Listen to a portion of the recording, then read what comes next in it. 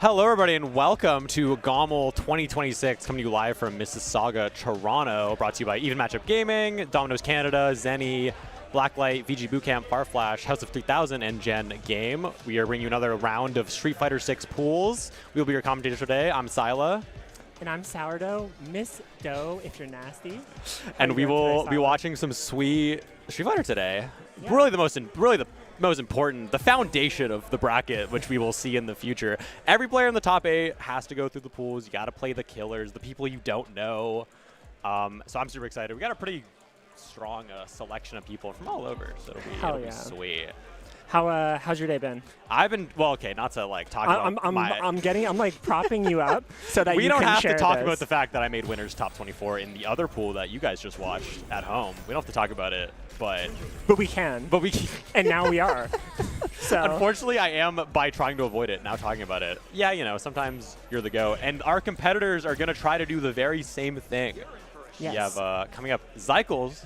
Somebody we both know very well. Yeah, I might be familiar with Zycles. He does live in my house. Yeah, big Ottawa guy in the region. Yeah, also TOing this whole event. He's playing Fent Brick. I know who both of these people are. What a matchup. We have got a banger. Yeah, Fent Brick I purely know just because I think his tag is really funny. And so I've seen him in brackets and be like, I know you. Well, I mean, my Fent Brick story goes crazy.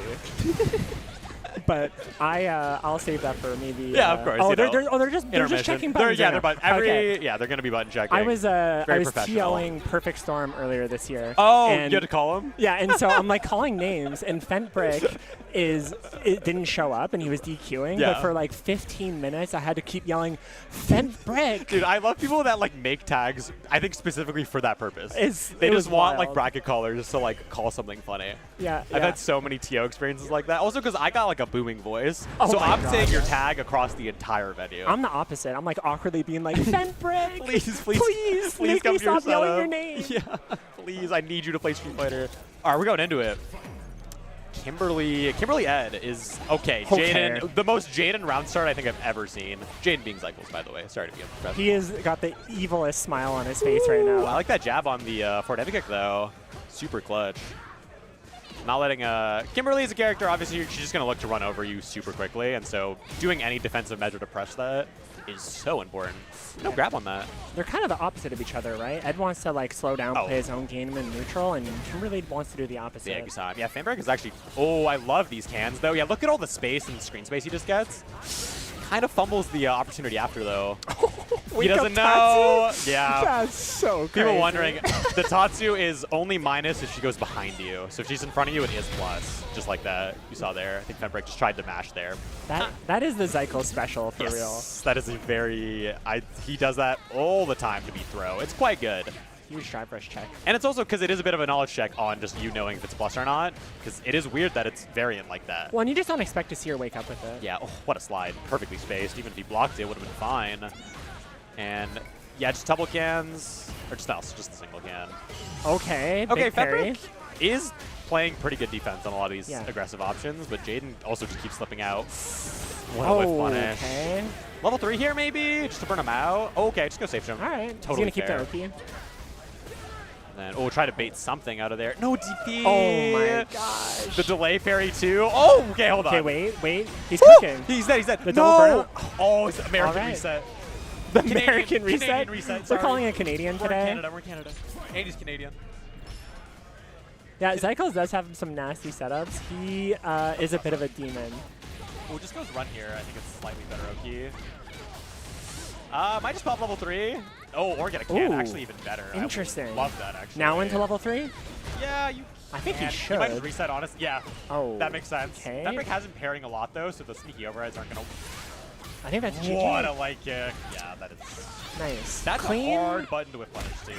I actually will say Fent Brick played really great there. Agreed. Because Jaden will overwhelm you, and Kimberly is an easy character to get overwhelmed by, and he was very patient. I think Fent Brick's super showing that he's willing to just not hold stuff. He's going to do reversals, he's going to do jabs, he's going to do whatever, which maybe Jaden will catch out on that and start blocking more. Yeah. Or maybe, honestly, he won the game anyway, so you might just keep it pushing. But yeah, Fent Brick has a lot of little counter hits that he could be converting off. Converting off those, though. Yeah, that's huge. Important. into the kill rush. Such a good setup. Or you get safe jump in the corner. It's incredibly strong. Just goes charge flicker. Jaden could maybe start DIing those if he wants to, but again, he doesn't. Oh, nice whiff punish. He's hit like 5 of those, to be honest. Yeah, that is really good spacing. Been like the main reason he's keeping these rounds really close. He's playing great right now. Yeah, elbow drop's really scary for Ed to deal with too. Obviously, slow DP. Can kind of do like some normals to deal with it, but it's a bit of a hard read. Nice parry. Yeah, I like it. He's just trying to DI, trying to bait the counter DI. Yep. Nice. Okay, Trying to go for the slice, as we call it in auto. Right, the slice tag. They try to DI and you just explode. It feels so bad. And you hate yourself for having reactions. Yeah, I know. I feel like so. I feel very dumb whenever I get hit by it. Because like I should know. I should know better. I should. Oh! Okay. Is that dying art? Thoughts? It's kind of footsies. It's thoughts? That was like, it looked kind of silly, but he did whip punish the button. It was footsies light. Oh, this is. He has these? He does have look these. Look at the damage on that. More than 50 Oh on my just gosh. level 2. Oh, I think he kind of just did that preemptively, and he just reacted to the situation. Has, Ooh, again, the another burnout good is dicey. XCP. Jaden could be baiting these, but is just kind of going for it. Regular teleport doesn't get a lot of value off the double cans. Here comes a slide. Yeah. TJ slides Very there. possible. Or elbow drop. Yeah, he's just looking for one of the two, I think. All right. That. Hey, he managed to find a way to hold on, which is very important. Yeah, Fembrick actually was super in the driver's seat that like entire round. Jaden kind of scrambled his way out. Jaden is a good burnout player, though. And scramble player. Yeah, he's very, very good at that. Like situations like that. And yeah, found his way out really crucially. Has the buff too. The walk speed I think helps a lot against a character like Ed. We're like, that was actually nasty. Yeah, that was so clean. Yeah, I love that answer. Into a really good Oki setup. Nice parry too. Yeah, it's too high for the punish. Ooh, that was not a, yeah, that's not real. Stand medium kick into run, but. I hate it though. It's so hard to tell which one it is For sometimes. sure. And also because medium punch is real and it looks, like frame data-wise, quite similar. Yeah. Oh, tries to jab. Oh, the elbow drop Yeah, these catches elbow him. drops are really what's getting him the openings. Which, I Ooh. mean, it's kind of Ed's weakness a little bit, right? Yeah. Just good anti-airs, but you got to be really focused to get them. Yeah, he's not turning blue there, I think is good, but he was definitely tempted to just parry.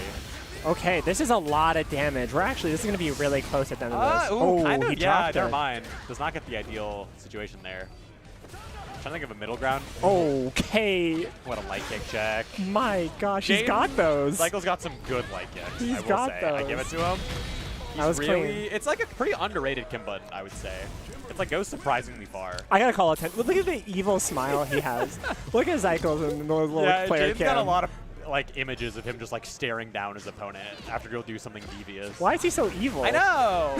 Was it inherent? Oh, wake up tattoo. That's sneaking away. Oh That's my when he's looking to God. That's when he's looking to counter with that back throw. Yeah. Oh wow, that's Actually, that's huge. That is massive. Yeah, waste both cans. I feel like Fembrick's been playing quite good. It's just Jaden's won the scrambles, which is really important.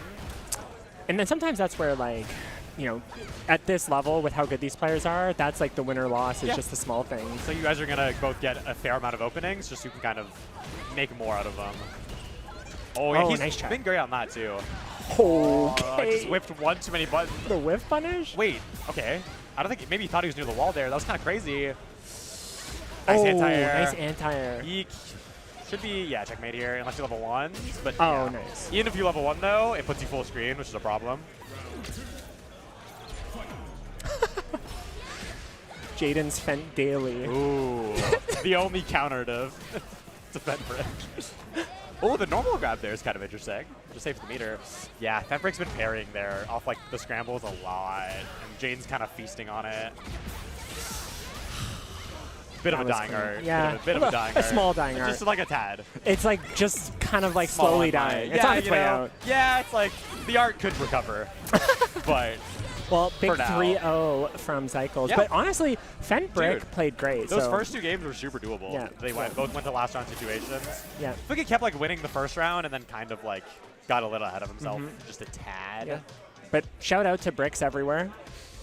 Just any representative. What a great foundation to build so many things, really. Yeah. Yeah. Um, It really, you know what? Where would we be without them? I agree. Like, if we never, our world would be so different if bricks just didn't exist. So true. We have to appreciate the small things that keep our world going.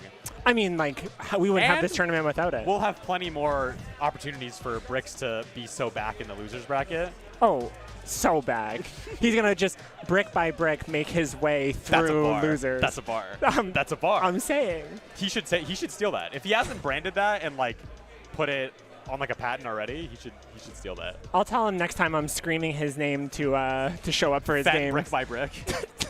we should, dude. Okay, if he's back on stream, we should have dropped that. Fant building this lead back, brick by brick. Oh my god. Or coming back, brick. Okay. Sorry, I should have made a. Next year though. I should have made a joke about bricks way earlier. Yeah, you're right. I'm sorry. We really didn't. It's okay. We'll figure it out. Next year. Next year. Next year. We have a list. You're just like brick by brick. Well, something you know what? about like Yellow Brick Road, maybe. If he runs it all the way back, I could get there in top 8. I agree. Because you'll be in top 8. I think there's other kind of cards. And commentating. We'll figure it out. I am scheduled to commentate the top 8 for people wondering. And you're going to be there. And if I just make the top 8, I kind of don't know what's going to happen. But we're not worrying about it for now. It's going to be Sour Nozdog. So true. Sour dog? I haven't seen Nozdog yet, actually. Have you met him? I haven't met him in person. Okay, no. sure. We hung out in Discord a lot. Wait, did you play Valorant with him ever? Yes. I've seen the Rays. Dude, I was it's gonna crazy. Say, when we commentate later, I'm like, we gotta talk about your satchels. We gotta talk about the satchels. I have to ask at least once. Yeah. I've heard the way he plays Street Fighter 6 is similar to how he plays Rays. I would agree. As someone who's played him in bracket settings. I've heard his DJ is pretty chaotic. Yeah, but let's talk with people on our screen. Slice and Dice. I think Seed like 3 at this tournament has gotten second at the last 2 Street Fighter GOMLs. Kind of his tournament a little bit. I feel like he always pulls up a little bit, pulls up super focused, just wanting to win. Yep. On the Honda as well. Makes sense. Signature at this point. He's messed around with a few characters, but I think nowadays the Honda's the go-to. That he just gets it done. But still has a Blanca, a Sim in the pocket if he wants to. Yeah, he's got a lot of characters he can play. Yeah, for sure. But yeah, I think just gonna stick with Honda unless he gets pressured to do otherwise. But that's kind of the thing about Ryan is like, you never believe the character he's gonna play through a bracket because he doesn't know until he's in the bracket. He's a vibe-based character chooser. Completely, yeah. It's like if he just feels like a different character feels right in the moment, it's not even really a player matchup. I don't think. I think it's just purely his own vibe and what he thinks makes sense in the moment. Yep. And we got a Red Devil on the Ken. We're seeing another Ken. I was gonna say our pool did not have very many Shotos at all. I think they're all just in this pool. I think they put our pool here. earlier. I was like, can I just get a character I'm familiar with? We had a Ken mirror earlier. We have Red Devil here. Yep. So let's see if Slice can slice his way through this round, and perhaps dice his way through this round. Maybe. Wait, because he has to win 2 rounds, so he slices the first one and then he dices the second one. So true. What does Hana come on? Definitely a matchup he's comfortable in. Yes. I could be misremembering. I think these 2 played last year and had like a fairly close set. He definitely played a Ken player. It could be someone else. You got a memory like that. I think so. I think it was Red Devil. That sounds really familiar. But he's already grab. That is a going Honda quick. classic. Yeah, but I remember it being quite close, which was interesting. Okay. What a walk back in the Jinrai, knowing that's just not real. That's some good Ken knowledge. Oh my gosh. Into the safe jump too. Okay, I respect it. It's not that bad, to be honest. No. I mean, he had such a good health lead. Why not take a risk? And the amount of meter you gain from getting that is so valuable. Yeah. Back to the throw. That is punishable. Yep. Can't just do that on block. And that's it. Slice will slice the first round. Let's see if he can dice the second one. Dice the second round. Yeah, good knowledge on the step kick there. That's, Ryan knows all the little nerdy stuff about the game. You're not going to get away with that. No. There's There's going to be no knowledge checks. Red Devil's looking kind of diced right now. I can't lie. In the corner. It's tough. His Honda is so good. I love that Ryan, too, will be conservative with drive meter there. It's so many players would just go full green right just there. Just keep sending it. Yeah. I really love the discipline. Okay, in a throw situation, Red Devil in a great spot. It's where you want to be as a Ken player. No DP. It's so scary to DP stop sign. I can't even blame him. That button is wild. Yeah, it's ridiculous. It's actually kind of scary. It throws off kind of your entire anti-air. But he's gonna end this here, right? Nice. Yeah. I wonder if he could have maybe level 2, but honestly, don't even risk it. At this point, you're playing against Slice. Yeah. You're better to just take the round. Just take the round you got for free. Don't get diced this round. Live to play another round. Really just trying to not get diced at any point, I think, in general. It's my pro advice to people at home. Don't get diced. I'd be getting diced, unfortunately, but... Oh, good knowledge on the punish, not the punish counter, the drive rush there, knowing you can get the stand heavy punch there. The slice. That is literally a slice. I know, I'm actually. saying. I was going to say for like Domino's ad, you should have like Honda doing that. It's like a pizza. Wait, that's kind of clean. Yeah, it's the Domino's Damn, slice. you were built for this. Oh, trying to parry the bet slam. Ooh, Okay, yeah, I think Ryan's kind of testing the waters a little bit. Yeah, Like, okay, yeah. how does he deal with butt slam here? Yep. And his default is parry, which can work. And but he's not getting the parry timing, Well, because, yeah. which is ideal for Honda. Slice is very good, too, at like mixing up his butt slam timings between like the light and the heavy, just to throw off that exact idea. So good info on Slice to know that he's loved at level 3. Yep. Such a good Well, and he's full gauge, so he's got a lot of options coming out of this. Yeah, and just, look at Red Devil's drive gauge. Only a level 1 to his name, so he's going to have to hold. Ooh, wow, trade. Wake Up Sweep was the option there? Okay. He just gets away with it. That is the Honda. That's a dice. That was a bit of a, it was a bit of a dice. It's a bit of a dice. We gotta call it how we see it. I also like the tenacity too of just like he missed like 2 of them, and he's like, no, I'm gonna try it one more time. Yeah, I rip another. Yeah. Oh, Ooh, nice sweeping punish. neutral. I actually love that. Yeah, that is -4, or no, -5. It's -5. Sorry. Bit of a knowledge check. Hondas will do. They'll do like that button, do drive rush, which is minus, but sometimes people just don't know. Yeah, I would have got caught by that for sure. It's quite good. Speaking of, that's very plus though. Yes. The yeah. EX hands. That's like kind of Honda's main way to just become super plus if he wants to. And just to do a lot of work to your gauge. Yeah, bit of a neutral skip as well. But, ooh, Ooh, nice nice jump with the throw. Yeah, Slice fantastic. Doesn't really tech very often, but we'll love those jump backs. Nice parry. Okay, Red Devil's hanging in here right now, Oh, though, which is great. 1000%. This is a very close round. But yeah, just they're kind of trading blows. I love that level 1. That's a good level 1. Yeah.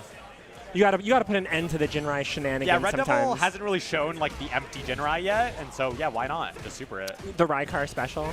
That is minus. Does he know? Oh, he holds it. Yeah, that is definitely minus. Unless it was enhanced version. I don't think it was. I don't think it was. Yeah, no. enhanced it does become plus, but otherwise it's not. Classic dead? stop Yeah. sign medium punch. That's a Honda. Well, no, level 1. Oh, wait. Oh, never mind. He's so Yeah. off. He's so optimal. He's so optimal. Yeah, that was actually sick. I did not know. Another slice for Ryan in that round. Let's see if you can dice him in the next Slice, dice him like we dice our Domino's pizzas here at GOML 2016. Or 26. Clean. Wow, Clean. I'm really trying to bring it back 2016. That's Shout the out the year. Chainsmokers. Dude, I was going to say, that's like the music year. Everyone's like, dude, 2016, you gotta... Shout out the Chainsmokers. It was like Lil Uzi. It was like, there's a bunch of stuff. It was a simpler time. Shout out Closer. kind of my high school jam. I kind of love that song. Yep, and Slice is getting closer here to taking the second game. Oh, that was cool. That was nice. The That was like nice. delayed sliced. Yep, the delayed slice. I didn't even mean to do that one. Well done. It just Well looks, done. it looks like a slice. He's doing it.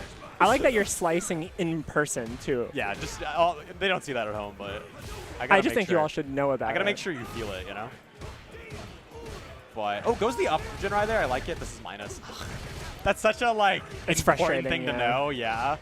There's It's so much like, to know in this game. I It's get hard. it. It looks so plus because it's EX and hitting you 100 times. Yeah, yeah. So I fully understand the intuition to think it's plus. Yeah, this is really kind of the story too. Red Devil just does not have a butt slam answer, The butt slam has been cooking him. which is just tough. I don't think he's hit any of the parries, Yeah. but still getting some Jinrai pressure started. It's just hard, though, because, Slice does have really great spacing. Yeah, he's really trying to. Oh, nice mash though. I like that. That's a good answer. But yeah, Slice pretty okay with just holding these Jinrais. He Yeah. doesn't feel particularly threatened by the situation. And yeah, even just leaving the stop signs too. Yeah, Because this is the heavy problem. DP catches that. Yeah. And I think he's got to find a way to stop him from Slice jumping. is just getting so many plus opportunities. Couldn't kill here though. Wait, does he build level 3? No, he doesn't. No, it's close. Level 2's not going to do it. Honda health moment a little bit. A little bit. Yeah. Yeah, that extra, what does he have, 500 500, health? yeah. There's But a DP. that's clean. That's huge. That was fire. Yeah, that was actually The reaction fantastic headbutt answer. DP is hard, too. True, and also Yeah. good to know it. He doesn't have parry there, Yeah. right? So that's his only way to not Yep. just eat a bunch of plus frames. Maybe he should just always be burnt out, and his DPs will be so clean. Yeah, because you just focus on it more, right? If Yeah. it's your only way to get out of the situation. Yeah, I just think you should DP instead of blocking. For sure. But it's hard. Always. Well, pro tip, yeah, always challenge every option. You agreed with that, and I was like, are you really? If you have a DP? Am I getting away with this Look, one? I'm saying this as a non-DP character. I wish, man. I wish I could just always DP. I've seen you play Cammy. That's true. But even that, again, Damn. just the command grabs. Red Devil's mashed there a couple times, but again, Ryan just not caring, to be honest. Well, when He's Ryan just has like a big health lead, I think he feels really comfortable taking those risks. And also, like, I think realizing that, like, even off the mashed jabs, he's not always counter-confirming them. And so you're only eating one jab realistically, which for the reward you might get is totally fair. You're just totally fine with it. But yeah, just smashing medium punch there every time. As someone who played a grappler, I get it. What the Kara cancel butt slam? That was goated. That's actually really hard to do. Getting the charge there. Ryan is very good at that, though. That was really impressive. Yeah, I like Red Devil trying to air just trying something else there, but... Can we talk about the stop sign? It's really good. That was absurd. Yeah, that's like kind of the second other thing that Red Devil has not really been able to punish super hard. But in Gen Y pressure, I love the low there, actually. That's a great option. Let's see if Red Devil can close this out. Yeah. Doesn't go command grab there. I think he was holding up for the command grab, I think. Probably. But which is the mix-up, right? Yep. Goes low forward. Any hit from either person will do it. Really anything, even like a jab. Yeah, this is a one-touch game right now. Gets his plus frames. No DP. Yeah, he's just letting him get away with all of them, which is really rough. Wait. Goes low. Oh, that's a kill. He converts here. Nice. Awesome, okay. awesome. Great job. Red Devil Great on the board. You know what? That was like such a touch-and-go end, and the clutch up there, that's like huge for your mental. Good fortitude, especially when Ryan had so many plus frame opportunities. Yeah. Yep. And you got to deny the dice. Like, you can't get diced again. You can't get diced 3 times. That's just, at that point, it just, oh! He might get sliced 3 times. We'll have to see. Because that was a crazy start for Slice. Yeah, I think Slice has decided that he's just going to run his shit I at love this the point. DP, actually.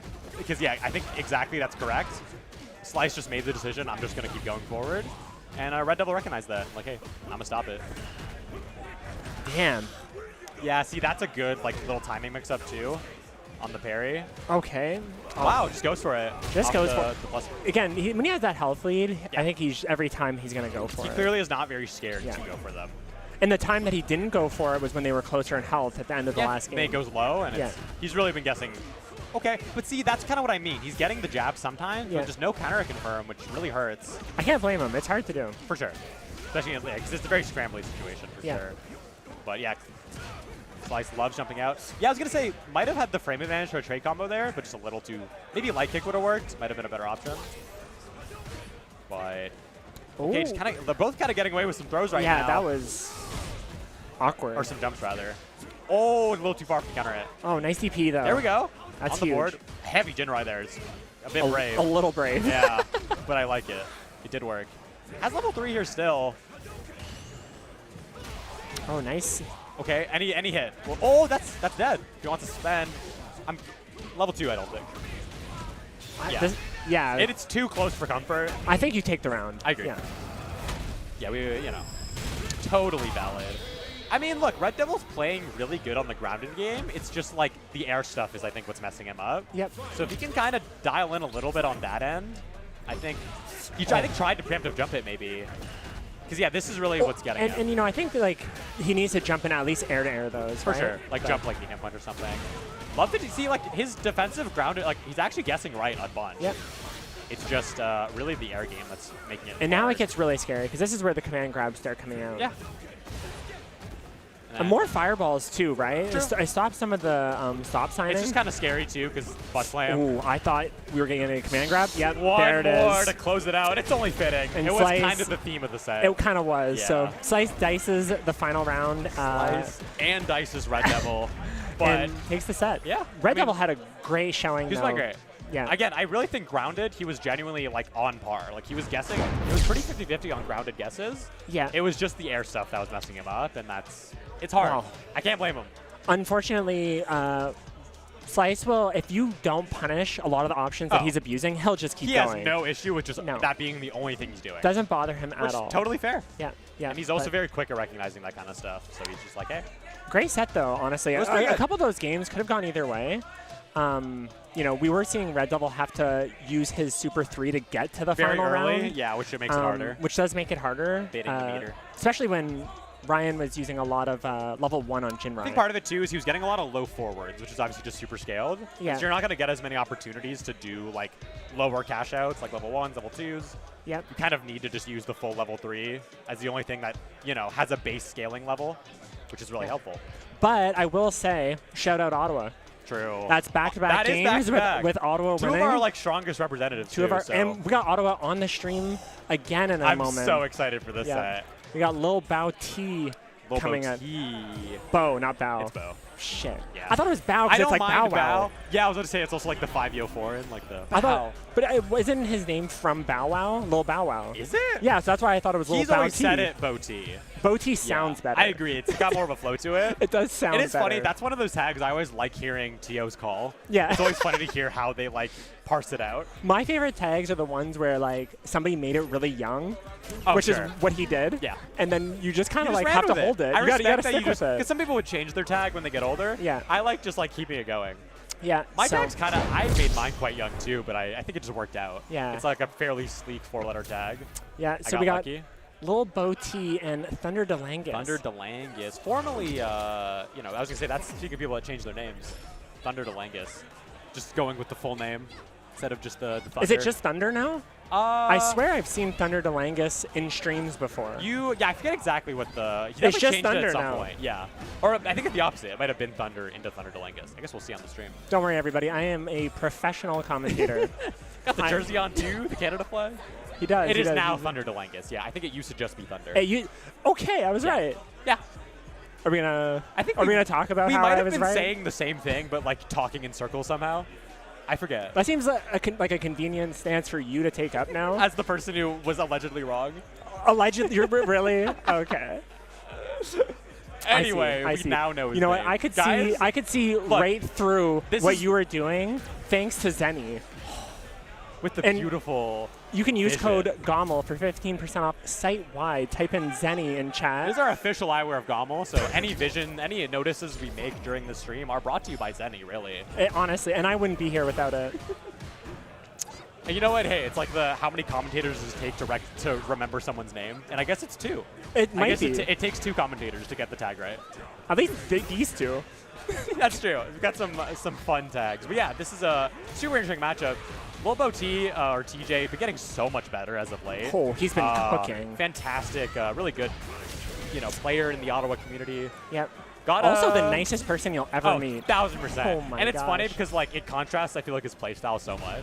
Because he'll just like run you down, but then he'll smile. You'll have a great time the whole time. Yeah, it's so true. He will just be fully running you down. He does play like a demon. What a bait all the way. Although I will say, credit to Thunder, took a really quick first round. Yes. Yeah, Thunder is, such a strong player. Of course, yeah. And I think it's hard because a lot of the things TJ can get away with Kimberly, I think Thunder's going to know. Been around too. Thunder also formerly a Smash 4 player. Really? So maybe more at home at the GOML stage. Yeah, he was a Ryu player in Smash 4. A Ryu? That's so funny. Which makes sense, you guys. Go into He's the fighting here game. with Akuma. The fighting game pipeline. So maybe more at home in the It's the a GOML. Riddles-like. It is a Riddles-like. Although I think Thunder was there first. But yeah, I was going to say. And also Riddles, I think, is still kind of playing Smash, to be fair. It's true. He kind of does duo, whereas I think Thunder's fully Street Fighter nowadays. But Lil Bo T actually in a fantastic spot this round. Thunder burnt out. I like the not drive reversal. That's scary. What a level 2. I like that. That is a good read. Wow, yeah, the reactions. It's also really good to do level 2 there because it's just the back input. Makes it so much easier. Yep. Yeah, also kind of layers on it too because I love that TJ didn't drive reversal because Thunder was jumping back specifically for that option. Yeah. And TJ can be a drive reversal user. 1000%. Yeah. So I love the discipline there, but Thunder still takes game 1 very solidly. Yeah. But Lil Bo T had some chances, so we'll see how he keeps it going. Oh, what a backdash. Such a good mid-screen option there. I feel like people don't think about backdash as much when you're mid-screen. They only really think about it in the corner, but it's still a totally valid way to deal with throws. Ooh, just Thunder doing a great job keeping the pressure, right? He's not letting TJ get in his rhythm at all. He is kind of backing up now, I think, just to get his drive gauge back, which is totally fair. Just kind of playing fireball game. Which TJ's got to get in there a little bit, I think. Yeah, I don't mind the patience by TJ, but he's got to pick a spot somewhere. Oh, but Thunder's just so ready with the DP. That is hard to do, and he nailed it. Spends a lot of gauge for this exchange, just for a throw, though. Yeah, this, fireball range is... Akuma's fireball is so fast. Yeah, when he's, in this range, it is so hard to deal with. Especially his anti-airs have been so good already. Kim has slide, which is kind of a unique option she can do there. Yep. But that's true. And TJ is a slide abuser, too. Yeah. But I think he's just having a little bit of a tough time getting comfortable. 1000%. He also could just be downloading right now. True. It's all information games. But yeah, I mean, I think it's one thing too to do it against like a player that you have a level of maybe respect for. I don't know if TJ's even thinking about that. I feel like TJ's a very flow-based player. Yeah. So he might not even be thinking about like who he's playing or who's in front of him. Yeah. This is so strong. Is rough, yeah. And even like Thunder catching elbow drop with heavy DP there, like he's really been every single option he's kind of been on top of. Right, because it's so scary. Kim can just jump over you and you can just completely or bait out your DP, right? If he does light DP there, he hits like a full punish. But I also really like Thunder. Okay, the EX Fireball Oki is really, really good. But I like it, especially against players you're not very familiar with, because it covers all the reversal options, right? Except, I guess, drive reversal, but it covers, like, wake up super. Yep. So I think whenever you're playing, like, a new person, it's good to do, like, safe Oki like that. Okay. Ooh, that's a burnout, though. TJ gets a chance to run his offense. A burnout with 0, but he can just take stun here if he wants. Yeah, I love that. Just get your game set up. Oh, double can. It's very scaled. I don't mind the damage, but... It is Akuma, right? You kind of now have to win this round, I think. Oh, but if he does overhead. That, he can make it happen. Clean. Level 2 combo? Yeah, this is it. Let's go, TJ. Akuma Let's go. Life, that is definitely it. Yeah, that was clean. He finally got his opportunity. Yeah, and he made the double can commitment, and he won the round. So now I think it's totally fine. Yeah.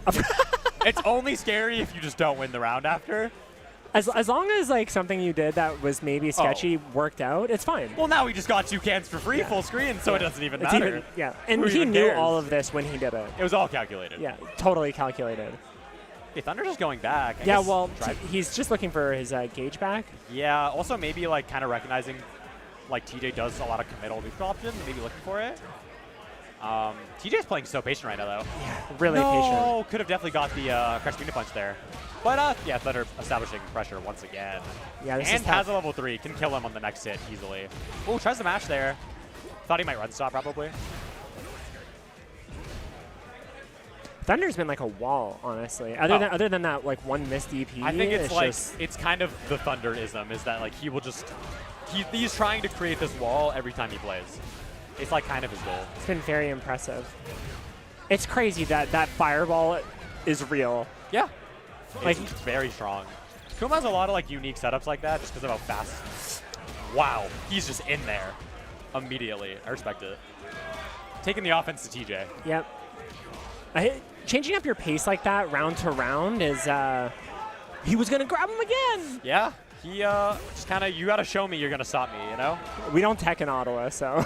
It's true. TJ, I think specifically, is a big, he'll eat the throw, which can be good. Oh. Unless it's just going to kill you. That's sad. It's sad to see him go out like that. Good effort by TJ. I think some close games, though. Some of the rounds are close. Had a couple openings he could have converted off of. Yep.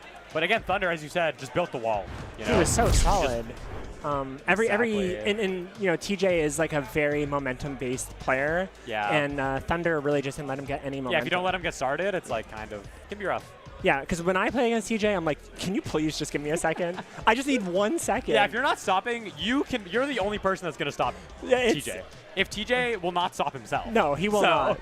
He shouldn't when he it. plays against me because it works. It does work against a lot of people. But yeah, you reach Thunder a point. was formidable, and it was hard to overcome it, but he just gets it done. And good on Thunder. You'll definitely be seeing more of him later in the bracket. Yeah, it's great to see Thunder out here again. Yeah, definitely probably a favorite to maybe win the bracket. I mean, there's a couple people in there. It's like him, Slice, Riddles. Yep. Sneak Jaden in there, maybe. Sneak Jaden in there. Do you want Cycles? Maybe sneak in a little Robert Sila. Oh, and winning? I might make top 8. I don't know, but...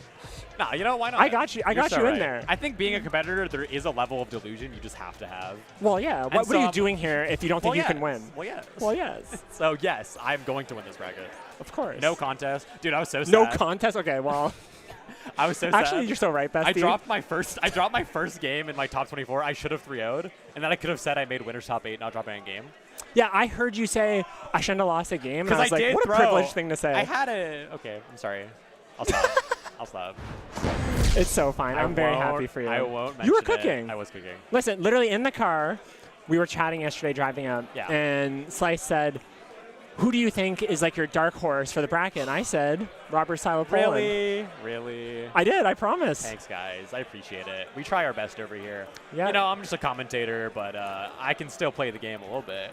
I can still, I was going to say show the kids. That's crazy. Show the kids I got hands, but that makes me sound. You do have hands. I am into, is he wearing a scarf? That is sweet. That yeah, is like kind of fire. Oh, wait. Hold up. What are we cooking? You should play like that. He's like the one Smash player that plays like, he's like knee on the chair. It's like Rudolph, I think. He plays with it like sitting on his leg? So he leg? sets up like 2 chairs, and yeah, he has like knees. He's like face down. He has 2 chairs to play? Yes, he picks a second chair. Is that legal? I guess. I don't know if there's an explicit rule against it. Can I make requests for chair options for my next set? So true. You just like put rest your legs on a second chair. I'd still be in bracket, I think, if I had the right chair. You had enough relaxation. Yeah, or more chairs. No, I like that. I think there's no rule against it. You just have like a triple. You start like stacking chairs. Yeah, soon I'll have 3 chairs. You like stack like a cup stack of chairs. You're just on the top one. Well, yes. That might just be. I want to look down at my opponent while I play. That might just be like a hazard, and I guess you also have to still look at the screen. But nah, it's fine. Dude, I've always wanted to do like the Hungry Box where you play like standing up, but like not to sound. I could never. Not to sound privileged. I think I'm too tall. I just like don't. You would hurt your neck. I don't see enough. Yeah, I'm looking down so hard. It's a workplace hazard. Yeah, I agree. I need someone to put like a hole on stage. It's Nozdog. It is Nozdog. Yeah, I was gonna say. Yeah, this is Nozdog. It's a button check. Okay. Yes, they're always gonna do a little button check before. Yeah, so we got Nozdog on the DJ. Yes. And then CNQ12. This is a great set. Ken. This is a fantastic. Another Ken. I assume this is. Yeah, I was gonna say they really did just put all the Kens in this pool. A rare CNQ sighting. They were like, we're gonna put all of you right here. Yeah, this is a super good set actually. Naz and CNQ both very strong players. I assume this is a later match in the bracket. I cannot wait to see the way that Naz plays the game. Yeah, I've heard a lot about it. You kind of do just gotta see it to believe it. I expect to see him throwing satchels. He plays the perfect character. Raises the perfect character in Valorant too. He plays a great character for his style. Yeah. Like DJ fits perfectly. I couldn't see him really playing anyone else. I think it makes so much sense. Yeah, he needs a character that can kind of skip out a little bit. 1000%. Yeah. He's going to do a lot of stuff. But also, like, I think when you play a style like that, it's really important to, like, know when to turn it off. Yeah. When you have a reputation like that of being kind of, like, crazy and in your face. One of the things that's great about Nozdog as well, such a, like, positive person. He's always having fun. Oh, dude. And I think that goes a long way when you're in bracket Regardless and there's a lot of if pressure. He has lost the set, he is fun mogging you. Yeah, oh yeah. He had more fun than you during the set. You could probably win against him and feel like you lost because he's having so much fun. Like emotionally you lost. Because he's just, I mean, you saw him in the player cam. He's just laughing, having a great time. Wearing a scarf. He's going to drop some chuckles during the set, I imagine. Yep. All right, let's get into it. Yeah, this is a great set. CNQ, Nozdog, both very strong DJ players. just costume one color one? Is he just default? He's just raw. Yeah, he just likes the character just as you want to finish what you were saying in there? He's playing the character just as it showed up in the package. You know, I like it. He doesn't need any. He doesn't spend any time on the character screen. I wonder if he plays default too. He's already burnt out, by the way. Yes. It's 15 seconds. I didn't even see what. That's a crazy target combo to just rock on block. You see him smiling. Rock on block. Dude, he just like smiles. He looks to the crowd after he did that target combo. He has no shame. Okay, this is actually a really bad spot for DJ. Level 1's not invincible. Yeah, so you can just. Oh, tough. Could have honestly maybe done a couple more Gen Rise if he wanted to, but just took this. Oh, a bit of a drop. Ooh, tried to beat a DP maybe. Yeah, I actually. What did he just light drive rush cancel? On nothing? Is that where did his gauge go? He must have. Yeah, that's a totally fair question. Oh, what a perfect. Oh, what a slide! Oh, he got the perfect parry but didn't believe in it. That's a combo. That's clean. Nice. Listen. Yeah, you hate to see a situation where like he had the perfect parry. He could have just checked that 1000%. It's hard to play against somebody who's like they're in their element when they're scrambling. Yeah. Also credit like DJ's fireball really hard to perfect parry. Yes. So actually full credit for even hitting those, especially the EX fireball. See, like, that's a crazy... Spend of your gauge? Yes. Because now you might just get burnt. Oh, spend meter here, maybe? Because he can't block. Love that. Love level 2. He doesn't want to block. I love level 2 here. Don't spend the whole gauge. Now this is a very hard round for Nozdog to win. I think you just go for this. Yeah. That fireball trade was kind of crazy. Like, I thought Noz got away with it, but... Yeah, like, you can spend meter if you're Noz there, but I don't think it's... No, I think you just hold it at that point. I agree. See, it's just, like, doing these, like... Oh, nice jump. That is a huge jump. Get in the corner. CNQ playing really patient. Yeah, Naz is always pressing something. He is not going to be blocking. Already burnt out. Has level 2 this time, though, so he does have a way out. Oh, nice DP. What Good a anti-air. Nice. And that is going to do it, yeah. the level 2 combo for sure. You know what? This is that was a really great game from CNQ. I think what he has to do is he has to let Nas kind of. I'm trying to think of the right way to say it. Just like end his own life. Yeah, go crazy. You know. Yeah, like pick an option that if he just lets him, if he plays patient and lets him burn out, I think that's his best strategy. Don't let it get to the scrambles because you know he's like what a round start. That obviously, yeah, he's meant to catch the drive rush check. I guess. Oh, okay. Dying art though. What is dying art? Yeah, it's a dying art. Yeah, I saw punish counter pop up, so it's a dying art. Yeah, it means it's a clean off punish. Oh, I actually like DJ's doing that EX, the fireball there as a ender to your strings. But yeah, unfortunate burnout. Again, burnt out again with level 1. This is tough. Yeah, kind of hard. You just lose the round. You can't I think that might be it. That's checkmate. Yeah, you can't do anything. He's gonna try and mash just in case he misses the meaty or something, but Nas is just bobbing his head. No, we're talking about like containing. CNQ that's doing a fantastic job at it. Yes, which is hard to do sometimes in this game. Yeah. Oh my! He's already burnt out. 7 seconds. Yeah, I was gonna say 92 on the clock. He is burnt out. Okay. No, not a punish counter on that one, but still hits it. What a DV. I would say Ken has some interesting, because of knee being a forced punish counter, sometimes it's actually better for Ken to do crouch fierce there than to do a DP. Interesting. But DP is totally fine as well. Gets the job done. Oh, nice block. I was going to say, actually left burnout, but he's already burnt out! That was like 4 seconds! Wait, why? He just did it on block. Okay, I mean, look, not punishable at that range, but still just crazy to do. And, okay, because now he doesn't have level 2, so if he gets hit, nice what an up kicks. Wait, might just win this round on the fierce scramble. This is actually crazy. What's the option after? Jumps over? Oh, he got the... Ken's burnt out now. But he has see, a I chance. feel like CNQ maybe getting a little, like... a little antsy because he burned himself super quickly as well. What a jump back! Gosh. What a crazy thing to be ready for. That was very impressive. Yeah. And he has been ripping those, so I actually think it was probably not a reaction and a read. But because the thing that's nice about jump back there is it kind of covers a couple things, but I think that's one of the things he was looking for sure. Yep. And yeah, CNQ Nas almost clawed that back. That actually would have been a very impressive round to claw back. Yep. But he is kind of putting himself in that position. Oh my gosh. Dude, it's funny because of how fast DJ's drive rush is. Oh, that was a good option. It's scary when you hold it like that. You don't know when it's coming. Yeah, it's a loaded gun. Absolutely. And even if you're ready for the check, he might just drive rush jab you and you nice mask. But Nas in the driver's seat a little bit. CNQ the one in burnout this time. Nice up kicks. Yeah, okay, honestly, I don't know if this kills. Yeah. With level 1, he should be fine. Oh, okay. Oh, nice. Okay. Nice. Well he knows. He knows the routes better than me. Well done. So, clean. I feel it could have maybe not even spent the level 1 if you wanted to, extend the burnout a little bit, but totally fine to do that as well. Yeah, I think at this point, he just take a round when you're there. Ooh, what a driver jab on the sway. It's a good option. See what Nazdog's defense looks like? He's holding a couple throws. Yep. Okay, I was curious when it was going to pop out, and there it is. He's fighting ghosts. Why is he burnt out? He's fighting ghosts mid-screen. He drive rush button into nothing twice. I just mind it when he only has level 1, because then it's like you can just lose the round if you I did not know that DJ had a fireball skip like that. Yeah, goes through fireballs. It's pretty cool. I don't play fireball characters really, so. Yeah, it's quite annoying. DJ's also has a really good EX fireball, which is really good in any fireball war. Yeah. If CNQ threw a fireball there, he was just dead. What is happening?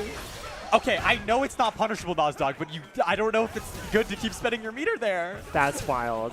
He's trolling. It's just like a block. It is a block string, so it's very funny to that's not a scenario you see very often, and you've seen it 4 times in this one set. He's trolling. You know what I would like? But now somehow CNQ's in burnout, and not him. And now he's playing patient for the first time in the whole set? I think is trying to kind of match his energy a little bit, which I think is good for Nazdog. Okay. Okay, finds that's one way to find it. Yeah. Yep. I would love if everybody who's watching the stream right now, everybody in chat, if you could come back later during top 8 and ask Nazdog why, I think I would appreciate it. I need an average burnout time. I need a stat. We do need some. Okay, speaking of ripping supers on block. I like that one a lot though because that burns them out. There was some purpose, I guess. Yeah, the idea was just to burn him out there, which I like. I think Jinrai could have maybe accomplished the same thing. He gets it here though, right? But he might know better than me, and that should do it. Yeah, that should do it. Nice. Well done for CNQ. Damn, wow. Wow, Again, great play from C. Honestly, playing against somebody random like that can be some of the hardest games you play. 1000%. It's also like, I think obviously we're talking about Nazdog a lot because he was just doing a lot. He was doing a lot. But full credit to CNQ, just playing super solid, very patient. Yeah. And got it done. I think, like I said, that's hard to manage, and he managed it really well. Also, yeah, it is interesting. This is a matchup with like, two safe on block supers, and we saw a lot of both. the level 2s and level 1s. I don't know if I've seen very many like supers on block that weren't like a wake up. Yeah. And I think I saw 5 in that set. Yeah. It's wild. It's just like, because it looks like such a mistake, unless you know, obviously. But it's like, even still, it's just crazy to do. It's crazy for that to be like your default like block string option, but I kind of like it. Yeah. Nas is giving Noah a run for his money. Oh, dude. So true. Yeah, he's the local Noah for sure of Toronto. Yeah, we do love Nas. You're so right, RB. You're so right. He's just so funny. He is the local Noah. No, is that what you said? Yeah, of Toronto. Like he's the Toronto Noah. So true. But then it's also like, again, he had so much fun that set. He did. And he's so having fun. He might be the real winner. He had a fantastic time that entire 3 games, even though he got 3-0'd. Maybe I should see if he'll coach me. You got to become more whimsical. Maybe I need to play like that. Like whimsy coaching? Yeah. Yeah. I think that's what I need. I need whimsy coaching. You got to play for just pure fun. Well, I tried picking a whimsical character, and... In Elena? Yeah. Yeah. She's pretty whimsical. She is whimsical. That only got me so far, though. I need it in my gameplay, I guess. Yeah, you got to do more Fwick. More, what else? what other... Fwick is the only voice line I know. Snap? The Fwick? Oh, Snap's good, too. Snap's also good. Yeah, we love Snap. Nazog's posted up. He's not even phased by that set. Oh, he does. Look at him back there. He feels like he won the set. He did win all of our hearts. I like him leaning into like 2 chairs as well. Oh, yeah. It's kind of baller. Yeah, you know, he is kind of like the king of that row now. Yeah. He has 2 chairs. He owns this. He owns the section. He has double the chairs of everyone else. Dude, my current vocal system is just calling everything baller. I probably need to stop. Baller? Yeah. Gosh, that's or such like, a... I'll say it as just like a comma. Like, I'll finish a sentence and I'm like, baller. You know what I hate about that is I remember when people said baller the first time, honestly. The initial. And now it's kind of coming back around to that ironic moment. It has for sure wrapped back Because now around. you say it and it's like, it's kind of funny because you're like, that person just say baller? Yeah, it's like, why? And I don't know if I'm happy that I'm alive for both of those. We have a JP mirror. I am familiar with Wash Your Hands. I'm not as familiar with the other JP. Is Wash Your Hands a COVID-era tag? That's where that a came fair from? question. I don't know. I should ask him. I played a lot of games with Wash Your Hands at Perfect Storm. So, really good JP. Yeah. And who's he playing against? I don't know. I'm not familiar with the other guy. Yeah, can you try pronouncing it? Hold on. Let me lock in. There's a reason I asked you. Ogre Yuki? Ogre Yuki, I think. Ogre Yuki. Ogre Yuki. Right. That would be my best guess. Say that 5 times fast. Sweet. But the JP. I will say, credit to Ogre Yuki, playing a way cooler JP killer. That is a fire costume. The default's fine, but like, he's such a fedora person. He is a fedora person. It's so him. I like that one, or I like his other one with his like open. Oh, true. Yeah, like, that's sweet too. He's kind of got the daddy vibes in that one. 1000%. The accountant vibes. The accountant daddy. What's the difference? Well, there's some overlap, but I don't know if they're the exact same. Love that. Okay, that's JP knowledge. Yeah, you can't. You're not going to get away with that against another JP. Yeah, just knowing people like to do spin under and DI always works. Yeah. Only scary if they have level 3, because then they can level 3 cancel and beat that option. But otherwise. This is a spike off. Oh, I mean, it's gonna be like this a lot, and a portal off. And what's his other thing? A ghost? Ghost, yeah. So you're gonna see a lot of projectiles on the screen. I try not to remember the names of JP's moves, but unfortunately, I do know some of them. Yeah. I also his voice lines too. It's like go, Pierce. Yeah. Pierce. You just hear them so much. Sometimes I wake up in the middle of the night to it, especially the command grab one. Yeah. Or foolish. I don't like foolish. Oh my gosh. The command grab. Yeah. The command grab one. I have woken up in a deep sweat in the middle of the night. Yeah, that's like actually the only reason I try to not get hit by command grab. The voice line stresses me out. I hate it so much. But Wash Your Hands off to a really good start. It's always really interesting. Ooh. Lod said Sila, it's like Stride. It's like Nago from Stride. Yeah. Oh, you're right. Like, yeah, Nagoriyuki. Yeah, you're right. It's the same ender. Oh. Good call. Yeah. Damn. Thank you, Lod. So that's true. helpful. Thank you, RB. I appreciate it. You're entirely correct. Yeah, so instead of Nago, it's Oguriyuki. Oguriyuki. Oh, okay. I kind of cooked with it then. I was right. You nailed it. You nailed it, but now I feel so at home. Sourdough-chan in the house. When is she not? When is she not in the house? When did she leave? So the house? true, so true. You know, I don't be outside. I am in the house. She can be found in the house quite regularly. Oh, what a stun. Yeah, really nice on the because I'm a woman, there. isn't it? Thanks a lot, Silo. Oh, he doesn't get the full punish. Yeah, just catches. And now he loses I the will round say, for yeah, that. I think level 1 might have killed here, but again, respect the safety. In tournament setting, you always respect just keeping it safe. I am pro spend it and get through the round. Especially in a game where you gain, I mean, that was obviously to win the round or win the game. Yep. But especially in a game where you gain meter so quickly, I think you just got to spend it. Yep, it's totally. So fine. I will say, I love the adaptation Wash Your Hands, doing a lot more Ghost Ender now to bait the DIs exactly like that. That is the counterplay to it, is you just do a safe ender instead of doing spin. And yeah, super strong game 1 from Wash Your Hands. The spike off? The spikes, yeah, I was going to say, they like barely missed each other. They both know the spacing for it. They like met in the underground. They like said hi to each other as they passed. passed. Oh, that's kind of cute. That is cute. Do you think their spikes are friends with each other, or do you think they're enemies? I think they have beef. Oh, okay. Well, maybe, I don't know, maybe it's like independent. Yeah, they're like shit-talking each other when they go by. Like they kind of know they shouldn't be friends because like their owner, their ops, you know? Or do you think, like, while they're passing by underground, they're like, I wish we weren't doing this? It's like a Romeo and Juliet. Like, you know, the families have problems, but, like, they're cool. They actually love each other, and they're like, why are we stuck doing this to each other? Wait, that's so sad now. It is heartbreaking. They must fight, though. Ooh, that's a cool animation on the portal whenever it disappears like that. I didn't see it. We'll see if we see it again. I will probably see it again. Yeah, it is cool. But, yeah, Wash Your Hands, just so much pressure full screen. It's like, obviously, JP has all the tools to deal with it, but it's like, it's just hard. Yeah, if you're a JP and you're being zoned by another JP, are you better to get in there, or you're better to just try to outzone him? I think it's a playstyle kind of thing, you know? It depends where you're more comfortable, right? Yeah, because he does have an amazing drive rush and great buttons. Oh, dude. His character kind of has it all. But also has, like, one of the best drive rush checks in the game. True. So it can be scary to do that. Yep. Ooh, pretty quick burnout, though. I think what's happening a lot... Ooh, blocked out a decent amount of it, but yeah, not the ending part. Because I think he's just getting caught and losing the zoner battle.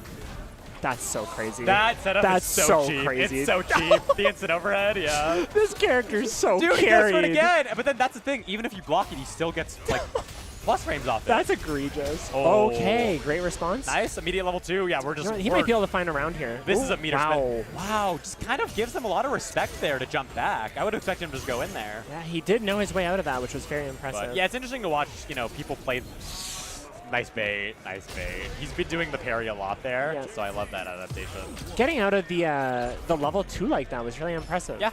Yeah. It's interesting to watch JPs, or just people play mirrors in general. They know the little like, things. yeah, you have so much knowledge on the character. And so a lot of little things that you might not see in other types of sets. Yeah, see, he is baiting. He could have grabbed there again, probably, honestly. But yeah, doing a lot more of the teleport now. Nice. Oh, nice reaction. Yeah. It's a pretty good option. Kind of a safe option. You don't get a ton afterwards, but it just stops the pressure, which is really nice. Ooh, what a sweep. Yeah, this is tough. You really can't get out of this. I love the decision level 1 there. Just it forces him full screen and pretty much guarantees the win here, yeah. All right, last round. He's looking to wash his hands of the set. Has he dropped a round? Maybe one. Wash Your Hands has been playing great, though. He has been playing really well, yeah. He just seems to be getting the zoning pressure and holding on to it. What a find. But it doesn't get a ton off of it, though. Okay, we're backing up a little bit. Just respect the portal. Portal's interesting now because you're really encouraged to parry. Ever since the patch, that means you get more meter back for parrying it than you lose. Encourages you to portal parry a lot. Okay. Oh, I lost how to say his name. Sorry. Oguriyuki. Oguriyuki.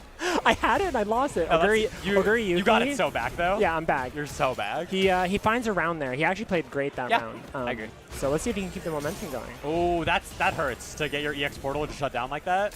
One of the strongest, like, space control things in the world, in this entire game, is EX portal. So you hate to get it shut down. Oh, I thought he was going to get the pick up there. Portal sets him up for level 2, though. Oh, nice drive reversal. Just parry it out, yeah. It's a scary drive reversal to do, but a lot of confidence in that drive reversal. You kind of just have to, right? If you get stuck holding all that, you're in a lot of trouble. Oh, just goes to DI. Can't kill, but gets a portal set up here. Yeah, he's dead. Yeah. Oh, no. Uh-oh. This is scary. Uh-oh. This is going to hurt. Incredibly lose round. Wash Your Hands does have level 3 here. Oh, critical art, too? Finishes the turret combo. Okay, one more hit will do it. You got to eat the mix. Oh. He stole the corner. Oh, my God. I don't know if you really realized that he did that. Oh, Blocks the traversal. no way. I don't think he can kill here. No, but he is Wow. burnt out. He's dead. He does the turret He's combo dead. again. Oh, gosh. The double mix-up. That's Wow. a kind of rare JP mix-up. You don't see that much. That was pretty impressive. Finishing. I mean, rare maybe is a little exaggerated, but you just, it's a bit alternative. I like it.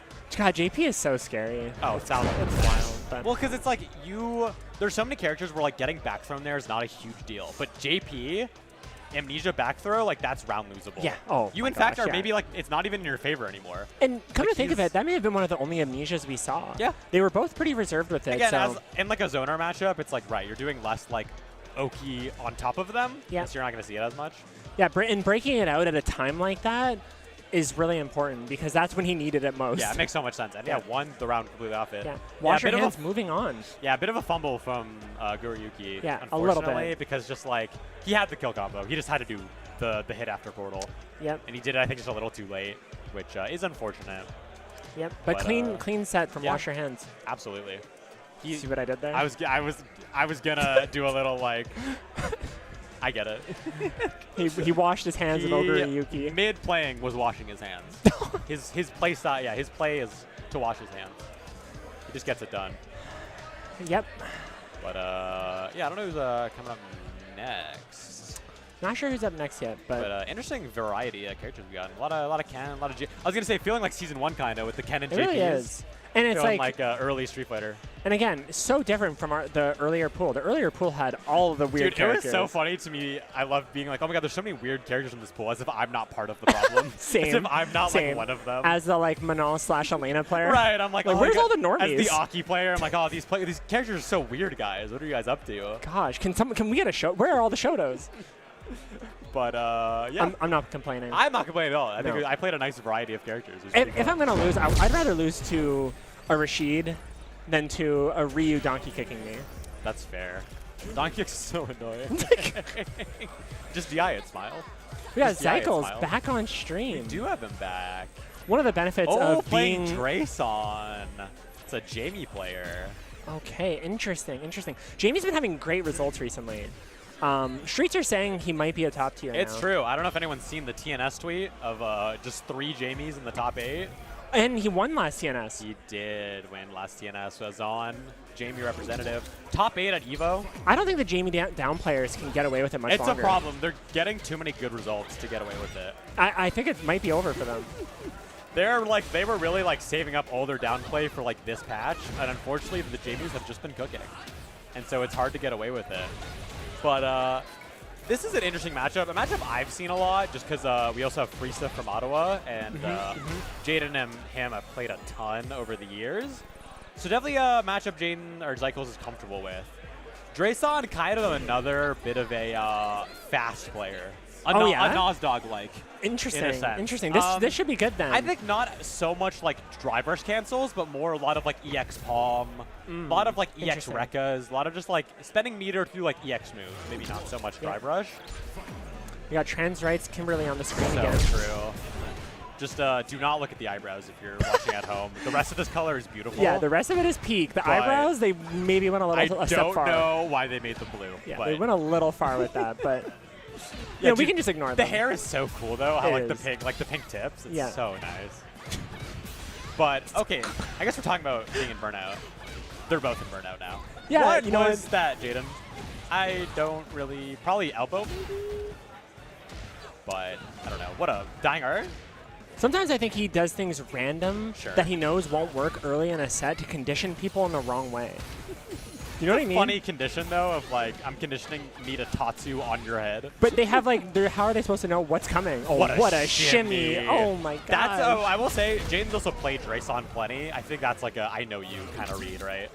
Because to do that as your first Oki interaction is pretty ballsy. And you know what? As chaotic as Zykel's can play, he is a student of the game and of how other people play. Yeah, got caught the elbow drop. Drayson definitely could have done like a drive rush crouch heavy punch to catch that, but just wasn't quite ready for it. I think that's like maybe his first drink on the board. He didn't drink in the first round? Maybe not. I'm not sure. Actually, don't quote me on that. I like his level 3 though. Big drive gauge level 3 for sure. Yeah, and get it early in the set, right? I wonder what Or the the setup round. is here. You're just what a sweep by Drayson. That's like super smart. Nice check, too. Gets a third drink if he wants it. Might just take the Oki, yeah.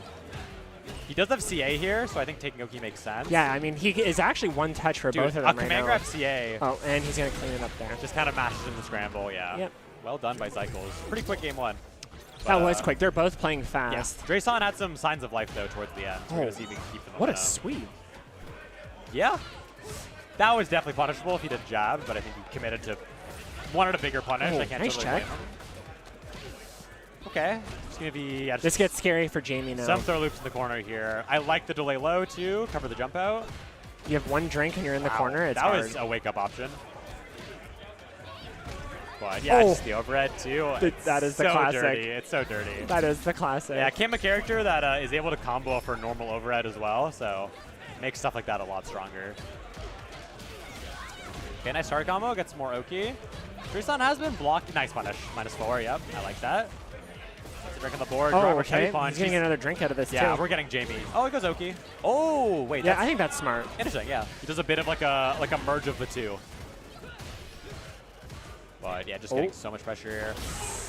Cycle's doing a good job not falling for the spacing traps. Dive kick.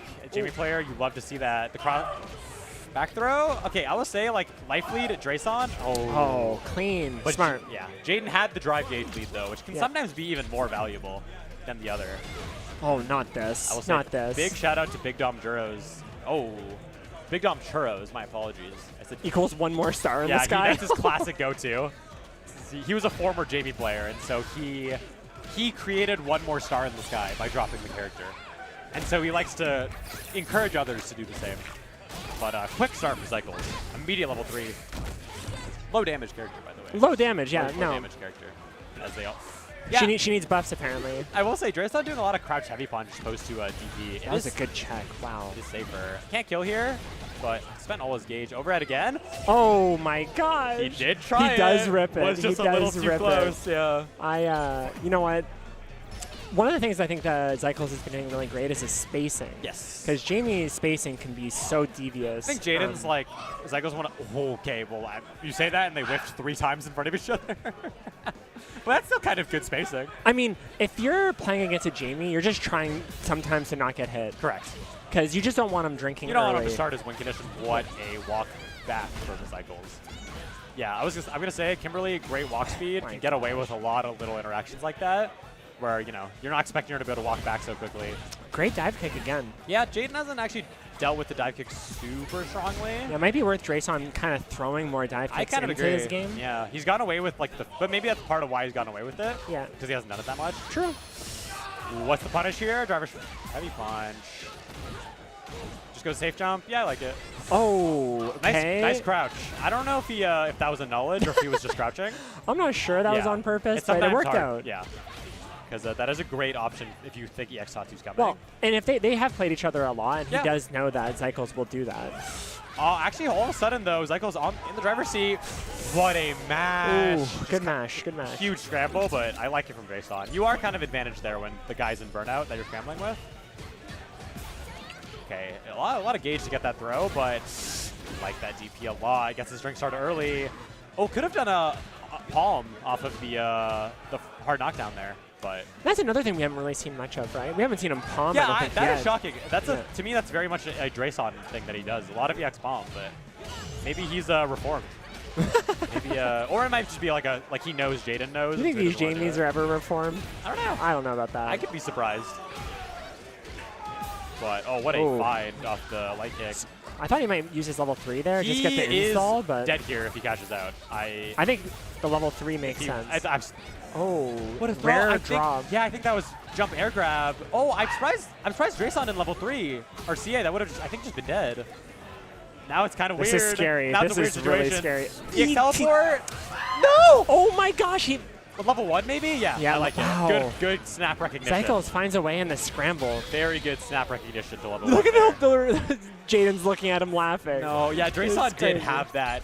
He did have it. I think could have level 3'd on the first Bakai, and then also could have just palmed off. Also, the Kimberly teleport there is kind of wild. I like it. He dies to a jab. I mean, to be fair, in a scramble like that, it's like... Yeah, the mental stack is Drayson has to be so focused to be ready for that. Yeah.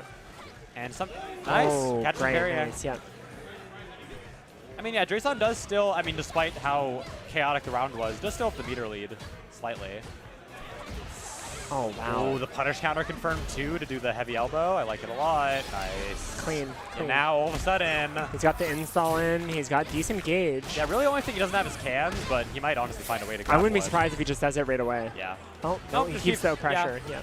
Wow. Oh, nice block. Ambitious. I'd love a level 3 from Ooh, Drason level 3 here. for sure. Yeah. Fantastic. He managed to hold on to his gauge with a pixel, which is very important. Yeah. And now it's basically even. Now their gauge is even, and Drason gets Oki here. What does he go for here? I'm curious. Okay. Just sweep. Okay. Take the drink. Has command grab's grab, online yeah, now. He maybe wants to use it. There it is! Speak of the devil. There's one thing I guarantee will happen in every game. Jamie players want one thing. They just want a command and it's grab. kind of disgusting. It's actually but- wild. I mean, you know it was what? the first one of the set, honestly. There's nothing worse than a Jamie player sitting beside you. They hit that, and every time they're smirking at you. And I'm sure like Jaden was maybe aware of it, but he's like, surely he won't, right? Yeah, and I mean, it's hard. It's you jump and you maybe get DP'd, and But all of a sudden, Drason really clean open here. That's like chess terminology. He's got a great opening from Drason. He's hit him with the Queen's Gambit. I don't know. Any more chess references? That was like all I knew. I'm like, you can keep going. I played chess for a little bit. Oh, what a cash out in the level 1. Really, he really rooked him at the end of that. Got 4 drinks there too. Just for yeah, just for he the is sake drinking of it. more as the set's going on. He's finding more of those gaps, and believe it or not, it's helping. What? Okay, that was a dying art. Beautiful dying art. Yeah. That was. Oh, but Drason does not want to hold that. No, I think that's a good idea, honestly. Especially because Jaden does opt for buttons in Oki quite a bit. He doesn't bait as often. Jason tried to. Yeah, you can't do that. that. Yeah, that is unfortunate. You cannot do that. Yeah, you have to fight your instincts when Kimberly does that because you just need to get out, and you really can't. A lot of EXDPs too lose to that as well. You just have to hold it. Yep. You have to jump, right? I think forward jump. Yeah. Or you can like tech the throw, which but then you're still a can on your body. Yes. But you won't like get hit necessarily. But yeah, it's a scary situation for sure. Oh my! Only Cycles is ready to rip that. Just goes for it. I respect it. Keep him honest, you know. I think Zyko's really good at recognizing like when in scrambles you can get away with stuff like that. Like he's not doing it randomly. It looks random, but it's like it is just like him recognizing the scramble. He just is like so good at picking up things quickly and making the right decision that sometimes it looks random. Yeah, a lot of snap decisions that are super strong. But sometimes he is just random too. Correct. But like, it's that makes his non-random things good. Yes. Right? Because he's established a level of randomness, and so you're just scared in general. But Drason trying to establish more pressure off this level 3. Yeah, now he's got a huge gauge advantage, and if he can keep the pressure up, I like delay low is such a good safe option after like any Oki there. Are we gonna see a command grab? Hard combo side switch. Oh no, could have confirmed off that counter hit. Wasn't ready for it. But that's okay. Just throw loop maybe. I thought he'd throw. Did he go for it? I was so scared he's just gonna go for like a command grab. Builds level 3. He does. He Good does. recognition. Wow. I think level 2 might have still done it, but I like that he recognized. Yeah. May as well. Also, he just got it. What a surprisingly, it looked kind of like Jaden or Jykles was going to run away with it. Yeah. Drason made it very scary. I thought it was so over, and then Drason was so back. And then I thought maybe it was over for Zycles. And then it was over for Drason. And then it was Zycles was so back. It's crazy. Oh, okay. Wow. Yeah, so we're wrapping up. That was our last set of the pool. It makes sense. That was, I think, a pretty far. That was probably a top 24 qualifier. Top 24 qualifier. I guess we probably maybe should have known that, but you know. That checks out. We were getting to that part of the bracket. But top 24 is going to be soon, our little top cut. I'm going to be in it if you want to watch me play the game and not just yap about the game. Definitely stick around. A bunch of people, a lot of players, Cycles, Slice, Thunder. Yeah, Ottawa's doing great so far. Oh, yeah. I have to check the actual bracket, see who made it on, like, loser side. We got Riddles, Thunder still coming up, and watch Thunder do it. But so good. Set a lot of cool sets today. I was glad we got a close set. I think we got a lot of 3-0s today, or during this block. Yeah, so that's that kind was of a good ender set, I feel. That's kind of the thing with pools, right? But, I still think, though, even in some of the 3-0s, there was a lot of close games. Yeah.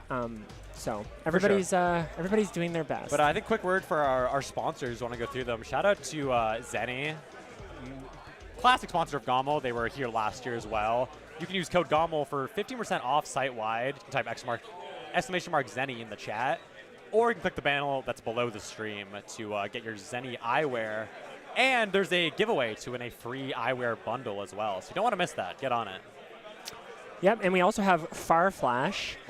Whether you work for a major brand or you're starting your own company, the Farflash team can help you build your presence on social media at live events and make a splash in grassroots spaces, including GOML. Head to farflash.com, reach out, and start building something worth talking about. Absolutely. I mean, grassroots is such a beautiful pillar of any FGC scene, Smash scene. So care for stuff like this a lot. It's really important. Yep. And then to name some of our final sponsors, we have Even Matchup Gaming. We got Domino's Canada, Zenny, as we already mentioned, Blacklight, VG Bootcamp, Farflash, as we already mentioned, House of 3000, and Gen Game. Also, quick little merch plug. You see the merch on the screen. Look how beautiful Still it is. available right now. Exclamation mark sharp in the chat if you want it. The purple hoodie is sweet. Do you see the Yoshi tongue? Yeah, dude. It's so good. See the Blanca? He's balling, bro. He's in like a basketball stance. Yeah. There's some banger options. Whether you're at the tournament, there's like a little merch booth here, or exclamation mark shop in the chat if you want to get a bunch of merch for yourself. But I think that about does it for us. Thank you everyone so much for watching. We're gonna have Top Cut very, very soon. Thinking it's supposed to start 3, so about 20 minutes. Top 24. Don't go anywhere. Gonna have some banger sets coming out. Stick around. Thank you for watching. I've been Sila. And I've been Sourdough. And thank everyone so much for tuning in. Appreciate it. Take it easy, guys. Bye. Bye.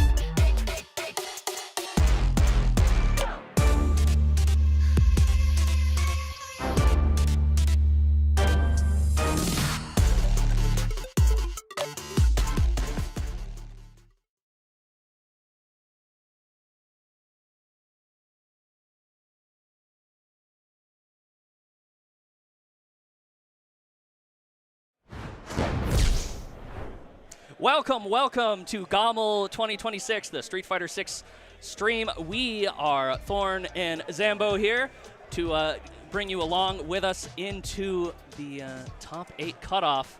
How you doing, Zambo? You know, I was feeling great when I walked in here today, and I still feel great. But there was an opportunity for me to not be here and to be over there. Yes. Yeah. So I'm still reeling from that. But I'm at my favorite tournament in the world. I'm in my favorite general area in the world. So how can I really complain all that much? It's a beautiful day outside too, I think. I've been out inside. Exactly. So. We are down in the basement. So unfortunately we don't get the sun, but we don't need the sun. We have Street Fighter right over there. Yeah, it's a little cooler down here too. You don't have to wear sunscreen when you're playing Street Fighter, but you do have to wear sunscreen when you're outside. So yeah, that's true. You give and take. That's the thing about life. Levels. You know? Levels. And it's all about balance at the end of the day. Speaking of balance, I think we have a pretty solid group of characters in this top 24, this top cut that we're looking at. So I'm really excited to see all of these people play. There's a lot of people that I have never seen play, a lot of people I've only heard stories of. I mean, me personally, I'm rooting for Slice, but I mean, I'm not biased, you know? Not biased, yeah. So it's going to be really exciting, and I'm so glad that I'm working with you for the first time and able to bring you guys through to till top 8. Absolutely. Yeah, I'm very excited. There's definitely a lot of people in this bracket who, you know, they're Toronto locals. They show up all the time. It's nice to see them making top 24 at a big event like this. And a lot of faces from afar too. I know Ramune, I think, is on the loser's side. Yes, but they're in from BC. Wow, that's a trek. Definitely a huge trek. Of course, all the guys from Ottawa coming out, of course. For sure. Shout out to Battle City out there. Anyone who came from East End Toronto, that's a trek. That's a trek in itself. I know Risk did, but I think Risk is also out. Yeah. So. I'm here as well. Shout out the Up Express though. Yeah. Oh, I think I talked about this for my first pool, but just to bring you into it, I got on the Up this morning to come to the venue, and I went downtown instead. That was almost me. Yeah. Like probably the same thing happened, right? You run up the stairs and you see the train and you're like, oh, this is my train, yeah. Yep. So I looked and I stopped for a second and I saw the screen and I looked at the platform number and I'm like, okay. And then a lady asked me, is this the train to Union Station? And I froze. I'm like, Well, now I don't know. I'm not sure anymore. But we're here now, eh? Oh, okay. Looks like our first match is going to be Anshi versus Flux Waves. How are you feeling about this matchup? I haven't seen Flux Waves play a lot. I was watching a little bit earlier, but I know Anshi is nice. Yeah. Toryukin champion, if I'm not mistaken, or runner-up? I believe they were the runner-up to Thunder this time. They were CEC champion this year. Okay, yes. So a very, very strong player. And Flux Waves, that's a name that I've heard before, absolutely. So I'm excited to see this. This is going to be a great way to start off the round of 32.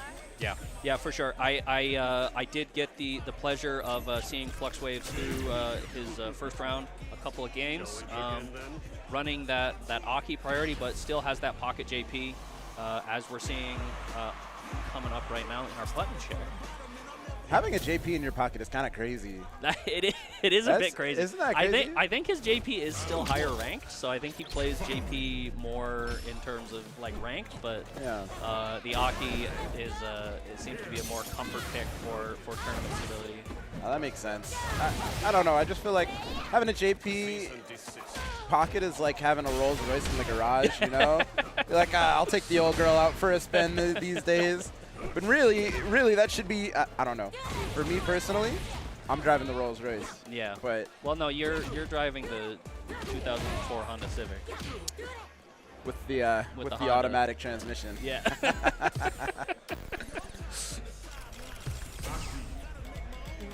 Okay. So, both of these players, I think, were in the same pool, I want to say. Or Interesting. they were both in the first wave. I don't think they were in the same pool. Okay.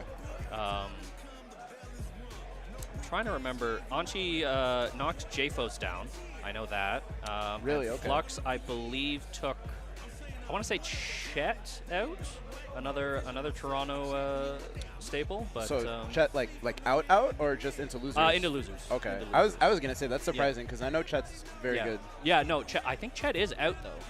Wow. I want to say, who did they lose to? They were that was an on-stream match, Okay. but not quite sure. Anyway, let's focus on this one coming up on our screen right now. Jury versus Aki. So yeah, Flux is just going to start out on that Aki, not even going to bother with the JP, giving Anshi that respect. That's totally fair. I actually really enjoy watching Aki. She's very fun to watch when the opponent is able to play the game a little bit. I think she can get very smothering very quickly. No, absolutely. She really doesn't have a lot of great defensive options. Yeah. From what I understand, so things can go really poorly for you very quickly. So I feel like you want to be like aggressive. You want to be able to control the pace of the game. Yeah. Speaking of controlling the pace of the game, getting a huge punish counter on that whip fireball, putting them in the life lead. But Anshi responding and just going to take it off of that driver overhead. Yeah, I feel like things can go very poorly for you against a jury just in general, very quickly. So And Flux Waves, Anshi definitely one of those players that is incredibly aggressive when you give them the opportunity to be. oh yeah, and that's kind of what this game is about, right? Yeah. A lot of offensive pressure, a lot of stupid offensive pressure, mind games, mix-ups, and a whole lot of Oki. That crouching medium kick from ooh, excellent back throw, holds the corner. I always forget that Jury has the air throw. Driver tags not working out there. But we're seeing like pretty excellent control here from Anshi. Keep Flux Waves in the corner, and yeah, you're gonna pop that level 3. I don't think this is dead. I think there's a sliver left. Yeah, it's skilled very just close. enough, but burnt out. And yeah, you have to spend something, and unfortunately, there's nothing you can really spend there that will anti-air the Jury. Maybe the level 2 actually would have caught on the way down? Maybe, but it happens so quickly. Yeah, You know what I absolutely. mean? Like first of all, you have to get up, and then you have to look and see what your opponent is doing. And Jury, it's like she teleported to stand right on top of Aki's head. So like, No in that time to situation, think, that's a for checkmate, sure. I think. For sure, for sure. Does she live in that pot? I think she just kind of like hangs out on it. Like it's a bit like the burlesque model thing going on. They do that? I don't know. Hey, listen, I'm a good Christian boy. I don't know nothing about that. So we're going into game 2 here. Still on the training stage, which is that tech in this game? Is this like the best, the stage that runs the best? I have been told that some people will play this game on min settings and only training stage. Okay. But I don't think it matters too much in person. Hopefully your setup isn't lagging if you go the Elena stage. Oh, true. I mean, we are on PC. Yeah. The last thing I would want. Oh wow, very good response there. Flux Waves doing his drills. Got that level 1 reaction to that raw DI. And you need that because you get hit by that DI. I'm pretty sure that's like almost a round. Unfortunate. The jab did connect with the ODDP there. And Anchi just letting it rip. Anchi not letting Flux Waves get started at all. Yeah. I very smartly there, I think. High risk situation, but you're up around and you have so much life there. Definitely a good idea to do something crazy and see what your opponent's doing. Absolutely. I love being up around. It feels so freeing. You know? Yeah, for sure, for sure. It's like on payday, right? Your bank account is full. You feel like you could spend $20 on cheese. Oh, for sure. You know what I mean? Yeah. And I have done. Yeah, you look at that nice block of cheese in the artisan aisle, and it's like, I could do this one. Air reset, potential overhead. Could have just gone low. It didn't look like Flux Waves was ready to block low, but level 3 on deck. It's just been a tour of the corner. Both of these first 2 games, Flux Waves has just been sort of stuck there the entire time, and regardless of any options that Aki has to get out, Anchi was able to answer pretty much all of them. And then when you do get out of the corner, you're eating an ODDP right to your face, because of course he's got full drive gauge, right? Yeah, I'm a little surprised that we haven't seen all too many slides out of Flux trying to get himself out of the corner, but at the same time, you're getting into those situations and your drive gauge has already been brutalized by Jury's pressure. So you can kind of see why he doesn't want to be making those risky reads and potentially get thrown. Yeah, it's very difficult. It's very difficult. And it's not like this. Oh, good back dash, but doesn't get you out of the corner. So yes, Anchi's drive gauge very low, but carefully spacing these Fuha restocks. And it's pretty much back. Yeah. Crazy how quick that is. Reversal situation completely, but oh no, tries to check the dive and just gets clean for it. Jury's drive pressure isn't that great. You know what? That does get him out of burnout, I think. We're close. No. Wow. Oh, So that's rough. close from Flux. Almost got out. Maybe could have gone for a jump there, but even still though, I feel like with the way Anchi's been playing, I feel like the jump would have been. You get caught. Yeah, you're gonna There's get caught. the slide out, but Anchi's already ready for it, positioned to throw that. Does get him out of the corner though. Just eats a punish counter throw.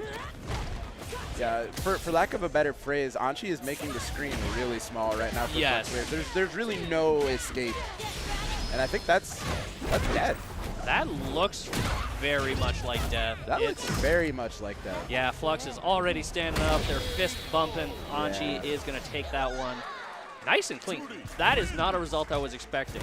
Anchi's very strong. I'm not surprised that they won, but 3-0 over a player as strong as Flux Waves, definitely playing above their level today.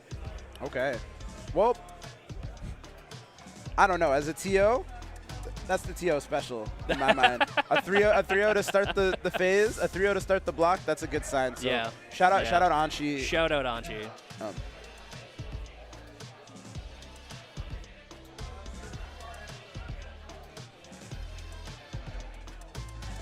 Got you. Okay, cool. Could they hear that? No. So okay. So we're gonna do what? Two more matches. Yes. So production just popped into our ear. Yes. Made sure that we know that we are only doing winner side top 24. Unfortunately, we are running a bit behind, and we have some other streams to go afterwards. So we will only be with you for a brief moment as we get through winner's side here. But We're here for a definitely good time, not a long time, yeah? for sure, for sure. Definitely a lot of good matches to come. For sure. And I did see that Nozdog, who we saw on stream earlier, will be joining us for top 8. So that'll be a fun time. Yeah, actually, I like Nozdog. He's a very fun individual. He's a very fun individual. Super high energy. Will be a fantastic time. I will be watching happily from the crowd. Absolutely. Let's take a quick moment to shout out some sponsors. Even Matchup Gaming, Domino's Canada, Zenny, Black Light, VG Bootcamp, Farflash, House of 3000, and Gen Game. Thank you so much for helping out GOML 2026, making this possible, keeping all these players fed. And oh yeah, that I'm gonna say something about. We haven't shown our Domino's slide yet during our block, but there's. Listen, when I'm on stream, I've done GOML a few years when we've had the Domino's partnership, right? Yeah. When I'm on stream and I see that pizza, it's like my mind, and I'm genuinely, I mean this genuinely, I don't know what to do. Like, I've never wanted pizza so bad in my life. it is a very attractive pizza. Whoever, they were in the pizza studio going insane with that photo, and it looks real too. Yeah. That looks like something that you open up the box and that's what you're gonna get. There's pineapple on it in the photo. Is there? And I'm still, I think so, and I'm taking that down. You know what I mean? Anyway. Yeah, I got you. But I'm a pineapple on pizza enjoyer. Oh, okay. I'm one of the strongest defenders of sweet and savory combos. You know what? I'm with you there. Yeah. I don't like pineapple, though. If you don't like pineapple, that's fair. And if you don't like hot fruit, yeah, totally understand that. But don't tell me it's just because it doesn't sound right. Yeah.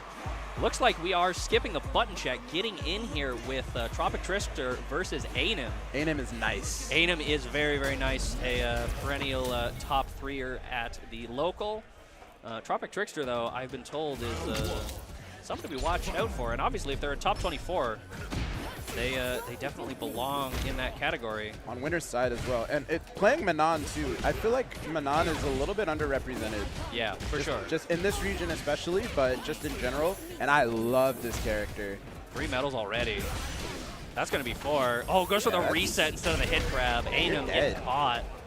4 medals. Quick these rounds can be. Yeah. Now you're in the next round. 4 medals. You're going to get a 5th one. Yeah. That's such a hot start there from Tropic Trickster, but I've known Ainem to be a bit of a downloader. Yeah, they are an information gatherer for sure, and even if they lose this round, they will adapt going forward. Oh no, just messes up their own meaty, gets caught by the tech of Tropic Trickster. 5 medals. We're in Michael Phelps mode now. Excellent delay. Tropic Trickster knows the timing that these Bisons want to play at. Watch the cutscene, says Tropic Trickster. I'm going to take a drink. Honestly, somebody told me there should be a skip cutscene button. They should never do that ever. No. I earned that level 3. Even You're if gonna it's watch so it, buddy. quick. It's you have to watch the whole thing. Yeah, even if you have a sliver, you got to watch the whole thing. We're getting right into game 2. Like, the pace is actually crazy. Yeah. Our block is going to be done in like 20 minutes. Ainem definitely oh man, tries to go for that second evil knee. That's information though, for sure. Tropic Trickster mashing out there, getting themselves out of the corner, out of that really scary Bison situation. Back into neutral now. Cross under. Wake up level 1. Nice. Ainem trying to press, maybe looking to interrupt a potential command grab, but that is 3 medals on deck for Tropic Trickster again. Yeah, it just feels like we've sort of flipped the whole strike throw thing on its head, Yeah. right? Game 1, a whole lot of throws, a whole lot of command throws, and now that Ainem is like scouting that out and looking for that, it's just not coming. The evil knees catching. Safe jump. Yeah, excellent. Well, from Ainem, properly identifying where Tropic Trickster was going to try to press back. Now Ainem's activated now. This is what I was waiting to see. Yeah. The insane Bison pressure and just that killer instinct Shout out Killer Instinct, by the way. Oh no, that's going to be such a huge amount of damage. Oh no, just goes for the bomb. Okay. Does get Oki off of that. Yeah, Tropic Trickster trying to press out early that time. Oh, wow, the shimmy. Big double shimmy from Ainem. That's death. That's big death. Yeah. See? There we go. You can hear the Toronto crowd behind Ainem giving them props. Ainem's heated up now. Where is Tropic Trickster from? I see the U.S. flag, but I'm not sure. I assume somewhere kind of close. I know flying out from the southern states would be a little difficult, but I'm assuming with Tropic Trickster, maybe like Florida. well, they don't have airplanes down there. I heard. You have to ride a gator boat up to Georgia. Throw Loop City.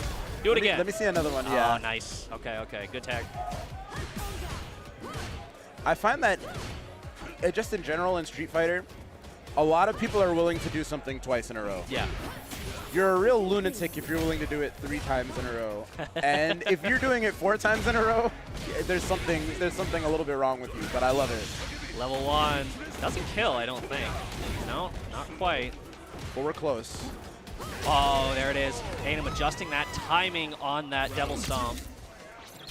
So now all that pressure that we saw from Tropic Trickster, like all that Yeah. damage is pretty much gone. Yeah, the lead has evaporated. No command grab here. Just goes for the regular throw. Oh wow, that's Meaty really strong on connects. wake up though. Super meaty.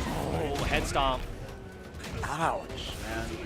There's some really brutal animations in this game. It's truly Shadow Marissa command grab. Anything Marissa does, like, she'll punch you straight to the center of the earth. Oh, this is gonna be around? No. That is safe. Oh, just stays low. Even with Bison's walk speed, not able to get out of that situation. Tying it up. And again.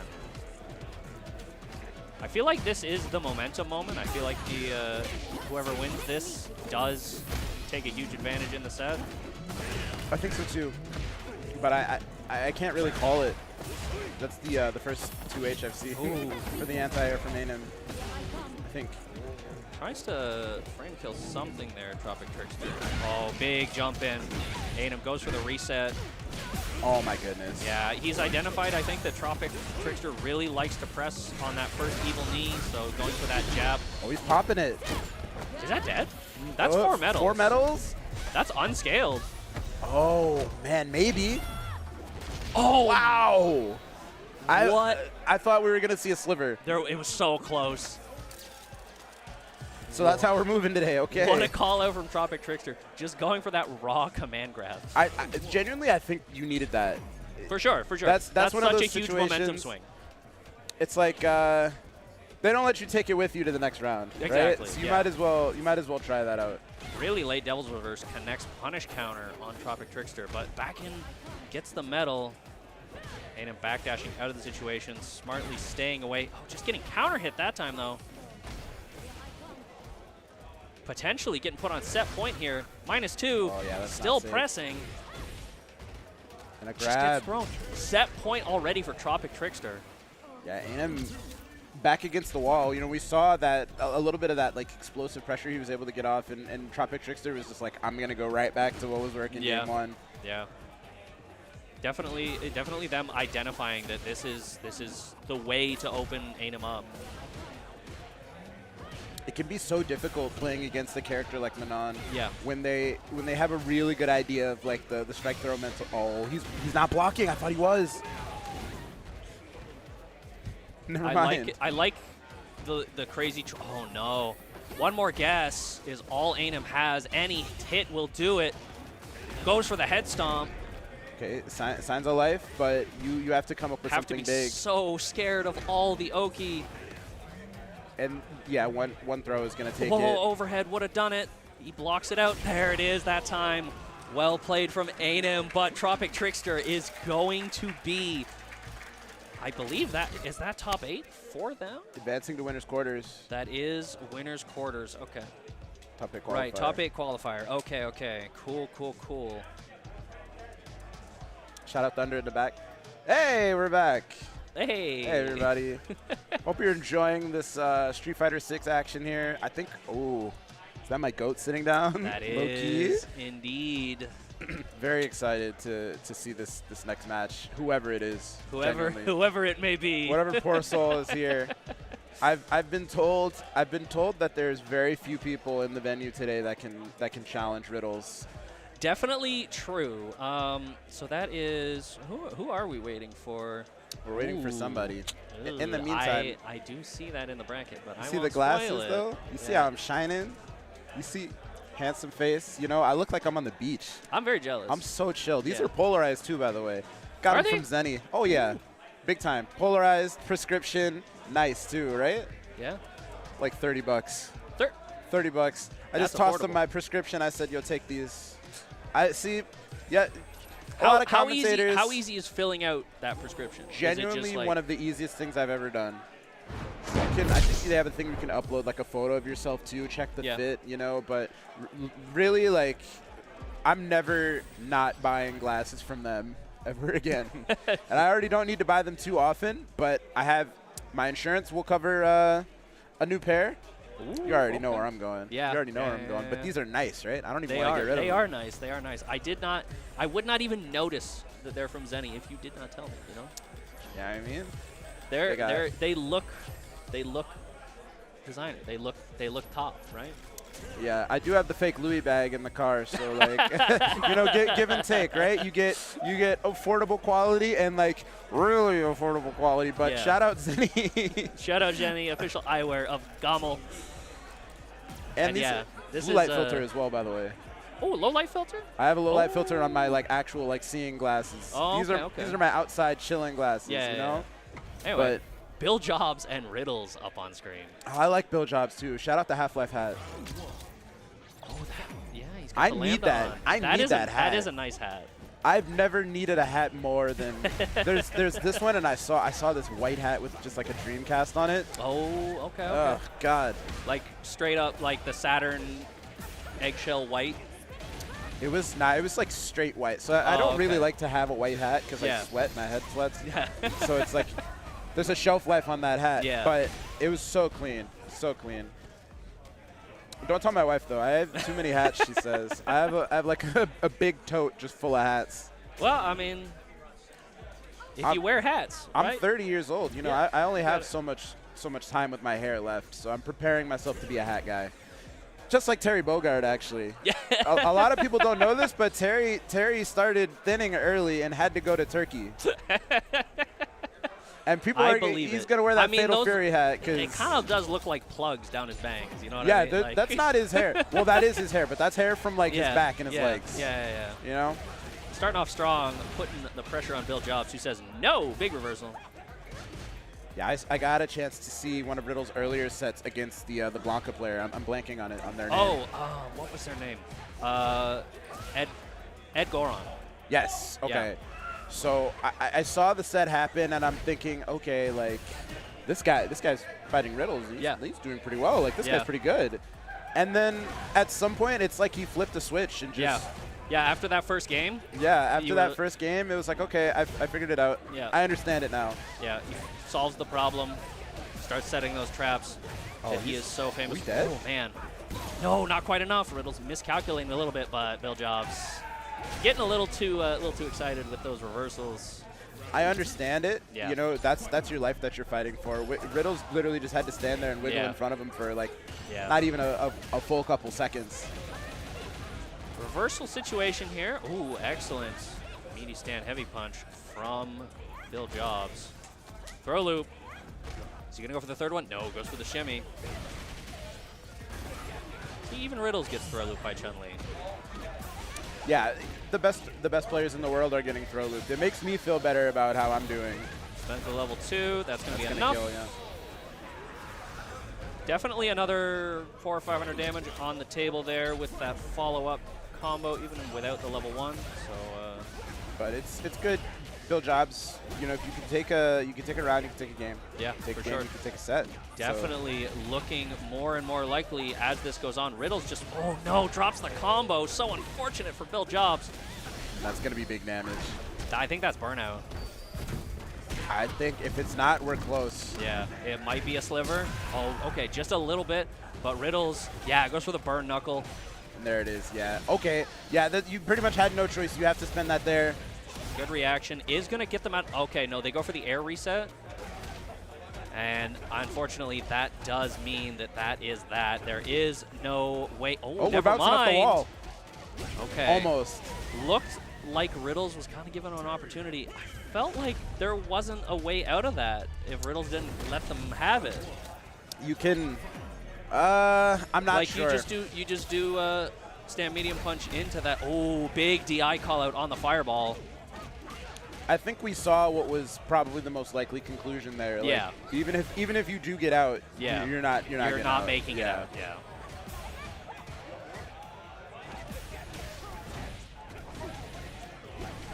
Okay. Classic Terry combo coming out there from Riddles. Riddles is pretty close to burnout. And that's dead. That's death. Well Burnout and death. All right. Yeah. Just keeping it tight, keeping it close. I just want to say a quick shout out to Bill Jobs for inventing the iPhone and the Windows phone. That's great coverage. No, the Windows had a phone too, and the Zune. You like the Zune? I was a big Zune guy. You were a Zune guy? Do you remember what it was called when you sent a song to somebody else? No. No one else had Zunes. It's a really stupid name. If Bill Jobs takes a round, I'll let you know. Okay. If he takes this game. Oh, Riddle's getting the punish counter throw. Spending all the meter for this pressure, though. Takes him coast to coast. Just seems like he knows. He knows Bill Jobs is like really getting pressured now. You want to block. Oh, great button, but it doesn't matter. What happened there? That's crazy. You think he just wasn't expecting that to hit, or? No, no way, no way. I would not be ready for that. I don't think there's anybody in the world that would have been ready for that one. Maybe Punk. Maybe Punk. But in that situation, you're so low on life, you're so close to burnout, you're at the wall already, you've been taken coast to coast. Oh man, that's such a hard situation. Oh, big jump in, but doesn't connect anything. Well, there's got to be big damage. Yeah, we're popping the level 2. Okay. Doesn't go for the level 1. Goes for the safe jump. Riddle's able to jump out, and now we're. This is genuinely so terrifying. This is so close for both these players. Like, oh. Level 2 is on deck. Goes for it. It connects. That's got to be it. So close. Oh no! Oh no! Dropped it. Misses the air combo. And now you're in Terry's burnout loop, and CA is on deck for Riddles. You cannot let this go. Oh my goodness! No way! No! No! He blocked it. He had just that barely little. Oh my goodness! That's the tiniest little toothpick of health. Are you kidding me? Actually, a game of millimeters here between these two players. Anyway, when you send a song from one Zune to another, it's called squirting a song to the Zune. Anyway, Bill Jobs taking. Bill Jobs squirting that round. Yo, wait a minute. I can't believe I met a Zune guy. Life is such a wonderful, mysterious thing. Musta Wolf. Bill Jobs not looking okay. Drive gauge, very, very bad. Kind of gets out of it. Back jump. Doesn't want to deal with that. These stance sweeps doing a lot of work for Bill Jobs. Trying to check that forward movement. Oh, wow, excellent raw DI. cancel from Riddles. Going to get on the round.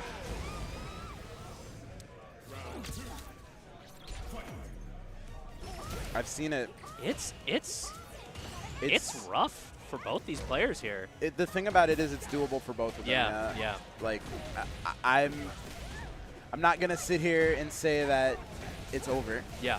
It never is. You know, like, we're seeing drops from both players. Oh, and yeah. Big carry. I like the wake up there. You know, you got to do something. Kind of shake up Riddle's rhythm a little bit, but I don't know, maybe. That was very quick. Are we switching characters? Taking a minute. You know what? I like it. Take a minute. Kind of recenter yourself. What is that she's sitting on? Is that luggage? We'll never know. Yeah, I can't really tell. That is it looks like luggage. Yeah, it's like. Where is she going? I don't know. She's the world warrior. So. Is she still a cop? No, she's retired. Oh, okay. She runs Chinatown now. Oh, right. Okay. As one does. As one does when one retires from Interpol. Runs Chinatown. Wait a minute. Or it was Interpol. She's not like a beat cop. Like I'm not gonna get pulled over by Chun-Li. No, she was like a high-level detective or something. Oh, back thrown into the corner. That is going to be burnout. Chooses to burn themselves out. Doesn't get punished for it. We're playing Ashy Street Fighter right now. Yeah, unfortunately. Oh, okay. Riddle saves them from themselves. Oh, that stagger pressure from Riddles. He's got it figured out. It's so good. Like I feel like when you get really, really good at this game, your internal clock is able to just like you're able to like pull out these little like half beats all the time that just really break people's brains. It's so crazy. Yeah, just playing in that odd time signature is enough for most people to just kind of get opened up. Prog rock gameplay. Definitely a 3x8 kind of play. Ugh. Yeah, if somebody showed you a song that's in 3/8, like, that's not your friend. It's 20 minutes long, by the way. 20 minutes long. Yeah, there's just like this really vibey synth solo in the middle of it. Everybody left the room while my guy handled it, but it's great. Riddles on set point. Throw loops in the corner. Oh, doesn't go for the second one, but delays enough that Bill Jobs is able to get out. And that's a forward throw, so gonna stay out of the corner. Back to mid-screen. Riddles now going towards the corner. You know what? I feel like Bill Jobs is letting it rip on these level 2s a little too aggressively. And was that a dropped safe jump? Yeah, nice and easy from Riddles. Not necessarily it, but it's so yeah, he's got like a sliver if anything. Yeah, that's done. So yeah. Well done from Riddles. Sell your Microsoft stock, sell your Apple stock. I think it's over. Unfortunately, AI will not be saving you at GOML 2026. It might save you though. One of them GOML hoodies. Oh. I actually, the GOML hoodie was crying out to me. Oh yeah. Like the Green Goblin mask. And I held fast. I said, you know what? You're gonna want to wear this, and it's quite warm this weekend. Yeah. But I still have an opportunity to buy one on the shop on StartGG. So. For sure. And they got the big boy sizes online. They look really nice. I like that pink hoodie is calling. I love the cream colored one. Yeah. So I actually have my favorite GOML hoodie with me here. I don't know. Okay. I don't know if I can bust it out, but I don't know if that's production. Production is giving us the thumbs up. We are if good. that's okay. Like literally, this is probably top 10 hoodies in my collection. Ooh. Okay, the fact that I have 10 hoodies in my collection. Oh, you got it inside out. Hold on. Yeah, I do have it inside out. It's to protect the art. Ooh, you feel me? Okay. Because on the back, Ooh. on the back, check Look this at out. that. You know what I mean? Okay. Obviously, we got my boy on the front, and it's so clean. It's one of the more comfortable hoodies I've had. Like again, like you take a look at this. It's artsy. I do like that. Know? And it's nice. Like what I love about GOML is they're not afraid to make their merch not look like it's from a friggin' video game tournament. I love that. You know what? Like as I've gotten older, I can't be wearing video game merch around work, but some stuff is tough. I've worn my East Coast Throwdown hoodie to work before, and I usually only get compliments. Yeah. But I know exactly what you're saying. It's got to be like a if you know, you know type of thing, right? Yeah, for sure. GOML consistently hits that. Shout out whoever's doing the design. Yeah, those minimalist designs definitely in vogue right now. And I love Randall. That's my friend. Shout out Randall. Like just the GOML logo, it's so cute. Oh my goodness. I love this tournament. So it looks like that is Zickles up on stream now. The boss. Versus Sila, who was on commentary just before us. Is it? So let me ask, is it Zickles or Zycles? I heard Zycles. Zycles. Is it Zycles? I was corrected on this before. Who said that? I don't know. I have no idea. I'm almost positive. I want to say it's Zycles. Zycles. Okay. I'm deferring to you for that, for sure. Because Zickles. I have been corrected on it. Zickles sounds a little like pickles and like But you're saying it with like, you know, Yeah. a little bit of sauce on it, like a little bit extra. about to get a jar of Zickles. Yeah, yeah, You yeah. feel me? I don't know about that. It's Zycles. It's got to be Zycles. Oh, maybe yeah, maybe that's what it is. It's the Mandem hitting me. You think so? Maybe a little bit. Hey, we are in Toronto. We are in Toronto still. I didn't grow up in Mandem, but you know, you spend enough time here, you pick up a little bit of it. Yeah, that's how the world works. Honestly, I'm not from here either, but I'll bust out the Toronto accent. It's fun. I don't care. I'm a big lover of the Konnichiwa Guans. Yeah, I do like that guy. He makes me a little uncomfortable though. Oh, for sure. He makes me a little uncomfortable though, the way he makes a lot of eye contact with the camera Yeah. when he's saying those things. But you know, I'm learning. I'm learning Japanese and I'm learning the slang of my new home. Yeah. So. Watashi wa guan. Anyway, I think I see. There's no way I see E Honda, right? I believe that. I mean, surely that's not sticking, right? This is just button check. Button check. Okay, that's just button check. Doing a button check on Honda is kind of crazy. But why would you be doing a button check on a character you're not playing? Yeah, I don't know. Like, I guess you just don't feel like you need to be checking combos, but I guess. I don't know. I don't know who style it plays. I feel like I want to. Ooh, what is that? Rivals of Aether popping Pop off. off from Rivals, yeah. Yeah, we got Rivals at this tournament too. There's actually a lot going on here. You know what? After the Evo stuff, I kind of figured that Ludwig just kind of followed Rivals around to every big tournament. Yeah? But not here. Just No. just a couple reps showing up. A lot of those guys are like, no disrespect to Canada, but a lot of those guys don't go to Canada all the time. That's true. That's true. You know? I think he's also pretty busy these days. That's what I'm saying. Like, Yeah. do I have time for international travel right now? Yeah. I don't know. Certainly I mean- a couple people here have time for international travel. Yeah. I felt like I did some international travel today. Yeah, coming all the way out to the airport from the East End does feel a bit like taking a flight. A little bit. Yeah. It's a lot of sitting, a lot of waiting. I actually did no waiting. No waiting? I did no You waiting. I got had it a all very through? optimized route. Okay, okay. It was, yeah, bus to subway to up and then walking.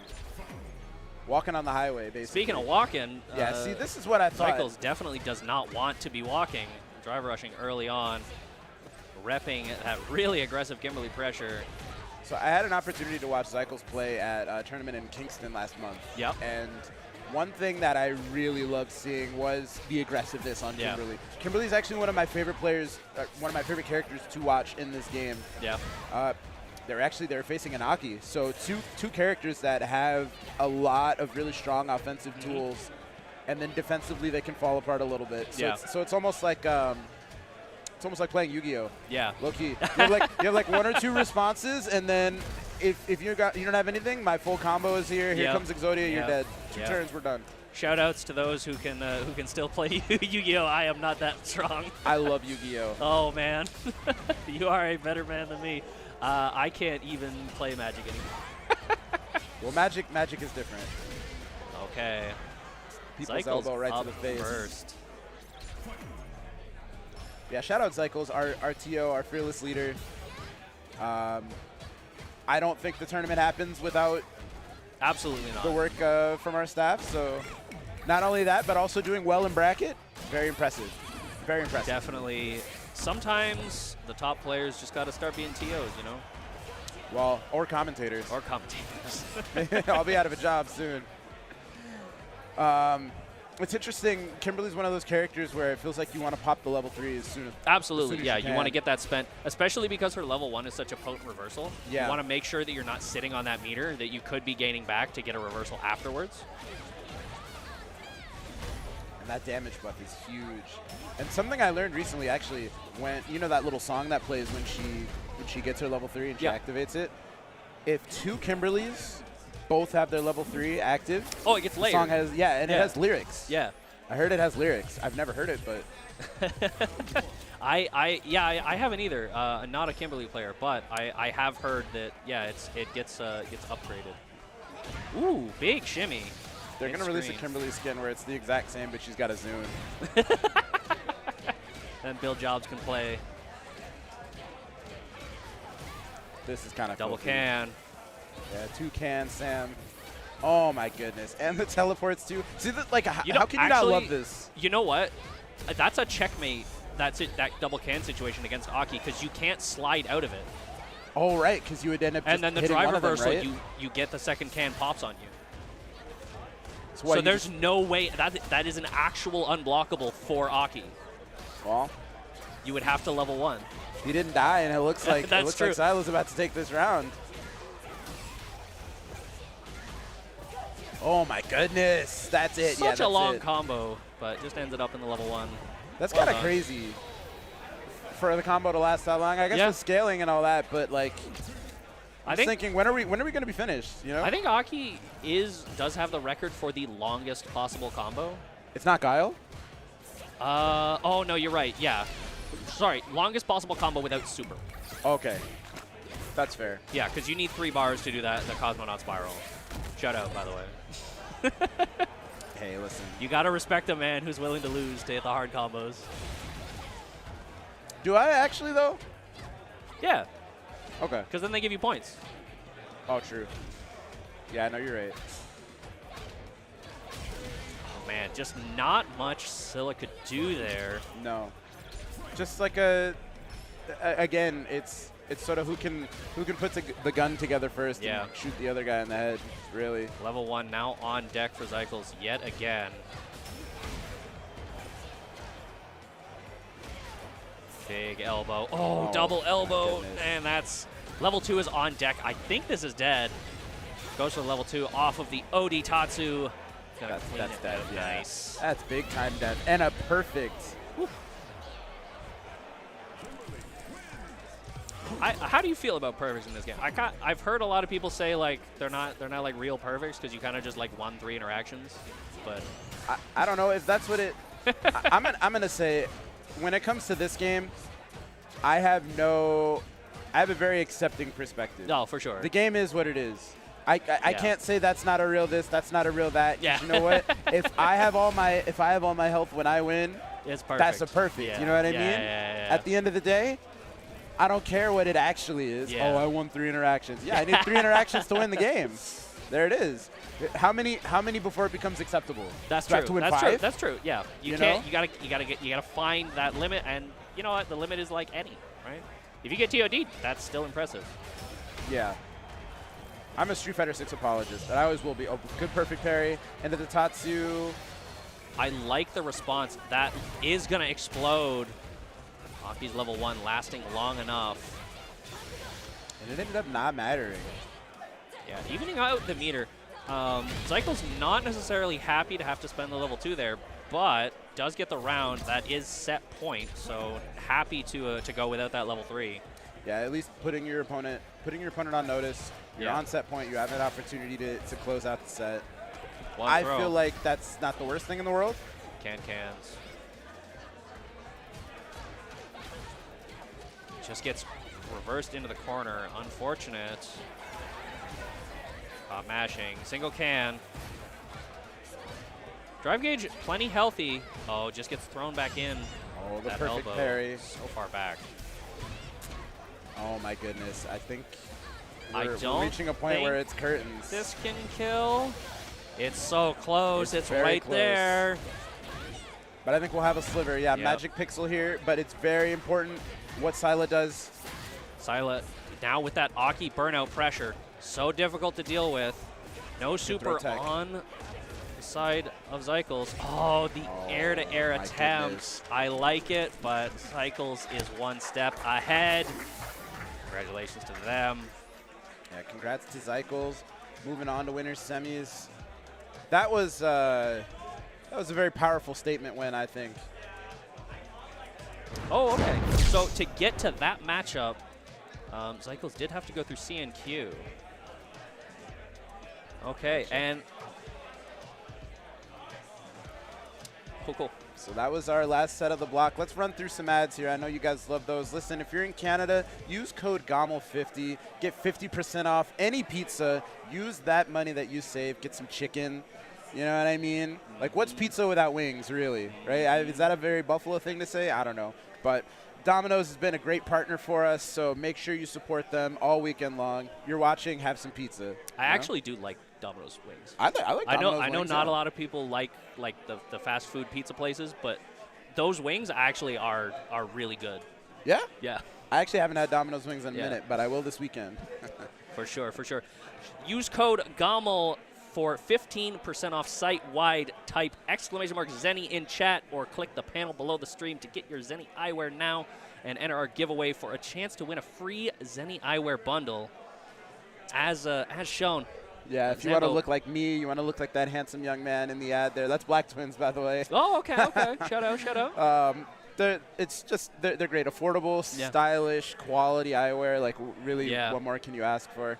I've been singing the gospel of Yeah. Zenny way before they were a sponsor. so. I need some glasses, so maybe I'm going to be hitting up Zenny myself. Yo, hit up Zenny. Low key, if you got insurance too, they might cover it. And then Farflash, you know, one thing that I really love about Farflash is they're able to capture the voice of the community that they're supporting so well. Again, that tagline, nobody knows your community like your community. It's true. They do all the socials for GOML. They do socials for a bunch of other events. If you are a grassroots organizer, you want to look into Farflash because not only are they just posting, they're clipping and posting and generating all those interactions that look good for sponsors. They're working with you. And these are people who came up in the grassroots scene. And I heard if you send Luke an email, he might send you a free Farflash mug. And I've been telling everybody that all weekend. It's not true, but yeah, go tag Farflash group on Twitter and see if, because I want the mug. And Yeah, I didn't send get the Zambo a mug. mug. Send Send Zambo a Zambo a mug, mug. please. But please, head to farflash.com, reach out, start building something worth talking about. Social media is so important. And you want to run this one? Yeah. Shout out to the TOs and everybody. Check out that GOML merch. You saw Zambo's lovely hoodie, as we talked about earlier. I really love that off purple hoodie, the lilac there.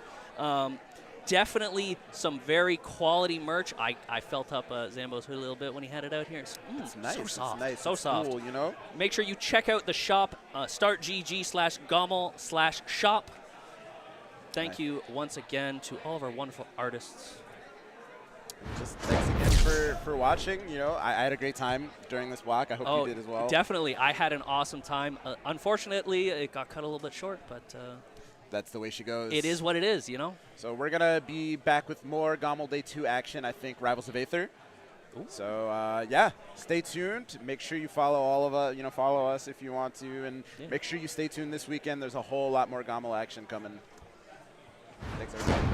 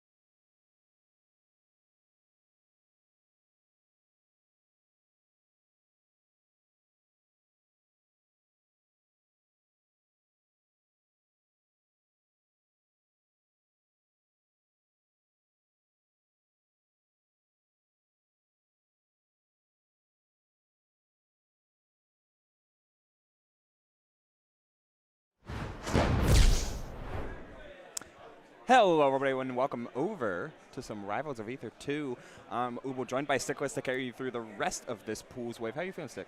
I'm feeling really good right now. I do think we're looking at some pretty intense bracket moments coming up here. I do think that I saw a number of really fire upsets. There was Macaque, who ended up besting Julie, a.k.a. It was Potatoes?